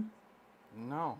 I think moral realism is retarded. So what brings you up on the stage? To show how literally dumb you guys are. And I How? just did that. Point to something. What are you talking about? You guys Point don't to care something. About, you guys, here, the continuation of the human race. You guys don't care about it, right? I do care about it. I never said I didn't care about that. Why? I like humans. I think humans are cool. I want to see them be around for a long time. It's subjective to me. Oh, wait, hold on. So it's just because they're cool? Yeah, that is why I want humans to continue living long after I have died. Other people probably also want that, and they may have different reasons for why they want that. And there are probably some people who don't want that, and that's okay for them. But I think most people do want that. And for me, the reason I want that is because I think humans are cool, and I want them to live long, live for a very long time, for as long as they can. Here, I'm willing to come to your guys' side for a second here, right? I'll concede that for example, the United States or the Western world, is that fair? Has become more agnostic or atheist, right? Is that fair to say? We all agree to non-religiosity has been growing in the Western world over the last 60 or 70 years. Okay, have you guys noticed that also the population rates have been dropping right alongside? Yeah, that's not because of religion. It's because they haven't been dropping at a proportionate rate. So why would I care? Yeah, but the primary, but we know that the primary cause number one, birth rates go up and down. Do you agree on that? Hold on. No. Birth rates go up and down. Do you agree with that statement? With this other guy? Birth rates go up and down. Do you agree with that statement? They are often in a time of flux. However, if you look throughout human history in different cultures, as birth rates have declined, as they have to our rates, they never come back. Well, that's not disagree true. If with that were that? true, there'd be no humans on the planet. Yeah. So that's just clearly I false. said specific cultures, dumbass. Okay, no, well, Like hold which on. ones? Which cultures are you talking about that were once around and no longer are because they didn't breed enough? Name me 3 of them, please. Oh, 3 of them. Yeah, sure. Let me pull them up. Do you mind giving me a second? Sure, go I ahead. wasn't prepared for this debate, so let's have some fun.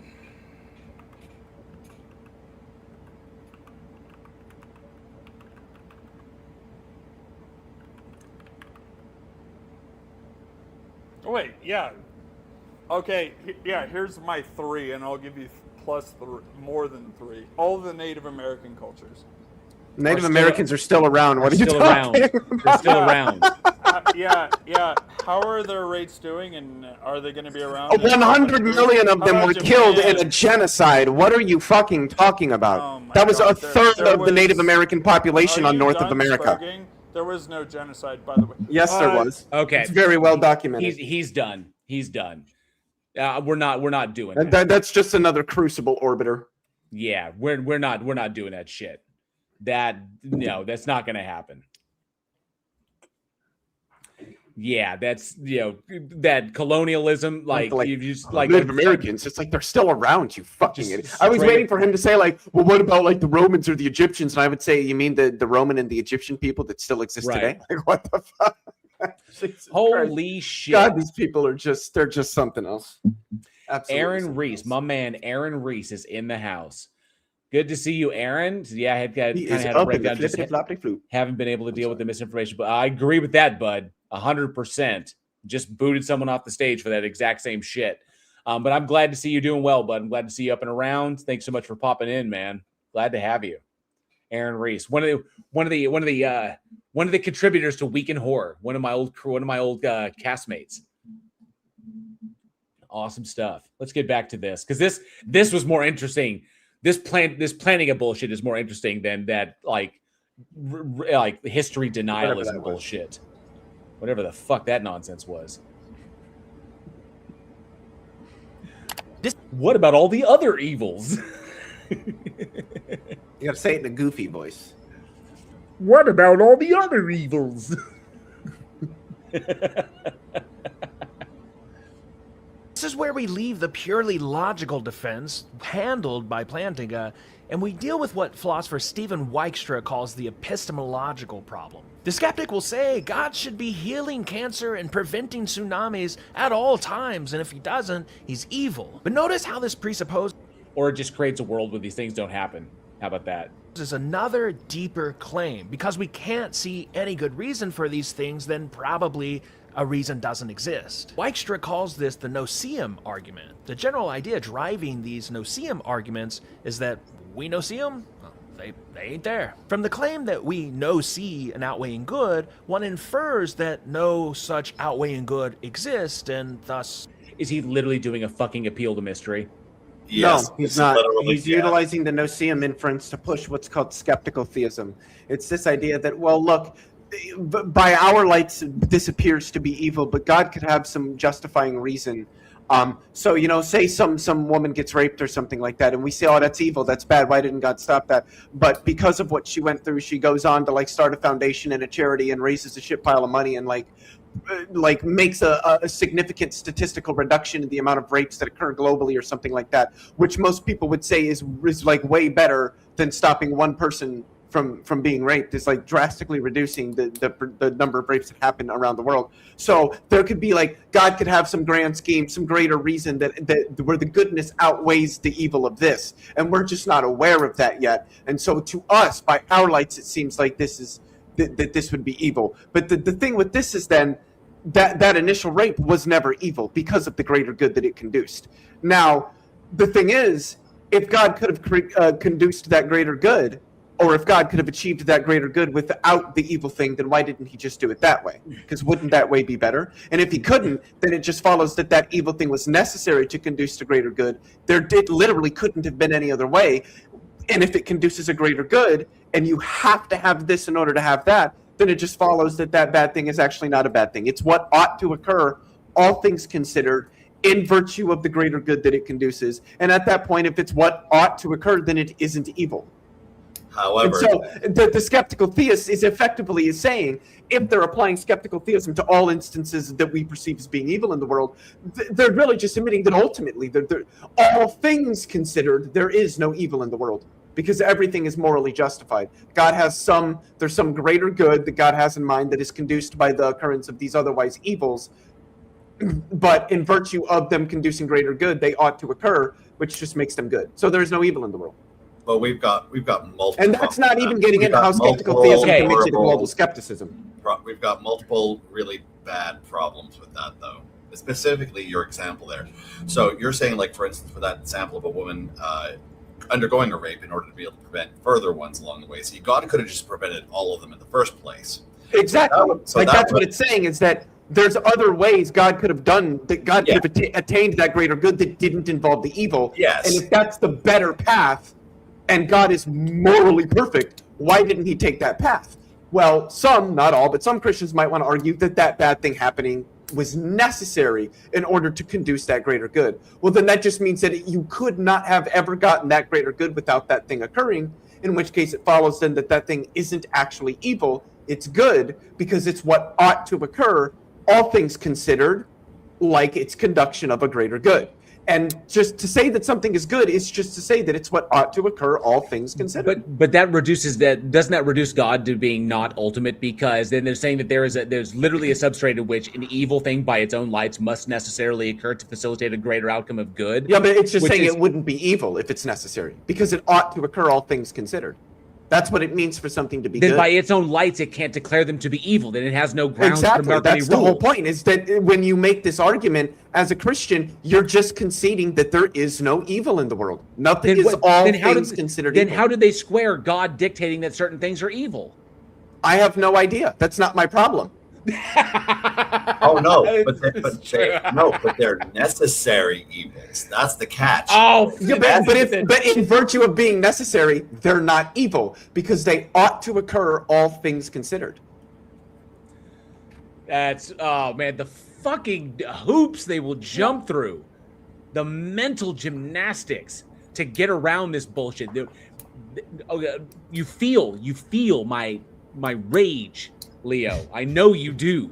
There's the logical argument from evil is very much misunderstood by Christians, and there are even some atheists that my heart goes out to them for trying to push it, but there are certain parts that they don't quite understand yet. At least prima facie, it's not the easiest argument to understand, and it requires understanding the relation between things like normativity, rationality, and reasoning, and then how those factor into like moral evaluation. Well, there's also there's a big consequence attached to this as well, because by trying to follow that line of logic, there is no justification that can actually be provided to show why a thing is good, and by consequence, there's no way to show that any action that we perceive doesn't lead to a bigger good, because under those circumstances, it must lead to a bigger good if God's allowing it, right?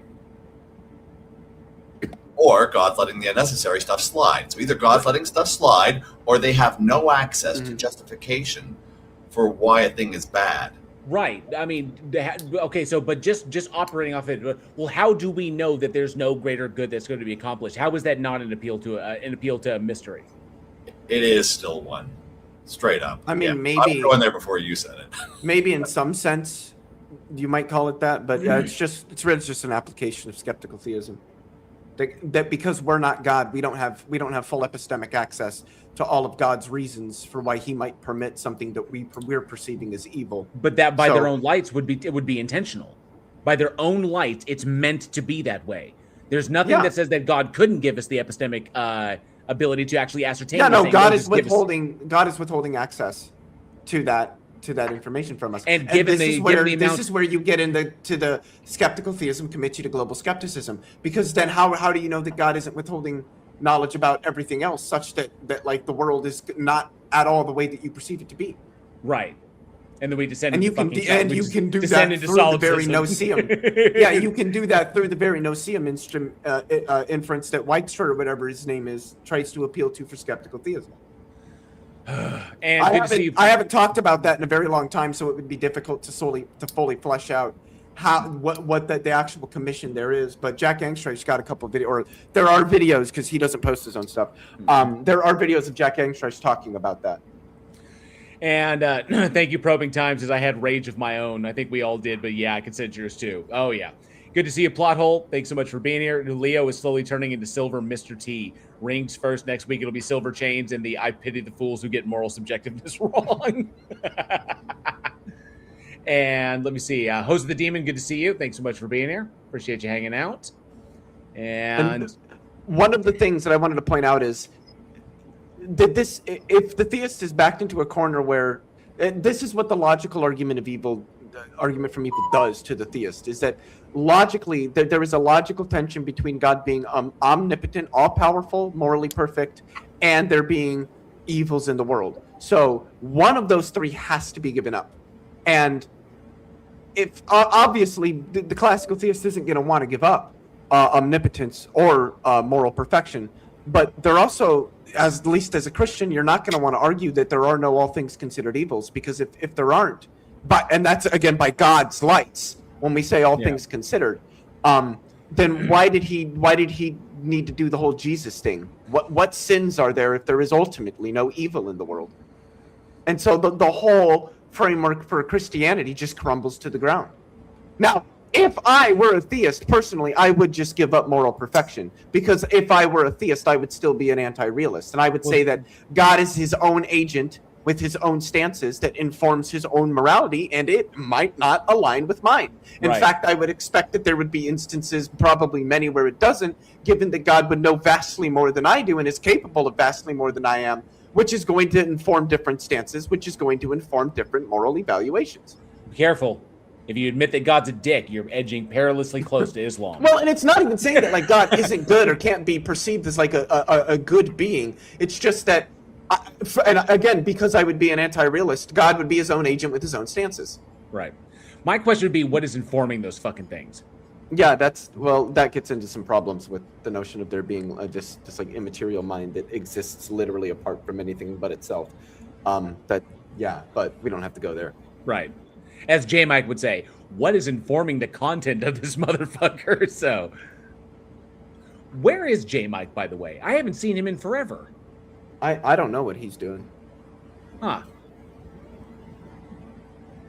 God doesn't exist. But think about how mistaken this thinking is. Not only does it confuse metaphysics, whether there is such a thing, with epistemology, what I can know about that thing, whether there are aliens, or whether I can know that there are aliens, for example. But also, this is Wykstra's point, think about a baby getting a vaccine. All they register is trauma and pain. They have no ability to comprehend the greater goods of immunology and disease prevention. Now, but why are they going to the human thing? These things don't apply to the God. It's a category error. The point here is what I was mentioning earlier, that there's this sort of this evil, this suffering with vaccines for young babies. Yeah, but it's completely painful.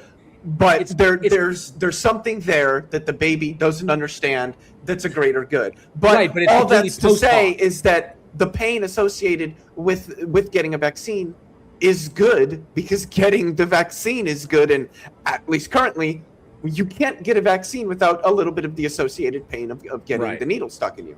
So then it just follows that getting that little bit of pain is good. It's just not evil, because getting the vaccine is good, and if you get a vaccine, that inevitably will be something that occurs.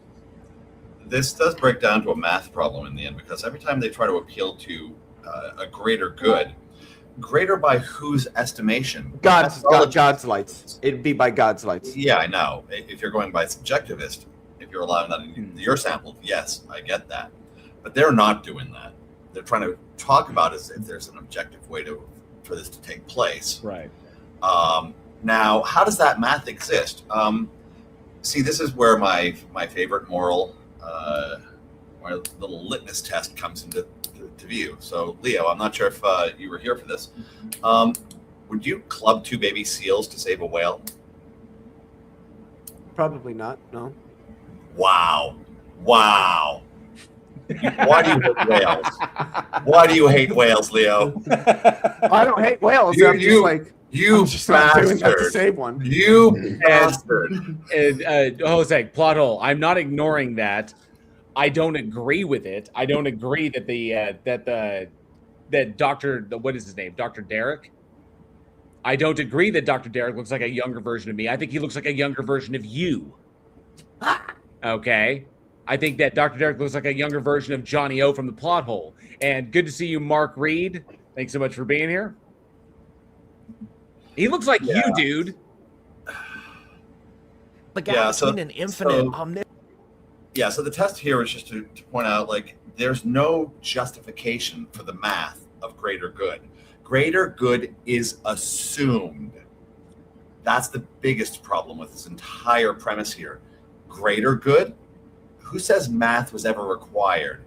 Like, if I could prevent all the future evil, why do I need to allow like 90% evil to get a 10% good? Or let's say it's 5149. What's an acceptable number? Why is that acceptable?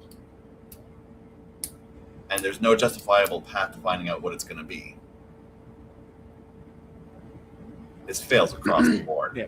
Okay, hang on 1 second. Let me look at this. 1 sec. Now the gap between an infinite omniscient. Okay, so that's. Oh, he does not look. That's a very unflattering pose. I'll say. And see his picture? You see that image on your screen? Cringe it is. I can't put them up side by side. So 1 second. Just keep that image in mind.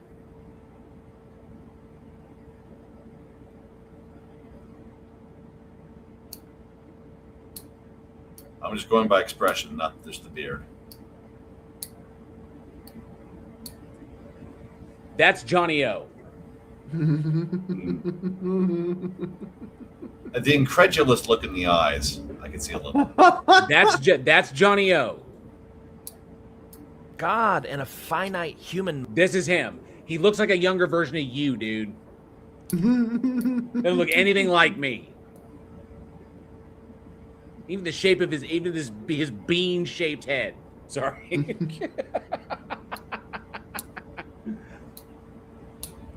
Mind is Here comes the big reveal of mystery. Omniscient God and a finite human mind is infinitely larger than the gap between a parent and a child. Appeal the fucking mystery. I'm just gonna lay it right there. I don't give a shit about going into this. You don't need to go further than that. The reasoning there is fallacious. It's just an appeal to mystery. Explain it, therefore God's still right. I can't explain it, but God is right, so therefore there must be some deal. I'm just going to say that. What if it's this? It's like, but you don't know, and because you don't know, you can't use that as a form of justification. It is an appeal to fucking mystery. Done. And we do have somebody in the back. Hopefully, it's not another reality denier. Rob, I see you in the back. Can you let me know in the private chat that my audio is coming through? Good niggas. Fantastic. And let me pull this down real quick, and we'll go here. And Rob, can you hear me? Yep. Awesome. Welcome to the Stage of Reason. What brings you up today? Well, I'm here to critique you guys and your guys' perspective. Your naturalistic Yeah. perspective. If you have questions that we can answer, what do you got for us? Well, I see it as problematic, to be a naturalistic, to have a naturalistic perspective when, theists are not only able to make better predictions and therefore have a better, justified grounding to hold that position, but you guys also rely on just purely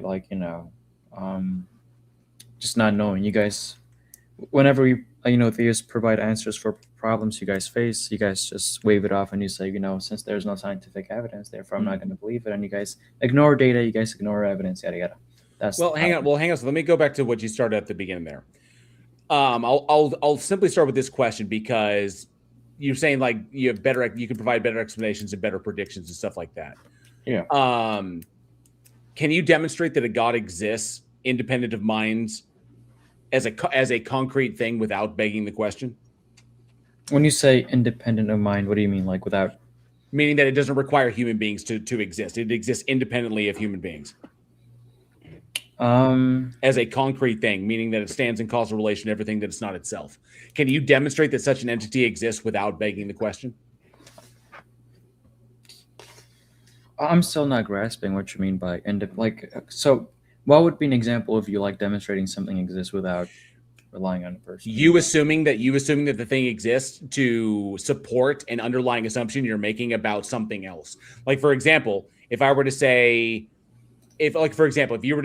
like the transcendental argument, okay? Like if you were to use tag in its premises assumes an ontology for certain abstract concepts that we refer to as transcendentals.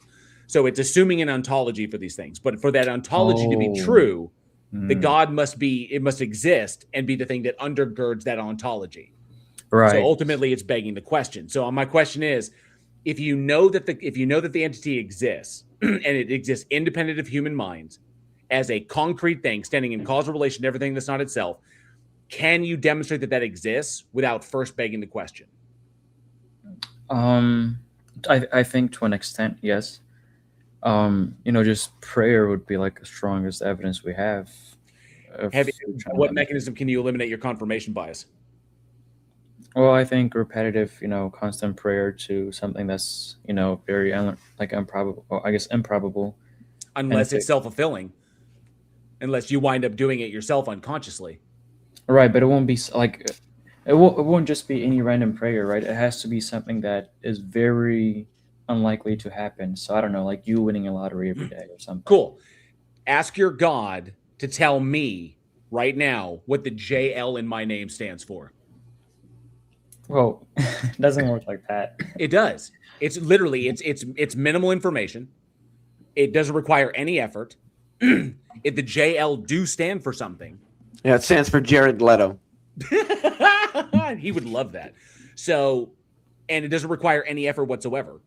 But I can guarantee you that you will not find what the JL in my name stands for within like the next 5 minutes. Because I've gone to extraordinarily lengths to ensure that you don't. So just pray to your God and have him tell you what the JL in my name stands for. Well, there are some rules that are in place so, things like this don't happen. We're not supposed to test God. It's not testing God. It's you asking God for information about me. It's but the reason why I'm doing that is so we could test God and see if he actually provides an answer, right? Yeah, to convince me that the thing actually exists. So let's use your earlier sample. What about all the people who prayed to God in the hospital and the person that was being prayed for passed anyways? That is totally compatible with my perspective, because I think sometimes what you're praying for is not within God's will. And if it's not, you can't really expect it to always work. Well, see, here's the problem. Then what you're saying is you're trying to say that it has predictive power, but how are you predicting God's will? You're just saying that whatever happens is God's will. You're not predicting anything then. So you're saying its count is God. Yeah, basically, it's getting your because if you pray and you say that whatever happens is God's will, and then your prayer comes true, or whatever you prayed for occurs, then that confirms your belief. But if it doesn't happen, then that also confirms your belief, which is not a metric by which you could say that God exists. That's true. It's not a mechanism by which you could eliminate your confirmation bias, and there's no way to assume. Like you can't even eliminate self-fulfilling issues there, like the fallacy of postdiction, because you could want something really, really bad, and then your ability to fundamentally create the circumstances that allow for that to take place. Yeah. Also, I mean, you completely ignore those because you're praying to a God. There's also the issue of the Texas sharpshooter fallacy. So where you're counting the hits and you're ignoring all the misses. So like the millions upon millions of children who have cried out to a God to save them when they're being raped, and that God never answered. So wait, I want to address this point you guys are making real quick. When it comes to praying for people, God already has a plan for people, right? That's why it's going to be really hard to prove through prayer that God Then why exists. pray? Oh, then why did you Because bring up that's prayer? but this rule that I just said only applies to people, right? I think if you're to pray for something else, without obviously having the intention of testing God, then I don't see why it wouldn't happen. If you prayed for like I don't know, like a random example would be, if you prayed, maybe your car works or something when it's breaking down or something. Unless that's Wait, within so my- God, so you can pray to God that your car won't break down, and your God will actually fulfill it. That your car does. Well, okay, hang on a sec. It seems that God only answers prayers in situations where it could be plausibly explained by something that has nothing to do with prayer. Right. It's there's no mechanism to determine that the God actually exists from this. It's still just it's still just like your confirmation bias. But you're pointing out the problem here, because you guys are going to say there's going to be different ways. I want to be no. I want to be able to determine that it actually exists before I start attributing anything to it. How do you know it exists? How did you establish that? Okay. Look, I keep saying it's going to be prayer, and the reason why I say this is because if you were to ask most Christians, as to the reason why they're Christians, they're going to say personal experience. And I think if you really wanted to, know God exists, and if you really did pray for that, then it's almost impossible for you not to. But think about the problem there. No matter what, I could go as hard as I could report to you that I want to know if the God proposition is true, that I want to know that, which is why I have these conversations twice a week. I can report that to you. But if the God never reveals itself to me, then you can simply come back with the argument that I never truly wanted to. But that's implying that you have special access to my mind, and basically putting a parameter that unless I am willing to acknowledge or willing to operate in an irrational fashion, because I can't just actively choose to believe a God exists. No, beliefs are not actively chosen. Their beliefs are propositions that you are convinced of the truth of via argumentation, evidence, or a combination thereof. I can't just I believe a God exists. No, I can't just actively choose to hold that as a belief. So I'm looking for the evidence or the argumentation that will convince me. You bring up prayers as evidence, and I'm saying, but you cannot call it evidence because you cannot eliminate you cannot provide any mechanism by which you can eliminate your confirmation bias. You truly are convinced that it does exist. So therefore, the act of prayer has a specific meaning for you, and the outcomes of those are going to be interpreted through the lens of that prior held belief. Which is not evidence. It's only evidence of your belief that it exists and how you're interpreting the outcomes of your prayers through that lens. It doesn't confirm that it actually does exist. So how do we know that it actually does without begging the question? Well, I'll have to think about this. You guys could have a conversation with the next guy that's here. I have to, it's not something I'm able to just instantly come up with. I have to think about it. Yeah. Okay. Keep in mind the statement you made earlier that apparently the prayer getting answered counts as proof. The prayer not getting answered is also fine. So nothing is proved by that. For all the people who prayed for, their grandmother not to pass in the night, and they do it anyways.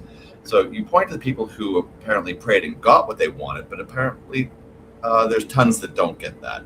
And that's not a problem for you. So it doesn't actually seem to demonstrate anything, and it definitely doesn't predict anything. So you described predictive power. No one can see the stuff coming because apparently hits and misses both count as a win for you. Right. There's zero predictive power in that. That's a very inaccurate assessment of what I said. I said that's only true in cases of, on things regarding to which God has already a will for. Well, but, okay. Your car starting, you're seeing a shooting star every day or something. I'm not worried about that. I'm talking about where you say that God is supposed to do something. Even in that category, hits and misses don't bother you. Yeah, So you establishing it as a baseline that all of the events that occur, whether they be positive or negative by a person's vantage point, that all of them that occur are already willed to occur.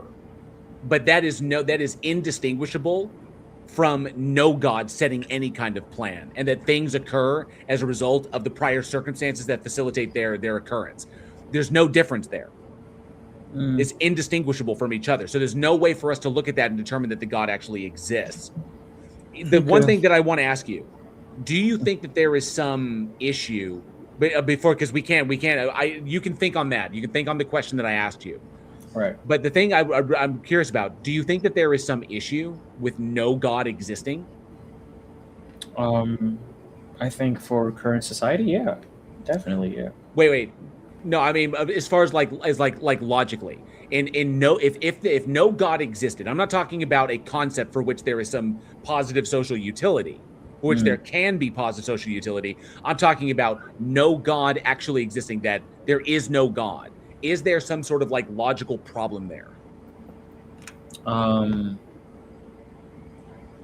Well, I like, if we define the universe as creation, we could say, you know, God is the creator, and without a creator, there cannot be a creation. Therefore, logically, that could be problematic. That would be circular, because you'd be saying the universe is created, therefore begging, you'd be begging the question of the existence of that thing to call it creation. We could just simply call it nature of the universe, and that what we don't have to. And I mean, there's models that indicate it was not created, that the universe itself was not created by anything.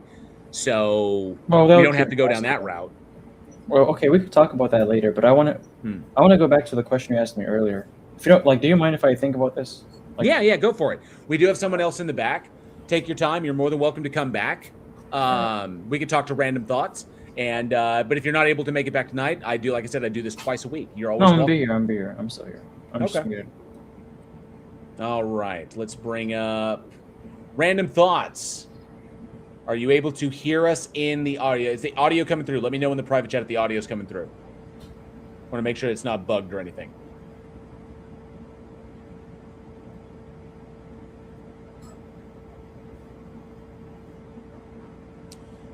Let me see. I'll risk it. Random, can you hear us?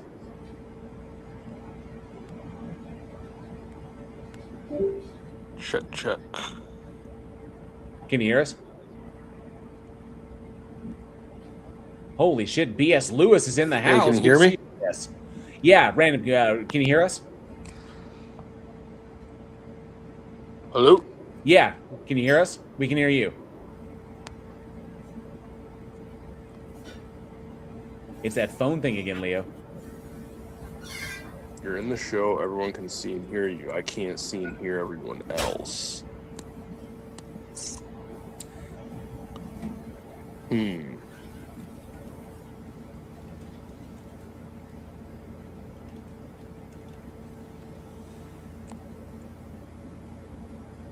We can hear you and we saw you turn. Interesting. I can't hear you guys, so let me see if it's something going on with my thing. Crap. I heard your other conversation, but I can't. Let me check something. If you guys have to bring someone else up, I understand while I get this figured out.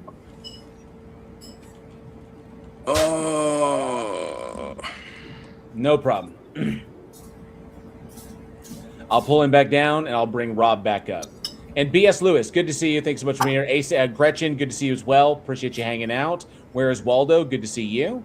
It says if we define God into existence, then we can just call anything God, and then a God exists. Wow, that's helpful. Yeah, agreed. Make sure I didn't miss anybody. And nope, I think I got everybody. Good to go. D to the Dubs, good to see you as well. All right. Rob, we still got you? Oh, let's see what's here. Random, you good? Can you hear us? Can you hear us?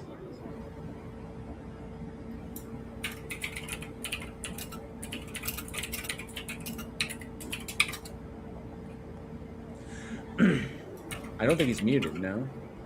Not muted.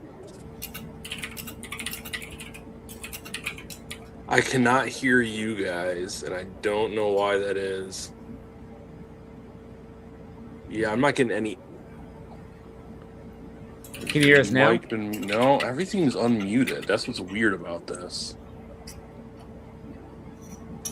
Check your playback devices. Let me try something. Oh, wait. I think I heard something. Test. Crap. Hello. Hello. Hello. Hey. Hello. Hey, can you hear us? Oh, he can hear me, but he can't hear you guys. Oh, that's... Wait. All right, I'm hearing you guys. All right, let me turn my camera off because this is weird as hold shit. on. I'm going to let JL say something. I don't know if you can hear him or if you can just hear me. Say something, JL. Random, can you hear me? I'm hearing one of you guys. Yeah, I think it's just me he hears. Yeah. That's weird. That's fucking strange. Oh, that is fucking StreamYard weird. StreamYard just sucks, man. It sucks. I've never encountered this issue before. All right, so I guess I'll just talk to whichever one of you I can hear. Is that fair? Yeah, good. I got to get approval from JL for that before I go ahead. Okay. Yeah, Random. So random. Andrew over here. Can you hear me? And Andrew, test something for me. Yep. Leo, tell him that we're doing a test real quick. Okay, they're gonna do a test real quick. Figure out. Andrew, pop back out, pop back out, and pop back in. They want you to drop not out. random. Not random. Oh. I want Andrew to pop out. And Want me pop to drop back in. out? Oh, you want back Andrew? in? Okay, no, no. You're fine. You're fine. You stay here. All right. And I want Andrew to pop back in, and I will see what happens. That's how much it did. And let's see, Andrew when he gets back. Andrew O. Okay. Andrew is back in the stage. Yep. Andrew, see if Random can hear you. Andrew checking in. How are we doing? Yeah, because I heard all you guys perfect with the last caller, but as soon as you guys switched over to me, it was like radio silence. Maybe you want to try disconnecting and reconnecting on your side, Random? Do you want me to tell him to do that? Leo, ask Random if he can hear Andrew. Oh, yeah. Can you hear Andrew? You're the only one I'm hearing. Okay. Yeah, Leo, ask him to sign out and like close out and rejoin StreamYard. Try dropping out Random and then rejoining. Sounds good. It usually fixes it with other people. I just blew on my keyboard. Did you guys hear that?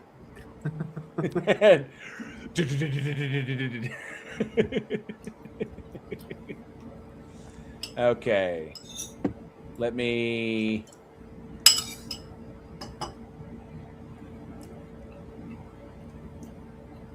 Today's stream has been brought to you by our sponsor, Technical Difficulties. Technical difficulties. Yes.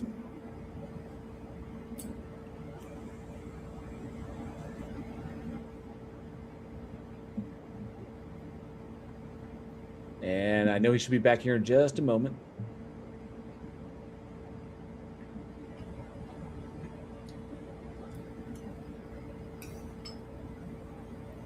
Maybe it's an issue with having people in the back when people are. I don't know. I'm looking forward to when I can switch to OBS. I'm looking forward to that. Mm-hmm. Do you know how to use OBS already? I presume. I know a little. Mm-hmm. Andrew is going to be my mentor. I'll help the next little bump, anyways. I'm far from a master. While we're waiting on him, let me see if we check back in. Rob, how you doing?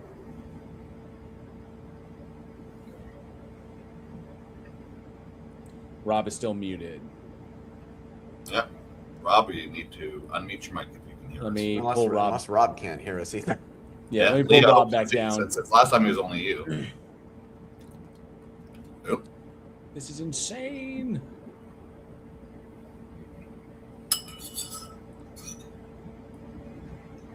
And Random Thoughts is back. Add to the stage. Random. Hey, everyone hear me okay? Yeah, we can hear you. Can you hear me? Yes. I can. Yeah, I think it's working this time. All right. Andrew checking in. Please confirm. Andrew checking in. Please confirm. Random. Okay, hold on a second. Random. Can you hear me right now? This is Jay. Yeah, I can hear you right now. Awesome. Can you hear Andrew talking? Andrew, test. Andrew, test 1, 2, 3. Yeah, I heard him. Okay. We're good. And can you still hear Leo? I don't know, Leo. Leo, say don't something. stop fucking around, dude. Yeah, I'm sure he can still. Yeah. I think I got all three of you. Okay, Okay, we're fantastic. good. We're good. Yep. We figured it out. We are monkeys with tools. So, random. Welcome to the Stage of Did Reason. you just call me a monkey? What brings you up today? I was just reacting. Well, I'm just because you guys had the prompt up. You said atheism is more rational. Yes. So, like more rational than just theism, I suppose would be the opposite of that. Is that the claim? Yes. Okay. How are you are you defining atheism as just simply the lack of a belief in God, or are you claiming there is no God? I am saying that because certain God concepts are unfalsifiable, this goes more towards the justification of belief. And because I'm not begging the question within my worldview as to the existence of anything to undergird any kind of assumptions I'm making about the nature of other things, then I fundamentally am more rational because my position is more in line with logic and reason. Well, it doesn't sound like you have a position then. You're just like not making a claim at all. I'm making a claim that some gods don't exist. Right. I am just, some gods don't exist because they're logically contradictory. Some gods, but logically consistent God concepts are unfalsifiable. They can't be demonstrated to be true or false. Belief in them, because that's what atheism is pertaining to, whether or not you believe that a proposition is true, the proposition is true or false. I believe that no gods exist. I do not believe that the proposition is true. So in the scope of that, my position is more rational because there is no rational warrant to believe the proposition is true. So in my experience, when I've talked with atheists in the past, and this might sound harsh, it's not how I mean it, but it feels like an exercise in intellectual laziness, where it's like, well, because there's no obvious answer, I'm not going to make the attempt to answer. Therefore, my non-answer is more correct than your answer. Not really. I mean, I can kind of see how you can get to that. So my evaluation is to like what justifies belief. And beliefs being propositions that we're convinced of. We don't actively choose the beliefs that we hold. We're convinced of them by means of argumentation, evidence, combination of the two. Now, when it comes to the proposition of a God existing, okay, do you believe that a God exists? My answer is no, I do not believe a God exists. I am not convinced that the proposition is true. In fact, in certain cases, I am convinced that the proposition is false. Okay. So, because of how the God is defined. Now, I have to look at it from a global perspective where I take God concepts one at a time. But for a Christian, there's only going to be one God in their worldview, one God that's possible. So I can only address that God. So to the theist perspective, I'm a global atheist. But from my perspective, I'm a local atheist because some God concepts are unfalsifiable. They're possible, but they can't be shown to be the case. So I have to address this piecemeal. Now, the reason atheism is more rational is because if the concept is logically inconsistent and logically contradictory, then there's no warrant to believe it exists because it can't exist. If the concept is unfalsifiable, then there's no justification to hold that it's true or false. Therefore, it is not rational to hold that the proposition is true and believe that it does. Therefore, there's no rational reason to believe the proposition is true. Therefore, someone who does believe it believes it for irrational reasons, thus making the theist position less rational than the atheist position. All right. Well, I'm not sure I tracked all of that, but I'm going to do my best with it. Okay. But do you think it's a relatively fair? I mean, I've talked to atheists in the past, and they're like, "Oh, how do you prove God exists?" I'm like, I'm only 90% sure I exist. So that metric seems a little odd. But as far as like an approach towards life, do you think it's fair to assume that things are as they appear unless proven otherwise? Yes, I do hold that there's an external reality that exists independent of our experience, and that our experience of it is in accordance with how we interact with it, with our perceptions, and how we perceive that thing. But yeah, that's what I hold. I'm a metaphysical realist in that respect. I'm not an idealist. Yeah. Okay. So I mean, I'm sure you're familiar with the argument from contingency. how do you not see that as a positive evidence towards the deity? Because Why would it be? I'm not making I'm not making a fallacy of composition. That there are things in the system that are contingent upon prior things does not mean the universe is itself. Does not mean the universe itself is contingent upon anything. Why wouldn't it be? I think we're using the wrong notion of contingency here. Contingency is not. Well, I mean that it could have been otherwise, not dependent upon. Yeah, it's just a modal operator that sits between impossibility and necessity. Well, yeah, I hold, and I think Leo will agree with me. This I hold that the universe itself is brutally contingent, that the universe exists, and that it could have existed in a different way, but it currently exists in this state. I don't hold that there's any justification to say that there is intention behind it, and that we are intended to exist, or that anything is intended to exist. But things are a result of the natural forces that facilitate their existence.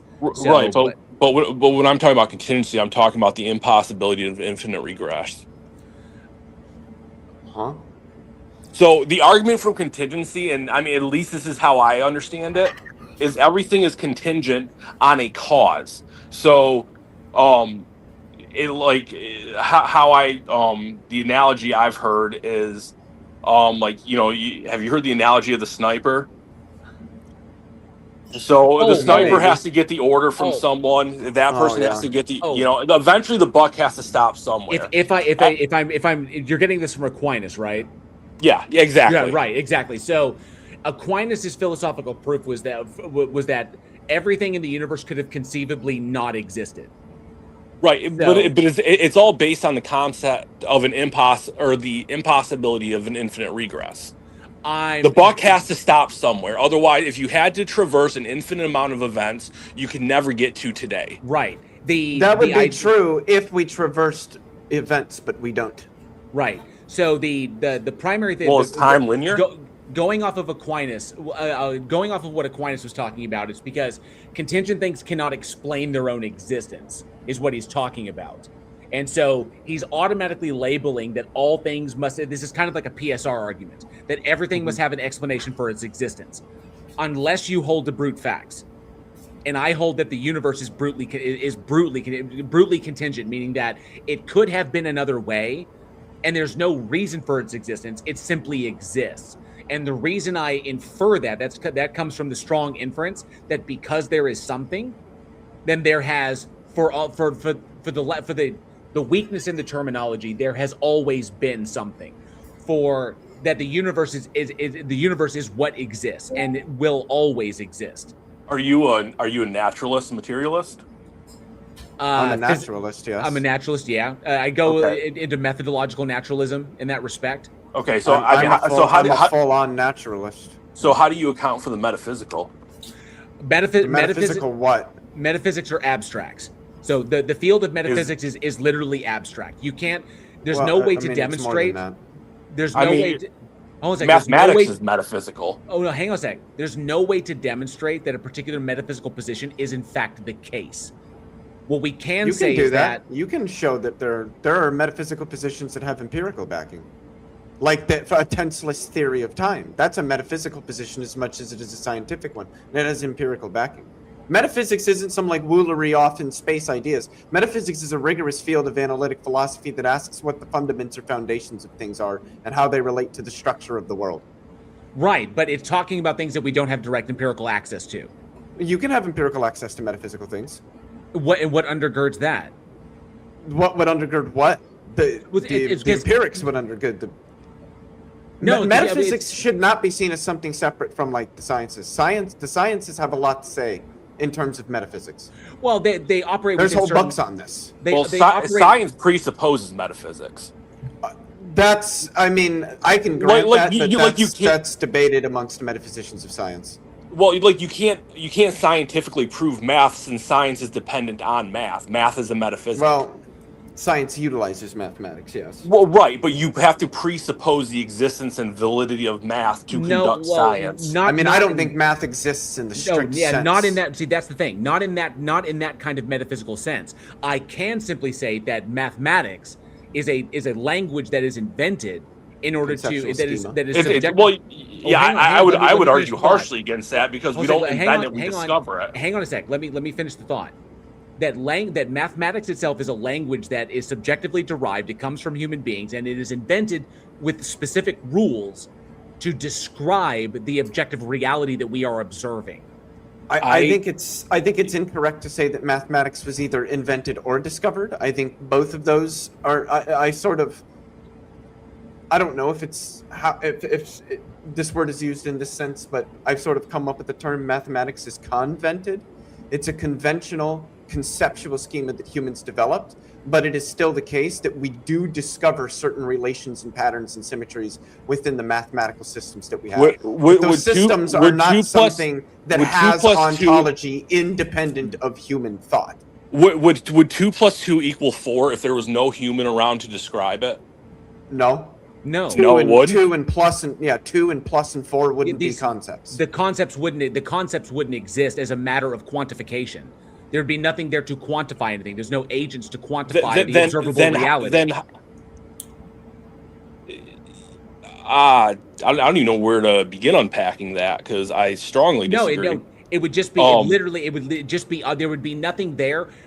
These things are true because of how we have defined them to be the case. So we say that two of an object. If I have two highlighters here. The only reason that this right here is 2 highlighters is because I have imposed things upon them. It's the concept we associate with the quantity of physical. Is a circle divisible by pi whether or not there's someone there to describe it? No, because if there's no humans, then there's no concept of circles. Are there circles? There's no concept. There might be things that humans humans would otherwise describe as being relatively circular. Yeah, probably. Okay. Yeah, physical objects exist and they have shapes, and humans can abstract that into conceptual schemes or schematisms. I should say. Is mathematics objectively true? Like, if I say 2 plus 2, if I say 2 plus 2 equals 5, am I objectively wrong? Okay. Pretty much. Yeah, yes, but I would say it is objectively true because of what it is designed to do. Because of what the schema does. The schema is just like based on the stances. schema It's literally based on the rules of the system. it quantifies and describes the observed reality. That's what it's doing. I will agree with you that it's describing the observed reality. Right. What I don't agree with you is that we were writing these laws. Well, there aren't laws in mathematics. Yeah. Okay, so here's the kicker.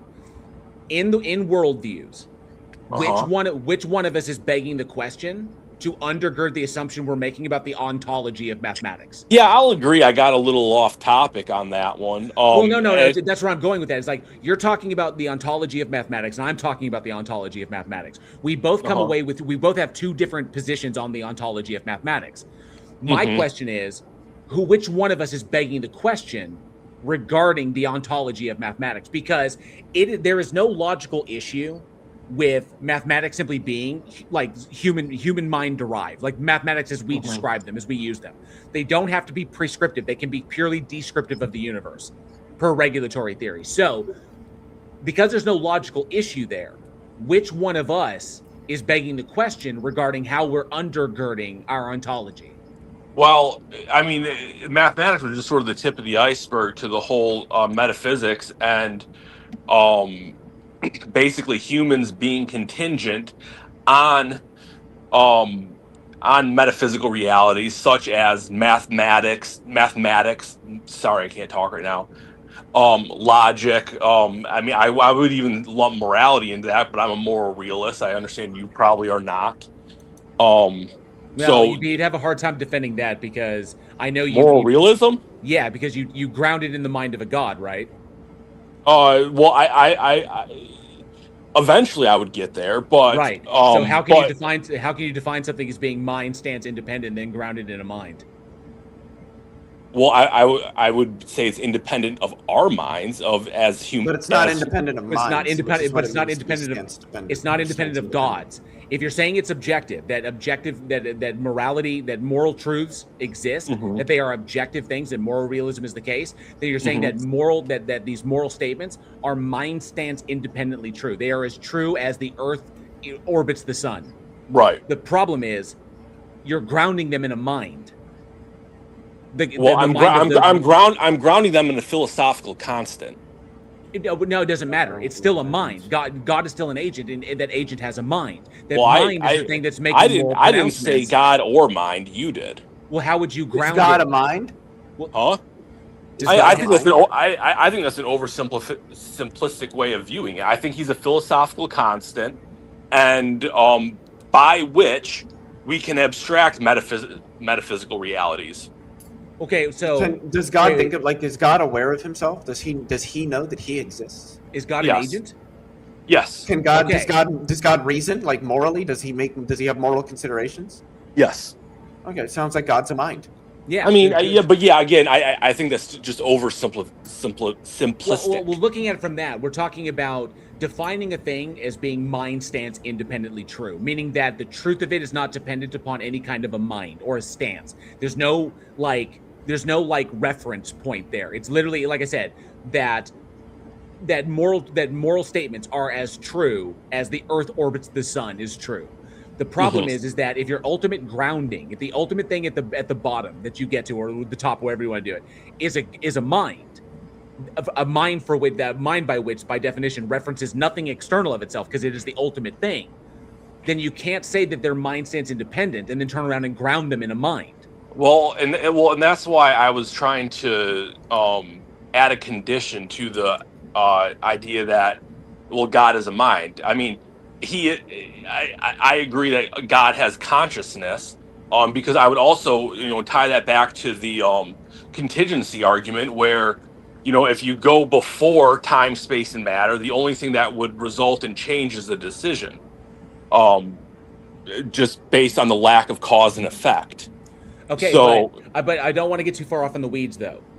So, if your ultimate grounding source, if everything boils down, like the core of it is the God, and the God makes moral pronouncements, like the X is moral, Y is immoral, yada yada yada. Yeah, I don't think that's how it works, but go on. Okay. I don't think God is declaring morality. I think morality is a derivative of his nature. That's how so? Huh? Like what do you mean? Well, like for example, in the Bible, they say, well, God is love. He is just. He's not demonstrating those things. He is the very grounding of those concepts. But the problem is that this only reforms the question. Let me ask you this. Is God's nature good because it is his, or because it aligns with an external standard of goodness? Okay, I would view that the same way I would say, is something flush? Well, flush to what? So you have to have a standard in order to say something is against that standard. So I feel like to say, I feel like you're putting the cart in front of the horse is basically what I'm saying. No. The original Euthyphro dilemma is posed as this. The kind of like the modern monotheistic version of it is that, is a thing good because God does it, or does God do it because it's good? Right. And you said that God's nature is good. Well, the problem is that that doesn't answer it. It's an illusory third horn. It just reforms the question. The question then becomes, or it demonstrates the question's a false dilemma. No, it doesn't, because it just restates the question in a different way. It's saying, is God's nature good simply because it is his? Or is God's nature good because it aligns with some external standard of what goodness ought to be? Yeah, so I mean, I would say it's obviously the former.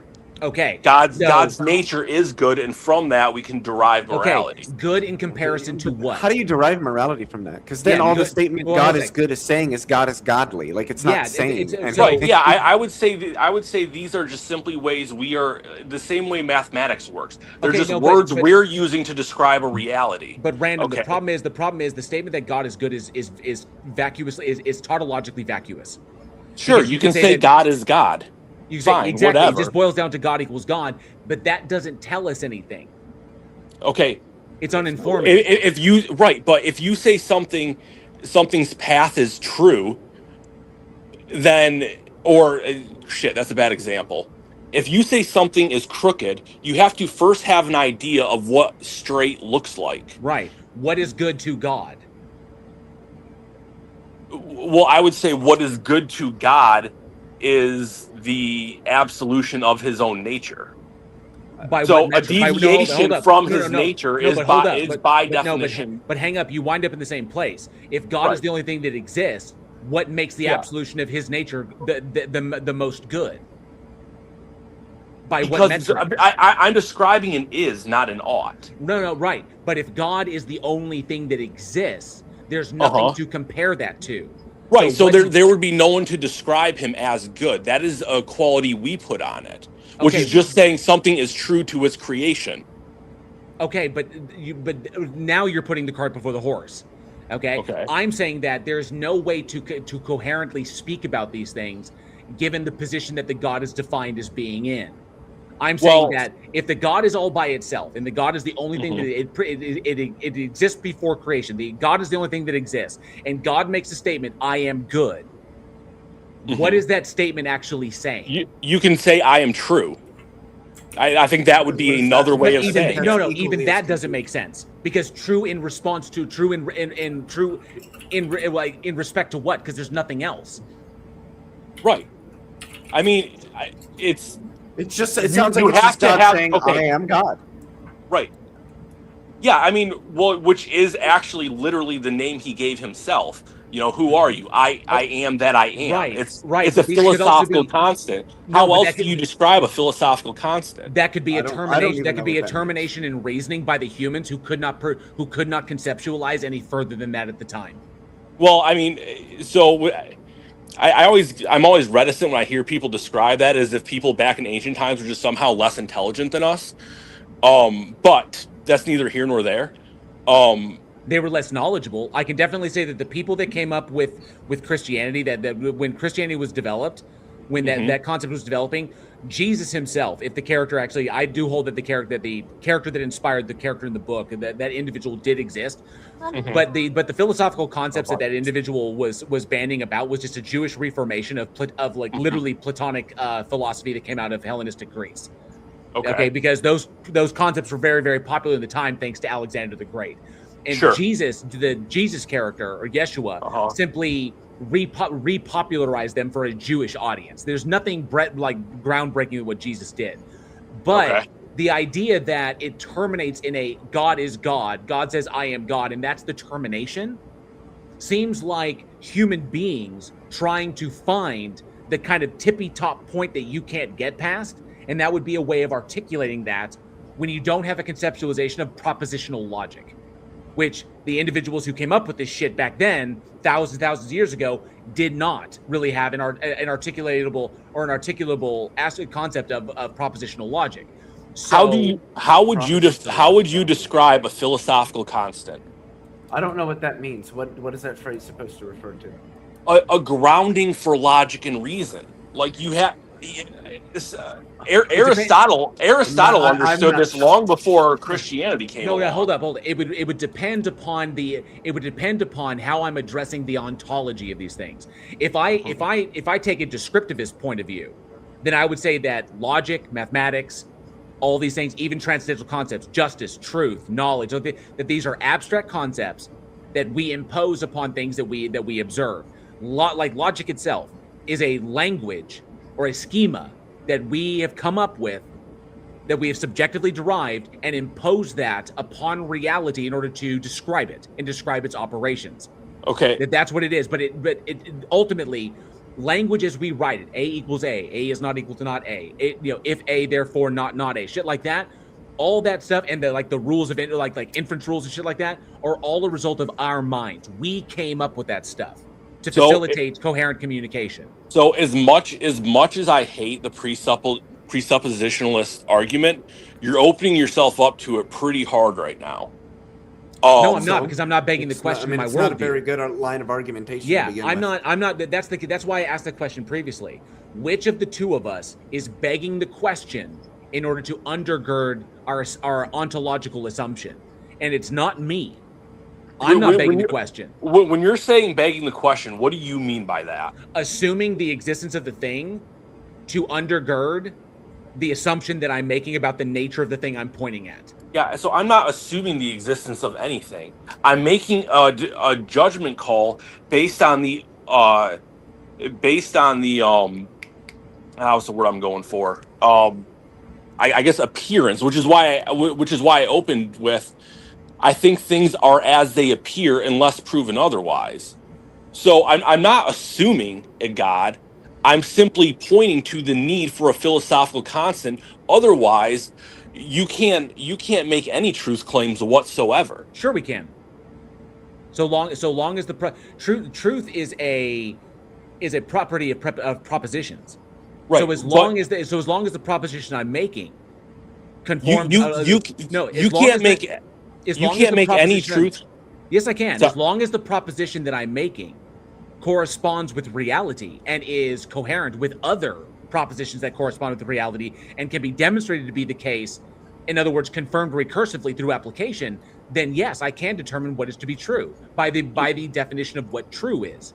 Well, again, you don't have a definition of true because truth exists within your own mind. Yes, I do. I have a philosophy of truth. My philosophy of truth is that which corresponds with reality, pillared upon coherentism, which is that those things. You don't have the ability to judge reality. Sure, because I do. You don't have a justification for seeing anything outside of your own mind. No, okay, no, hold up. Why would I? No, hold up. Why would I assume that such things exist as real things in the world, beyond which I have access to? Why would you assume? Why would I make that assumption? I don't know why, but I mean, human nature, I guess. But that's literally what you're doing. No, it's not. No, it's not. Everything that I'm talking about in my worldview, I can point to something in reality that can ground that. There is no logical inconsistency in my worldview, and I don't beg the question of the existence of anything to undergird any of my positions. Can I get 2 minutes to explain my position on this? A minute and a half. Sure. All right. So my position is, without a philosophical grounding, you are stuck within the framework of your own mind. And what I mean by that is every thought you have, every feeling you felt is nothing but the result of biological and neurological impulses in your brain that cannot be verified outside of the biological, neurological impulses in your brain, all of which were simply they were drive based on previous experience and biological disposition, neither of which you had any control over. So every decision you make, every truth claim you think you are making is nothing but the result of these processes. And you can't honestly say that these truth claims are true because you have no way to verify these outside of your own experience. Actually, a slight caveat on what you just said. Empirical methods. I can't say that they are absolutely the case. If you're trying to drive this towards like absolute truth, okay, even though that's a kind of a weird statement, what I can say is that I can determine things to be true to a probabilistic degree that it warrants belief. That disbelief would be, that doubting them would be irrational to do so unless you can provide evidence that would warrant doubt.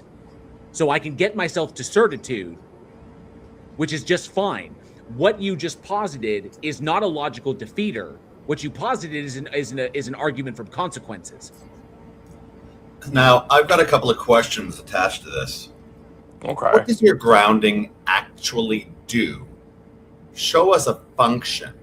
What is it you'd say you do here? Sorry. Where's the function of the grounding?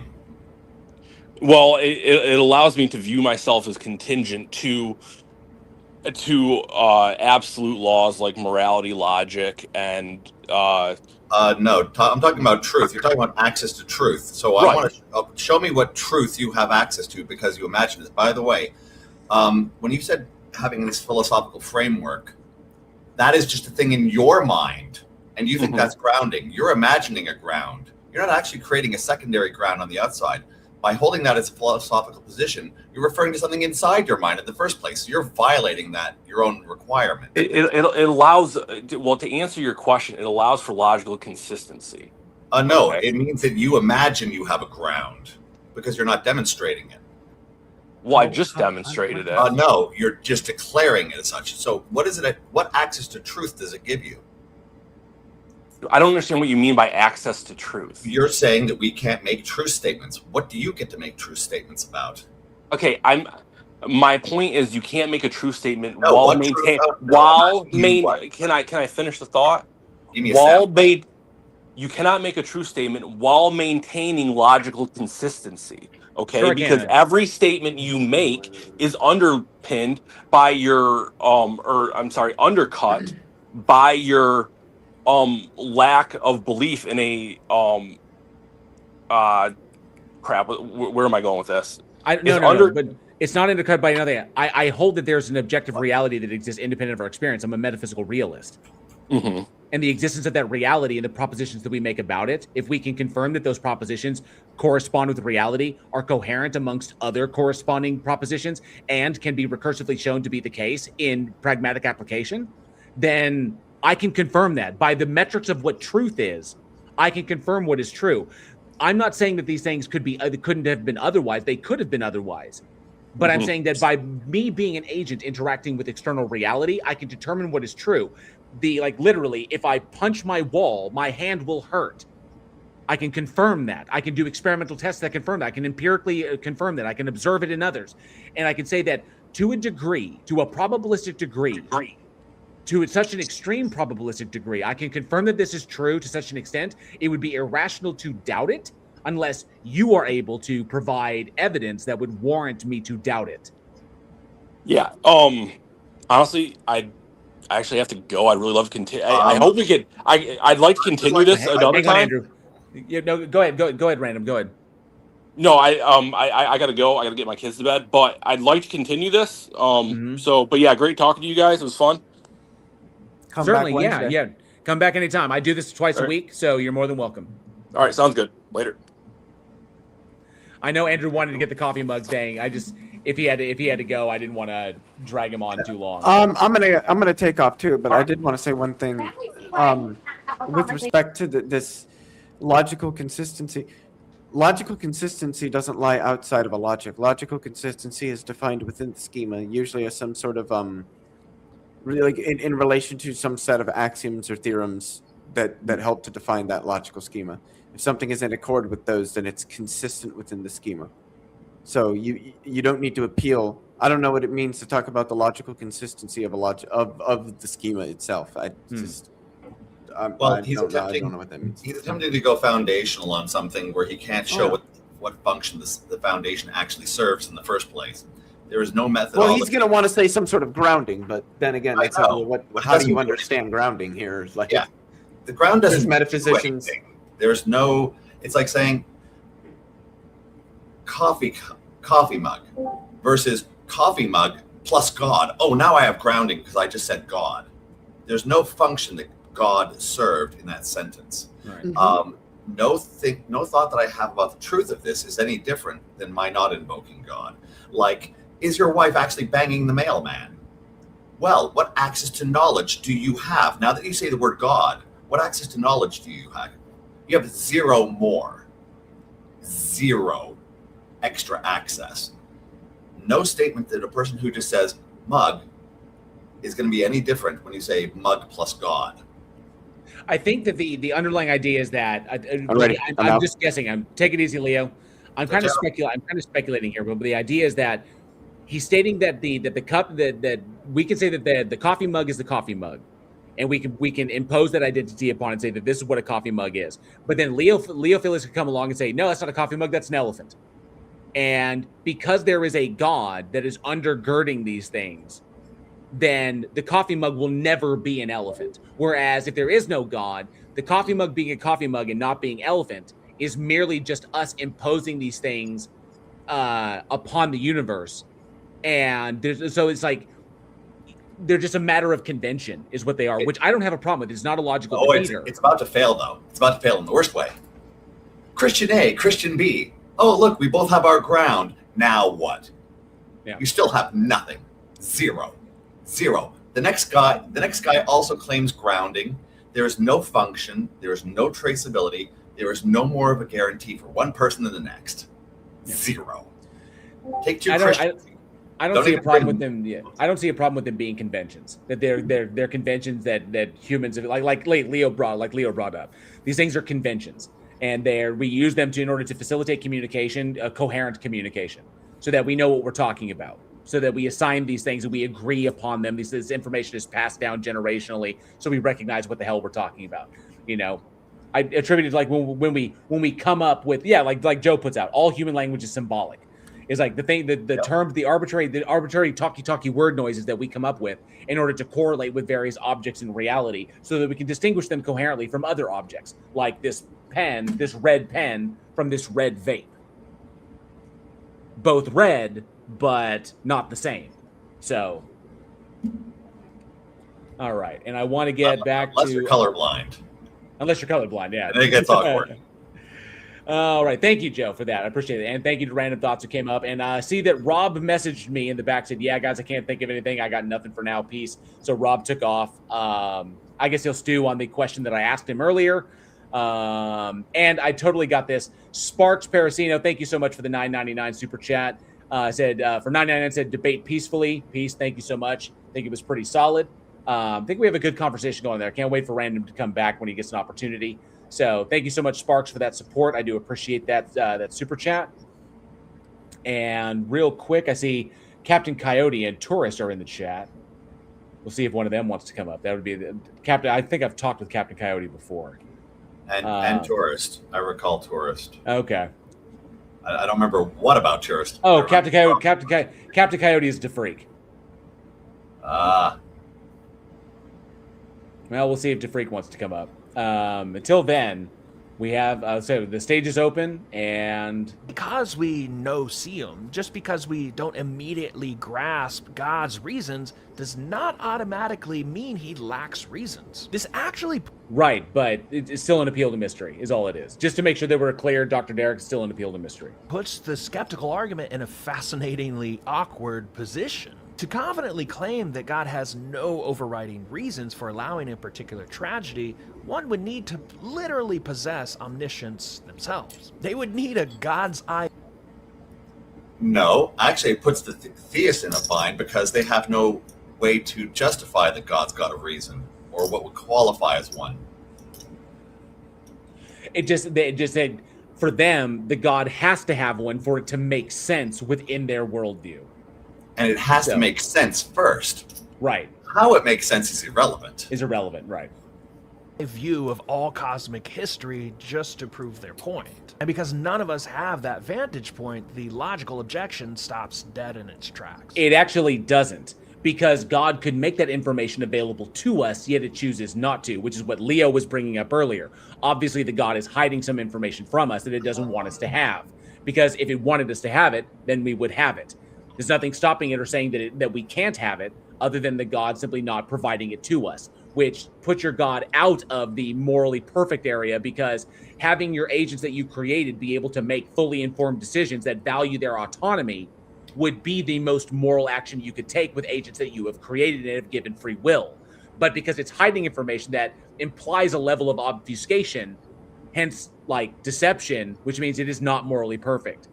Every time he runs around, every angle he comes at this, he kills the morally perfect position, because that's the one that it hinges on, because it's the logical problem. Now, contemporary philosophy does offer some brilliant possibilities, some candidates for what might be those overriding reasons. It's all post hoc bullshit. It's all it is. I'm gonna predict the predictive model right now. It's gonna be all a bunch of post hoc bullshit. We have soul-making theodicies. We have the absolute necessity of natural laws. We have the contrast defense, and a few others.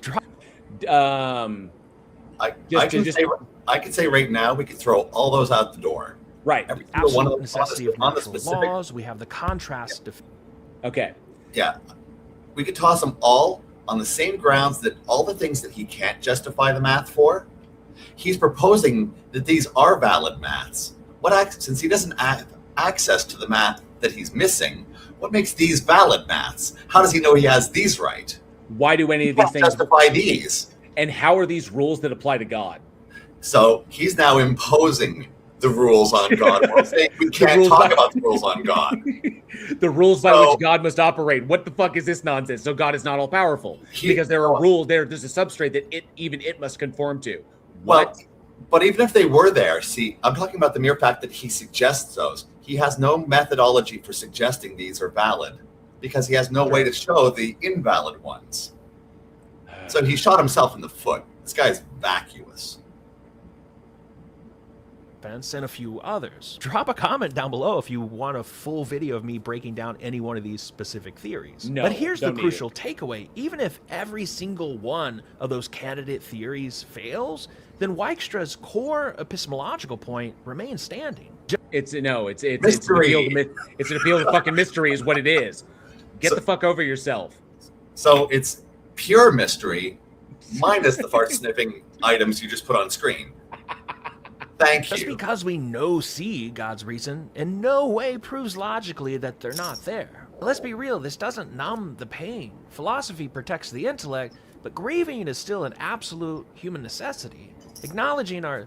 No, it's not a human necessity. Not all people go through the grieving process because it depends upon the bonding that is prior. It depends upon the prior because those who grieve have developed that literally that neurochemical bond with the agent that is no longer alive. Okay, that's what that is. So and not all human beings go through it, and not all human beings go through it the exact same way. It's different for everybody. People internalize or experience their grief, or compartmentalize their grief, or simply don't grieve at all. So this is not a universal thing. What the fuck is he talking about? Limited vantage point. Yeah, we're in pure non-falsifiable territory, of course. And of course, by that same token, we totally can't write off the possibility of that metaphysical dick in his ass right now. There could be, and it's a mystery.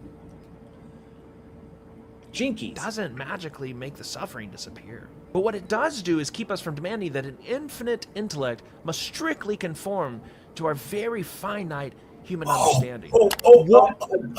Goal. Fuck you. Fuck you. It doesn't stop me from stopping asking questions. That's the whole point of this exercise, is to get you to stop asking questions. Find the nearest op and go fuck it. Go fuck yourself, Dr. Derek. Fuck you. Wow. Shut up. So your position is shut up and know your fucking place. Kiss my ass. Wow. I want to kick him right in his tailbone. Right in his fucking tailbone. Wow. Oh, the atheist's ultimate weapon fails because it... What's up? Oh. We got one in Discord, I think. Let's see. Yep. Demands logical or metaphysical contradictions. They're essentially demanding a universe where actions have no consequences and love requires no freedom or choice. What? No, we're not. Now, this is just victim blaming. This is just putting it on the... Yeah, Spam, you are right. Classic apologist bullshit. What the... And I like this. Yeah, atheist ultimate weapon. We only have one. I don't believe you. Like, I'm not convinced. What is this victim blaming bullshit? First, shut up. Know your place and shut the fuck up. And stop bitching about the world because it's the way God... Our demand for immediate answers, even to natural suffering, fails because we don't have the vantage point of God himself. Because by literal logical extension, the God doesn't want us to have it. Otherwise, we would know. There's nothing to stop it from giving us the information or imparting it to us. There's no violation of free will there. Otherwise, you'd have to concede that the road to Damascus experience was a violation of Saul's free will, which obviously a Christian would say it wasn't. So the information can be imparted directly, empirically, and be confirmed by the individual, and it will not alter their free will or violate their free will in any way. The information is not being given to us because the God doesn't want us to have it. It is the only logical conclusion off of this. unless you want to say that there is something external of the God that dictates how much or how little it can actually tell us, which would mean your God is not all powerful. Done. He's not. Oh, fucking it. Why? Ooh. Leave it to you to find me the most infuriating fucking apologist to talk to react to. Fuck this asshole. Once those logical barriers are removed, you're left to wrestle with the reality that your remaining objections to God are profoundly emotional, not strictly logical. We've already gone over multiple times that yes, we can have an emotional reaction to these things, but we can logically we can break them down logically as well. And we've already broken them down multiple ways. We've shown how it can be broken down logically. So you just saying that some people out there who may not know how to articulate the logic as well are simply relying upon the emotional appeal, fine. I'll acknowledge that, but not for somebody who is versed in this shit, and we can actually break this down and why it fails logically. Okay? Don't sit here and try to say that because we puny-ass minded humans don't have the capacity to fathom the concept of, fathom the totality of God, therefore we are not allowed to ask questions, or that we need to sit back and take a back seat to the shit. Fuck no. Okay? The onus is still on the God, and the circumstances don't have to exist, and yet they do. These things occur the way they do because the God wants them to be by your own lights as an internal critique. So, yeah, he's presuming the truth of his position, of course. Yeah, demonstration. Like Kasplodicus says, yes, how dare I react emotionally to a gaslighting asshole trying to manipulate me? Yeah, how dare those mothers who lost their children in the Indonesian tsunami wail at the sky while like fall down on their knees on the shore and wail at the sky as to why their children are now dead. Okay? Fuck off. Let's be honest, does surviving the Why logical start trap now? make you feel any better? Probably not. Because blocking a philosophical deduction on a whiteboard doesn't do anything for the experience of real heartbreak and suffering that you feel in your everyday life. Now it's just an appeal to utility. That the concept of a God may be able to alleviate grief in some, or psychological like grief or existential dread in some people, does not entail that the entity actually exists. Just that the concept of a thing allows for some measure of like personal utility. That's not an argument for the truth of it. But this is the thing. Skeptics aren't usually rejecting God or losing their faith over abstract syllogisms. They're looking at the staggering volume of human agony and suffering, and they're wondering how a good creator can tolerate so much of this. And no, they're asking, why does this exist when it doesn't have to exist? When nothing dictates that it must? These metrics that you are post hoc rationalizing from the human experience and human preferences, and then post hoc rationalizing them as being that is what the God needs or wants, is bullshit. It's fallacious. You cannot get around this. This is the same mistake that Plantinga made. You're just repeating this bullshit. I swear to God, if I ever debate this asshole, I'm gonna hammer the living fuck out of him. this, of course, shifts our conversation to the evidential problem of evil. Rather than trying to prove a strict logical Take it easy, Gretchen. Thanks so much for hanging out. Appreciate you being here with the Async Network. For anybody out there who's not familiar with it, go check her channel out. She does some pretty good stuff over there. contradiction, this objection points to the sheer weight of trauma and suffering and asks why the evidence points away from God. Actually, it's more of an addressing of the probability. Evidential goes towards the probability that this God exists, and the amount of this, considering that if you take the defining attributes as the starting point, then the probability that this God exists decreases per the amount of like literally the evidence of all the suffering on the planet. So of all the unnecessary suffering, like natural disasters, predation, all that other shit. So it just decreases the probability that this entity, it decreases the probability that the entity exists. I think it actually eliminates it, but it decreases the probability that it has one of those attributes. So painful childbirth. Yeah. The fact that that was a necessary consequence of the fall, of course. Necessary. It's fucking ridiculous. The next video, we're going to leave behind the academic classroom, step right into the oncology ward. We need to figure out if there's actually a purpose to all this pain and suffering. Hit subscribe so you don't miss it.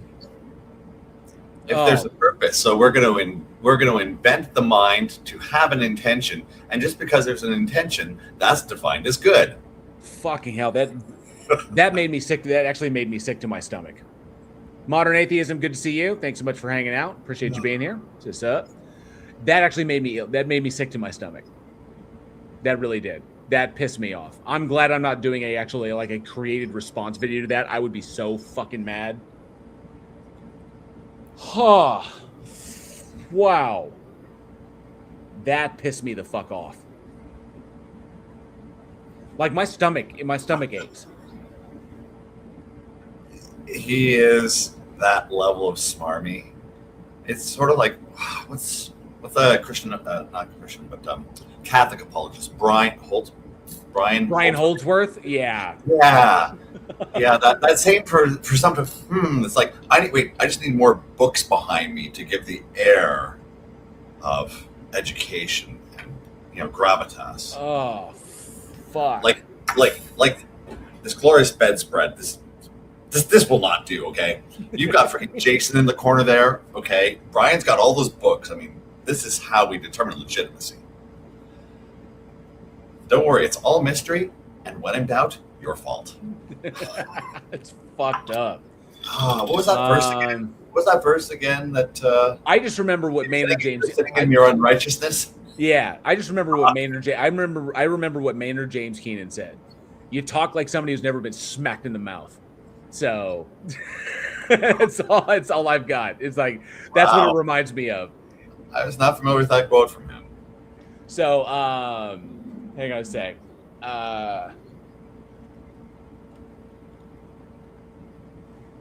One sec.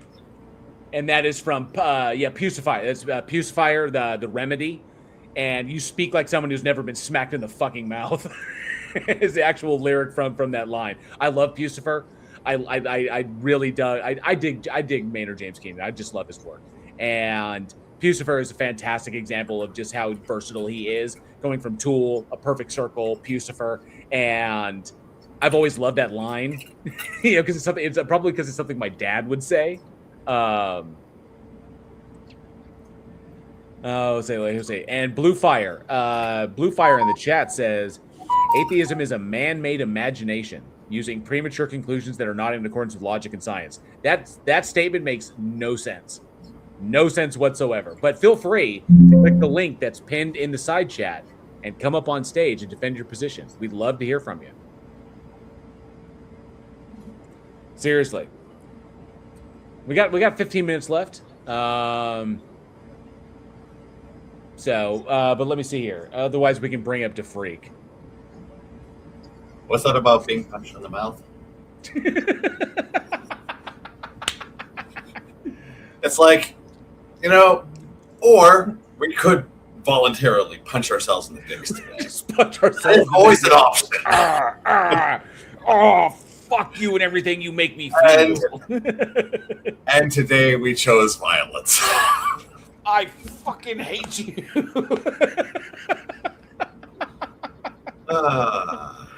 I can't remember when I did that first. It was I think it was on some stage. We were talking about that. It was like, you stupid. All right. I guess I can give him the StreamYard.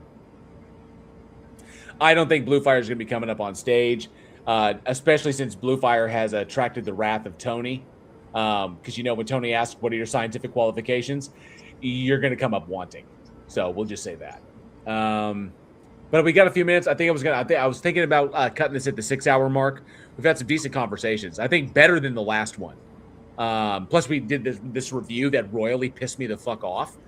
And now I kind of want to challenge. I want to challenge him to a fight in the octagon. I really do. I just want to be like, "Where's your God now?"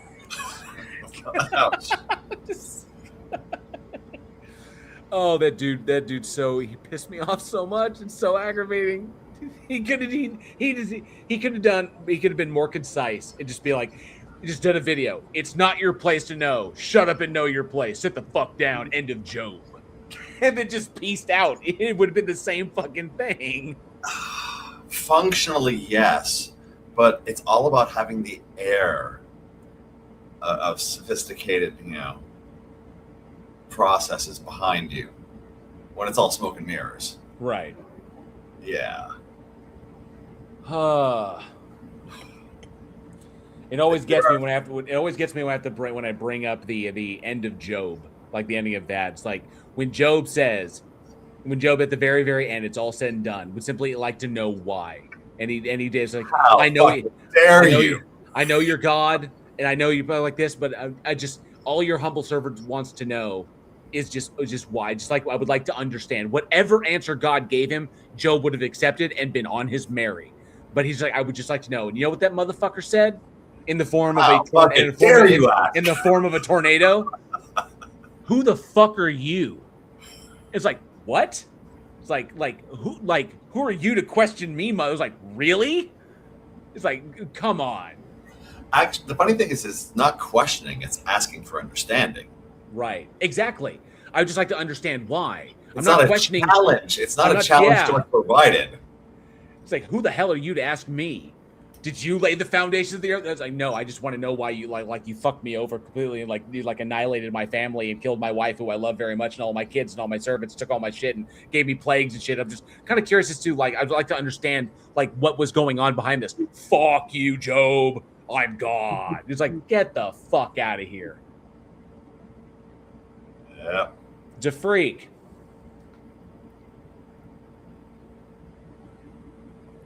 We're live again. Can you hear me? Yes, we can hear you. All right. Sorry about that. Testing over here. Can you hear both of us? Yes, I can. Better odds than the last one. I'll take it.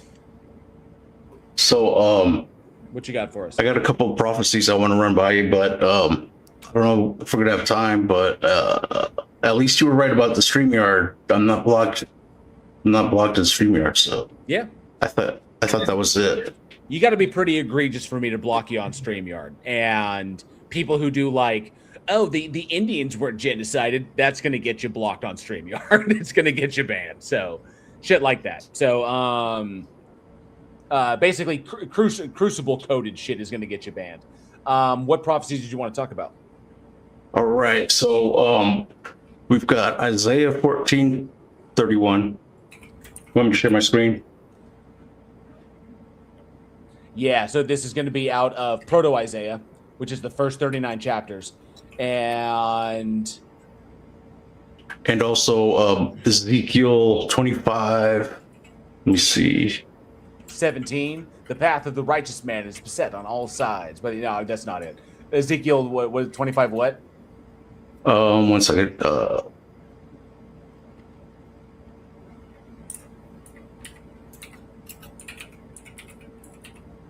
Go ahead.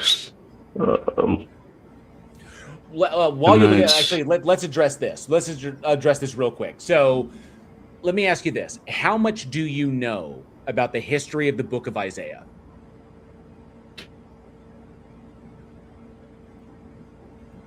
I mean, probably as much as any layman or whatever. But okay.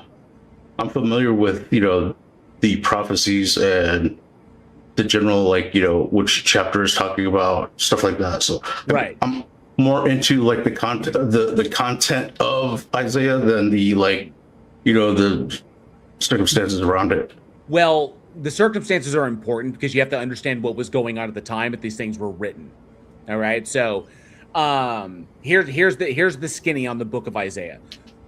The stuff that you see in modern day Bibles today is predominantly taken from what is called the Great Isaiah Scroll. Are you familiar with that? Yes, the Dead Sea Scroll. Right, exactly. From Dead Sea Scrolls frame. You got it. Now, the Great Isaiah Scroll was a composition by two unknown scribes who were using prior existing manuscripts and writing in a deliberate style to appear as one writer. So it was two people working together, working in unison, professional scribes, doing what they could to look like it was the same person, to look like they were one person writing. And they were transcribing the stuff from prior existing manuscripts into what became the Great Isaiah Scroll. Now, there are three sections to Isaiah. There's Proto-Isaiah, there's Deutero-Isaiah, and then there's Trito-Isaiah. Okay, first, second, and third. There's three parts. So scholarship considers Isaiah to be an anthology.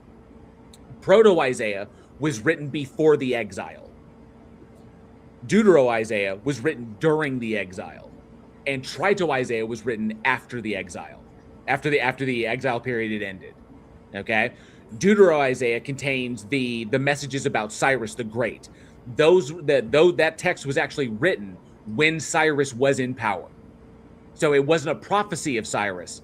It was literally just the scribe at the time writing about what was happening at that time and that what they wanted Cyrus to do. So going to what you brought up, Isaiah 14:31, we have to understand that it was written pre-exile, and it was written, and this is as a part of Proto-Isaiah, and so a prophetic message addressed to Philistia, warning them to weep and tremble. It describes an approaching unstoppable military force from the north, symbolized by smoke, which will completely overwhelm and dissolve their nation. And looking at this and the breakdown of this, the biblical scholarship of this, the events that were taking place of the army coming up against Philistia were already known to happen. Essentially, this was the rumblings of war before things broke out, before things happened. And so it wasn't a prophecy that it was going to happen. It was them saying what was going to happen. So basically warning them to weep and tremble because the army was on its way to destroy them. So not a prophecy because written at the time that the event was taking place. I don't really know how you could say that when, you know, it was Israel. Right, so Nebuchadnezzar was coming to get the land of the Israelis, I'm sorry, the Israelites, not Palestine or Philistina or, you know, Philistia is the name of it. Philistia was repeatedly attacked throughout history. Its major cities were Gaza, Goth, and Ashkelon, and they were subjected to major assaults by the kingdom of Judah in the 8th century BCE. They were conquered by the Assyrian Empire in the 6th century BCE and completely destroyed as a political entity by the Neo-Babylonians in the 5th century BCE.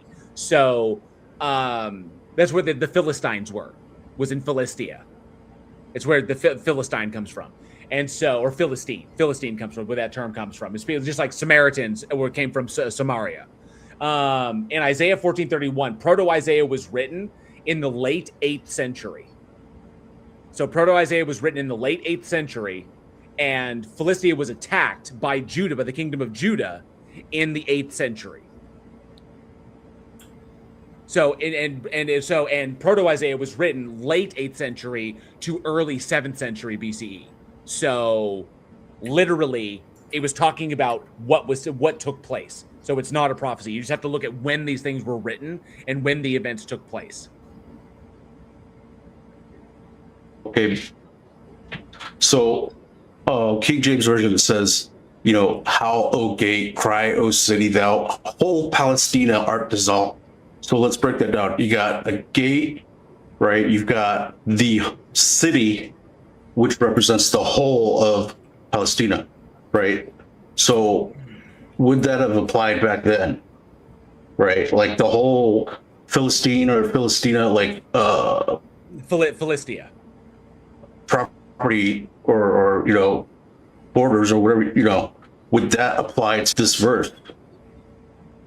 Yeah, because because Philistia. In other words, were they was it a fragmented nationality? Like, no. It was because Philistia had been around much longer than that. Because in the late 9th century, Philistine Gath, which was a city within Philistia, was heavily besieged by the Aramaean forces of King Hazael of Damascus.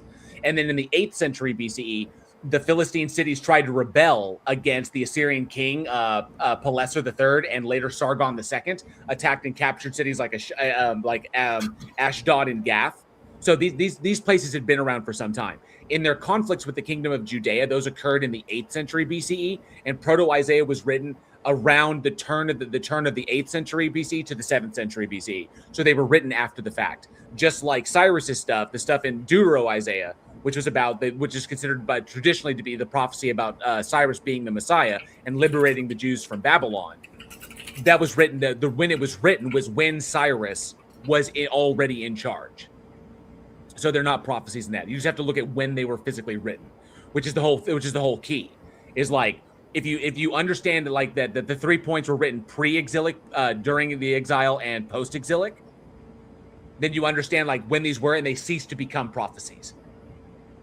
They're just scribes writing down what was happening and generally doing it after the fact. Yeah, but you're talking about pre and post exile. You're talking about 70 years, and it's not likely that, you know, if it was the Isaiah, he probably wasn't, you know. No, Isaiah only wasn't wrote hanging around in Jerusalem and then went Isaiah to, only wrote Isaiah ben Amoz only wrote Proto Isaiah. He did not write the second and the third sections. The words of Isaiah ben Amoz are only in Proto Isaiah. Okay, so 14 is still under the first section. Yeah, that's still in Proto Isaiah. That was Isaiah. That was Isaiah writing about it, Okay. writing about events So that took also- place, which was Judah attacking Philistia.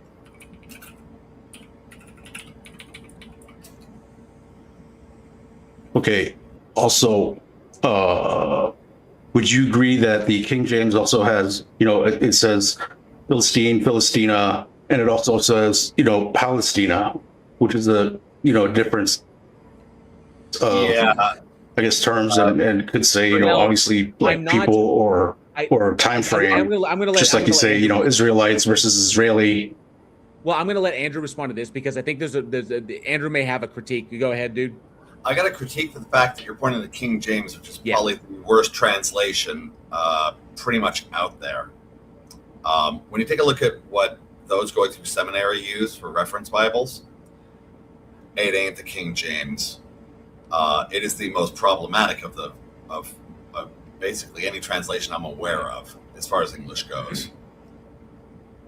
And when NRSV UE updated edition is kind of the top standard as far as translations go. So when you're looking at what scholarship is using when they're using English and not going to the source texts, that's pretty much the gold standard as far as they're concerned. This is where the top scholarship is circling around. When I'm referencing biblical scholarship, typically biblical scholarship, they don't go near the KJV. What they typically use are the original language text. So they use the Biblia Hebraica for Hebrew and the Novum Testamentum for the Greek. So going back to the Koine Greek and going back to the Hebrew, so which is where we get this information from. The KJV is, I'm just gonna say, as far as Bibles go, the KJV is one of the worst that you could use, just for the translation. Just look at the bias behind it and why the KJV was created. It just when trying to understand the historicity of the text and when the scribes who wrote it, when they wrote it, and what was going on at the time, it's best not to go with the KJV. It's a really, really terrible just version of the Bible. You could just go with the one that Andrew mentioned. You could go with that and you would be better off. I say go to the actual like original text, the scholarship stuff, which is where I get my stuff from. Yeah, if you're capable of reading those languages, yes, it's the way to go. I have to read their translations, or I go and I listen to Justin over Deconstructed over at Deconstruction Zone because he actually can read them. So, but yeah, the history of Isaiah is a lot of. I know that a lot of Christians today want to prop up the book of Isaiah as like this unchanging manuscript that has survived the test of time. It actually hasn't. And we know, actually, from a recent, and actually the analysis that led to the understanding that the scroll of Isaiah was written by two people. That discovery, when we found that out, was back in 2021. That was actually a fairly recent discovery, and it was because, and it was an AI assisted analysis that was able to stylometrically do a stylometric analysis far more accurate than human beings could do with the naked eye. And so going off of this, AI analysis shows the two scribes wrote one of the books. 1 second, I gotta get rid of that. What the hell is this nonsense? No, I don't want to be a fucking registered Not a little bit, user. so if it starts cutting out too bad, I might lose audio. So AI used to determine that two scribes copied the Great Isaiah scroll. Anyway. And going to the and I know that there's a DOI here, but anyway, it was a recent analysis done in 2021 that basically utilizing computers to figure this out. That's how we know that 2 scribes wrote it from prior existing manuscripts, and those manuscripts have long since been lost because obviously the Great Isaiah Scroll is incredibly old. So.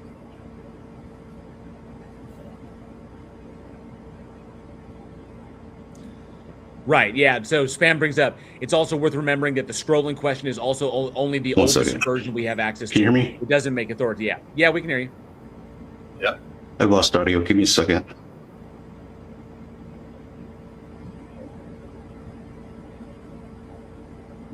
The 4 naughty Bibbles are based on the KJV.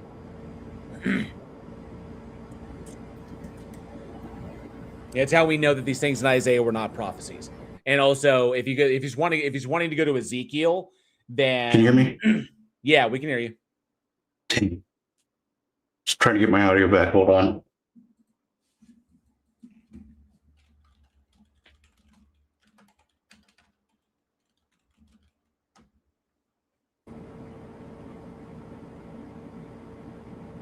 I think I got it. You can hear us? Say something. Test. Test. 1, 2, 3. You got both of us? That's not a good sign. Yeah, I hear you now. Oh, okay. Sorry about that. Okay, Both if of that info or opinion or anything, but yeah, I can hear you. Okay. So yeah, Yes, I can hear you. Book of Isaiah. Oh, the Can you hear me? Great Scroll. Yes, we can hear you. Can you hear us? Okay, cool. I think that at this point, for this point, it's actually irrelevant. The only thing that we need to agree on is that the King James commissioned translators actually made a distinction between the Philistines, the Philistina, and the Palestine and Palestina. But I don't think Palestinians are in there or anything, but it's like Palestina, right? It's a distinction between those 2 words. And for whatever reason, they made that distinction. And so all that other stuff doesn't really matter. So my point is to that, there's no way that He's roboting. Yeah. Palestine or Palestine, it's a more prophecy than a. Yeah, I gotta pull him down. He's roboting hard. Let me message him real quick, just to let him know. DeFree, can you hear me? In Discord? He's got himself muted there, but I'll just message him.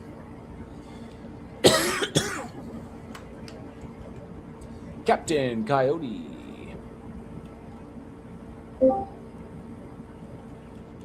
You just unmuted in Discord. Free, can you hear me? Hold on.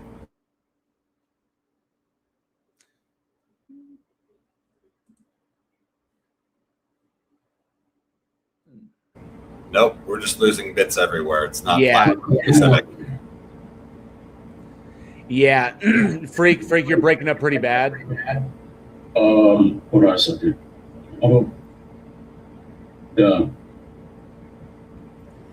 Yeah, we may have run out of time on that.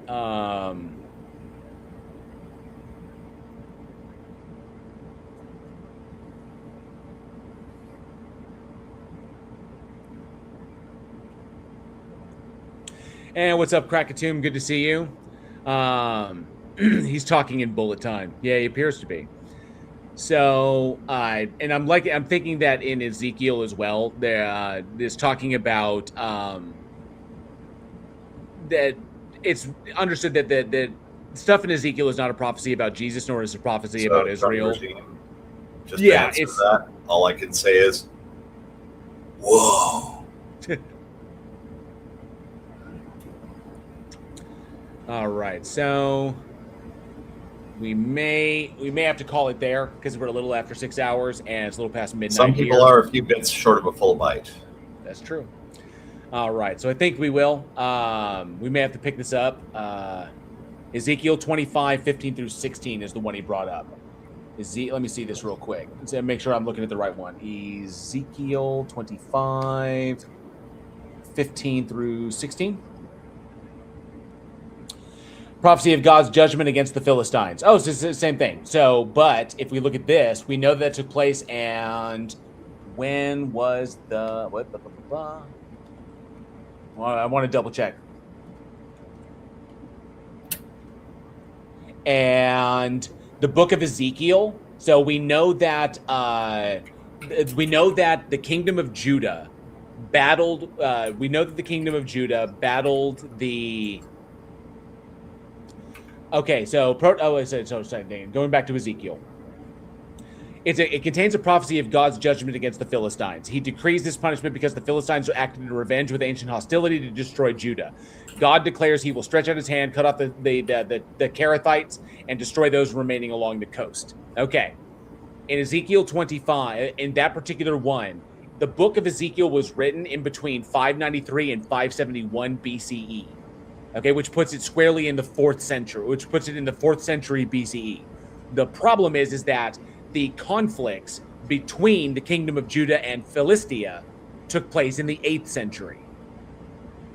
So scholarly consensus dating this, so the scholarly consensus on the dating of Ezekiel's ministry generally highlights 2 distinct periods during his exile, during the exile in Babylon. So to explore this, this would have taken place. So when Ezekiel was written, and when was Deutero-Isaiah written? Deutero-Isaiah written. Deutero-Isaiah would have been written around the same time during the exile. So Deutero-Isaiah was written during the exile, so was Ezekiel written during the exile. So between 593 and 571 BCE, 540 and 539 BCE is when Deutero-Isaiah was written. So both of them are looking back and talking about things that happened. So the dates on it. And plus it's really, really weird when in stuff like in the book of Joshua, when the writers when traditional dates were held in order to correspond, when traditional dates of events were held to correspond with prophecy, when the archaeological evidence completely debunks them. So we see that the actual, the shifting around of facts in order to try and keep the illusion that prophecies are coming true, which they are not. So, given that, I think we are in good shape. I want to do a giant thank you, say a giant thank you to all the super chats, all of the stuff that came through, all the support that came through. And of course, a big thank you to all of you channel members. If you're interested in supporting the channel as a member, it's only 99 cents per month, and you get access to all the custom emojis and the channel badge that I've created for you. So I appreciate that support. It really helps keep this channel motoring along, as Professor Plink likes to say. So I appreciate that. Thank you very much. Thank you to Andrew for hanging out with me. I appreciate it, bud, as well as Leo Phileas, PhD Tony popped up, and of course, all the people that came up on stage, the bad ones and the good ones. We had some decent conversations. So I hope we can continue this again on Wednesday. Tuesday, part 2 of the Lionel Luckhoo video series is coming out. There are 4 parts in this. It's an entire month's worth of content. So part 2 comes out. You can find out what Lionel Luckhoo said to the Soviet ambassador when they sat down to have dinner together. So I try to make it like a story that kind of reveals itself. I think it's pretty good stuff. Anyway, I hope you guys enjoyed that one. It drops on Tuesday, so be sure to check that out. And of course, we'll be back here on Wednesday for another Stage of Reason. Hopefully, we'll have some returning guests, and we had some decent conversations this time. I think we did, and a video that really pissed me the fuck off. So this was productive, you know. Well, remember, we were looking for videos to react to, and rage is a reaction. Rage is a reaction. It truly is. All right. Well, I appreciate everybody being here. This has been wow, that was crazy jail. Yeah. I got so fucking mad at that video response. I'm almost tempted to cut that thing out and make a video out of it. I really kind of am, but oh damn it. But it would have so we can have your commentary, Leo's commentary, all of our commentary together. I honestly, it's not well. I mean, the editing of it would be very limited, and so it would come off kind of rough. But I would just cut out when we had the conversations. But I'm tempted. I'm tempted to pull that sucker and make a video out of it because that shit pissed me off. I want him to hear that you, because he deserves it. All right. Yeah, there are a few select people that they don't get the kid gloves. PhD Tony. Oh no, I accidentally muted the stream while DeFreak was on. Oh no. Don't. Stop. Come back. And good to see you, 100th Monkey. Thanks so much for popping in. I appreciate that. All you guys rock. Thank you so much for hanging out with us. It's been really good. Be sure to like the stream if you liked it, dislike the stream if you didn't. Be sure to leave a comment below. Those interactions help with the dreaded algorithm. They help to push us in the algorithm. Maybe I'll get back over 15,000 again. I got there, but now I'm back down. And then I'll be back up until I get some significant distance. So I appreciate everybody hanging out with us tonight. You guys have been great. And huge thank you to everyone in the Discord. I know you can hear me there. Appreciate you hanging out. Maybe we'll see you on the next stream on Wednesday. All right. I think we're good. So as always, I am JL. This is Andrew. See him over there. This has been the Stage of Reason here at Bridge the Divide. And as always, be safe, be excellent to each other. And together we can bridge the divide. See y'all. Ciao. Outro music.